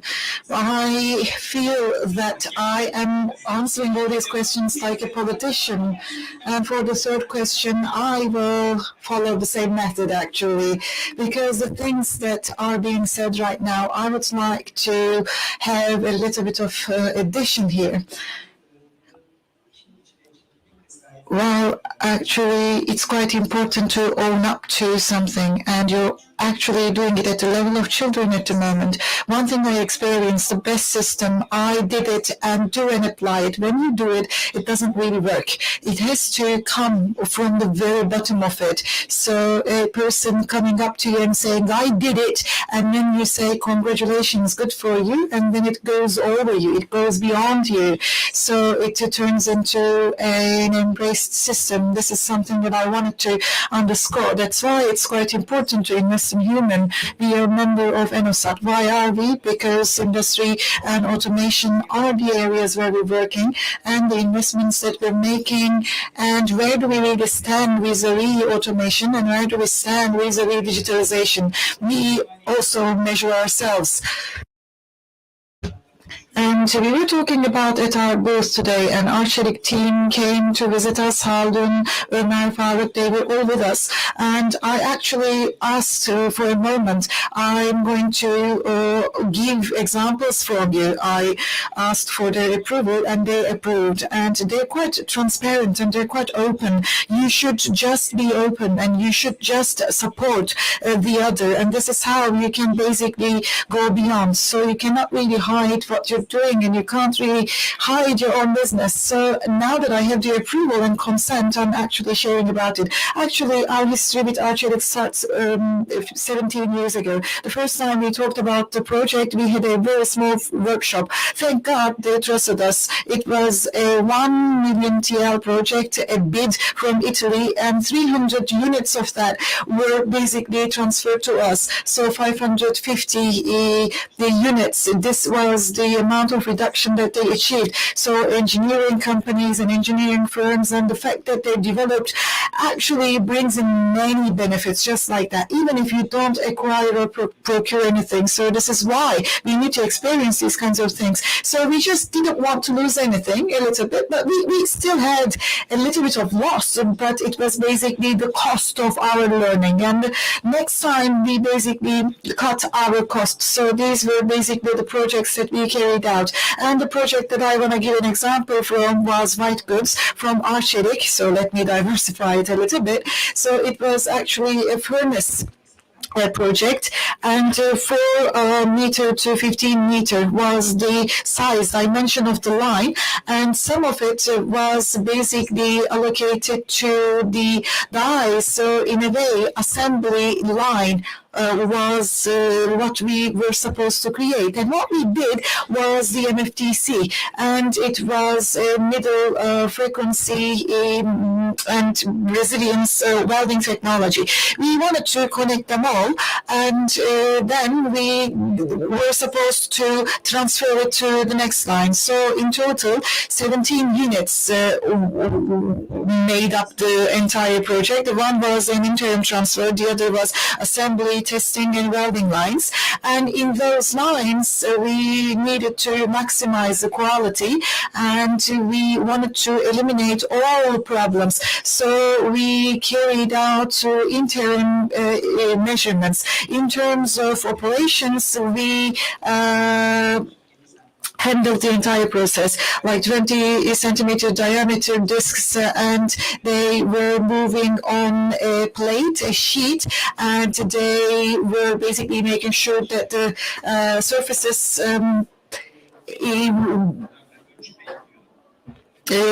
clinged to one another. And unfortunately, they were a little bit abrasive, so certain parts and pieces were stoned, and then the disc and the way it rotated, well, it had to change in functional terms. So the discs had to adapt to this change. So this was the automation line and the scenario that we had. Well, for sure, there was ERP communication so that work orders could be created, and the process could be transferred to the entire system. Of course, you'd have many things to share at the moment. We were preparing the infrastructure, and for digitalization, as you said, when a failure takes place in that particular place, for that you need data, because it doesn't really matter for you to collect irrelevant data. You need to look into data for which there is preliminary preparation. You need to collect it, and you need to then anticipate what was there, what was in front of you. And one thing that really struck me was as machine learning was something, a buzzword, and I tended to think that machines were going to take over everything, but it was ignorant of me because it wasn't really a thing. Machine learning versus machine memorizing. If you did that, you can't really get out of it, and it could really result in many mistakes. So real-time or almost accurate data is quite important, but 100% memorizing is not what I'm talking about here. And digitalization, how do you add digitalization on top of automation? What else can you add, and what else can we do? This is what we're looking into right now, and this is where working together comes into play. Thank you very much, Tunç, and Aylin has also been adding up a lot of comments, but unfortunately our time is about to be up right now. From Aylin, apologies, but is there anything that you'd like to add? And after that, well, I'll be glad, actually. Well, the thing is, we're talking about great work, we're talking about great efforts. These are quite pleasurable to be hearing about.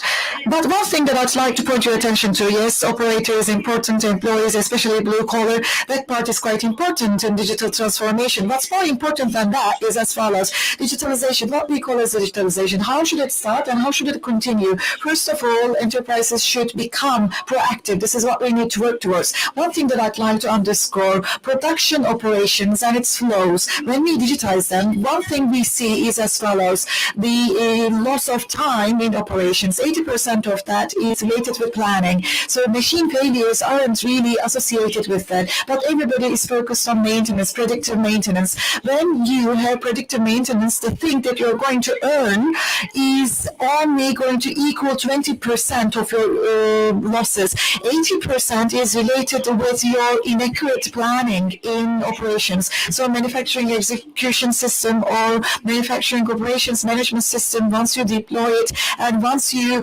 focus on the orders and deliveries, and unless you basically follow it real time, you cannot really achieve more than 20% when it comes to compensating for your losses. First of all, industrialists should be aware of that, and if there is any opportunity, I would really like to pay a visit to your own premise, to your plant, and maybe in the following the panel we can talk about what Renner could do. I really would like to do it sincerely because many industrial enterprises are working with suppliers as they are trying to minimize the costs of suppliers. Suppliers have great or incredible operational management processes, but the main industry of automotive does not really equal that. This is an observation that I'd like to share, and then we'll talk about the rest after that.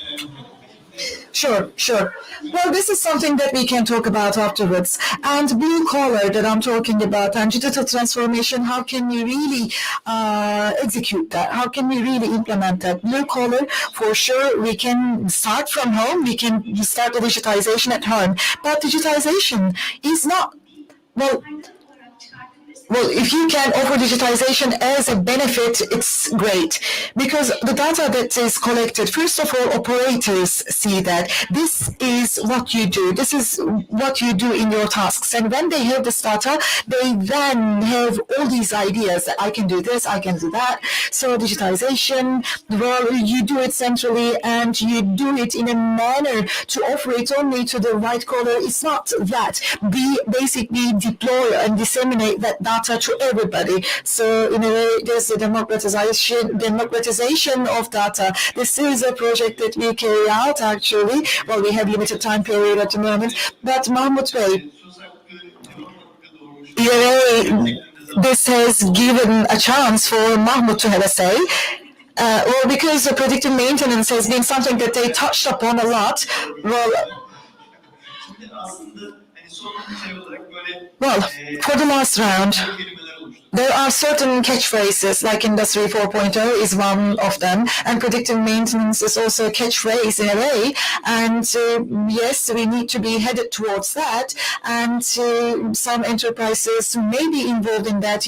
There are innovative efforts to this end, and planning, and a certain level has been attained already, but not every supplier is doing that. It's impossible to say it. And once it is the case, well, you may have experienced that actually digitization, once an enterprise is digitized, this value can sometimes be over 100%. Is this really possible? No. Maybe this is related with planning. Now that Murat is here, maybe he's asking why we're still here. No, I'm going to be here till the morning. Well, we can make up for it on Saturday if you wish. Well, this is something prepared by Murat Bey.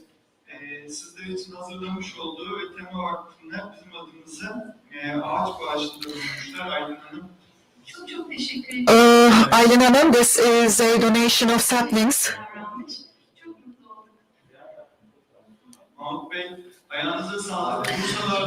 Mahmut Bey, thank you very much. You've come all the way from Bursa, because like these are all the topics and themes that we can talk till the morning. Thank you very much, Murat. Thank you very much.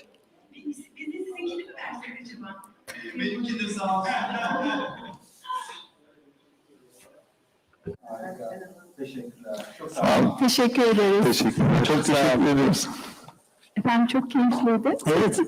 Ben çok şey öğrendim. İyi ki gelmişsiniz. I've learned a lot.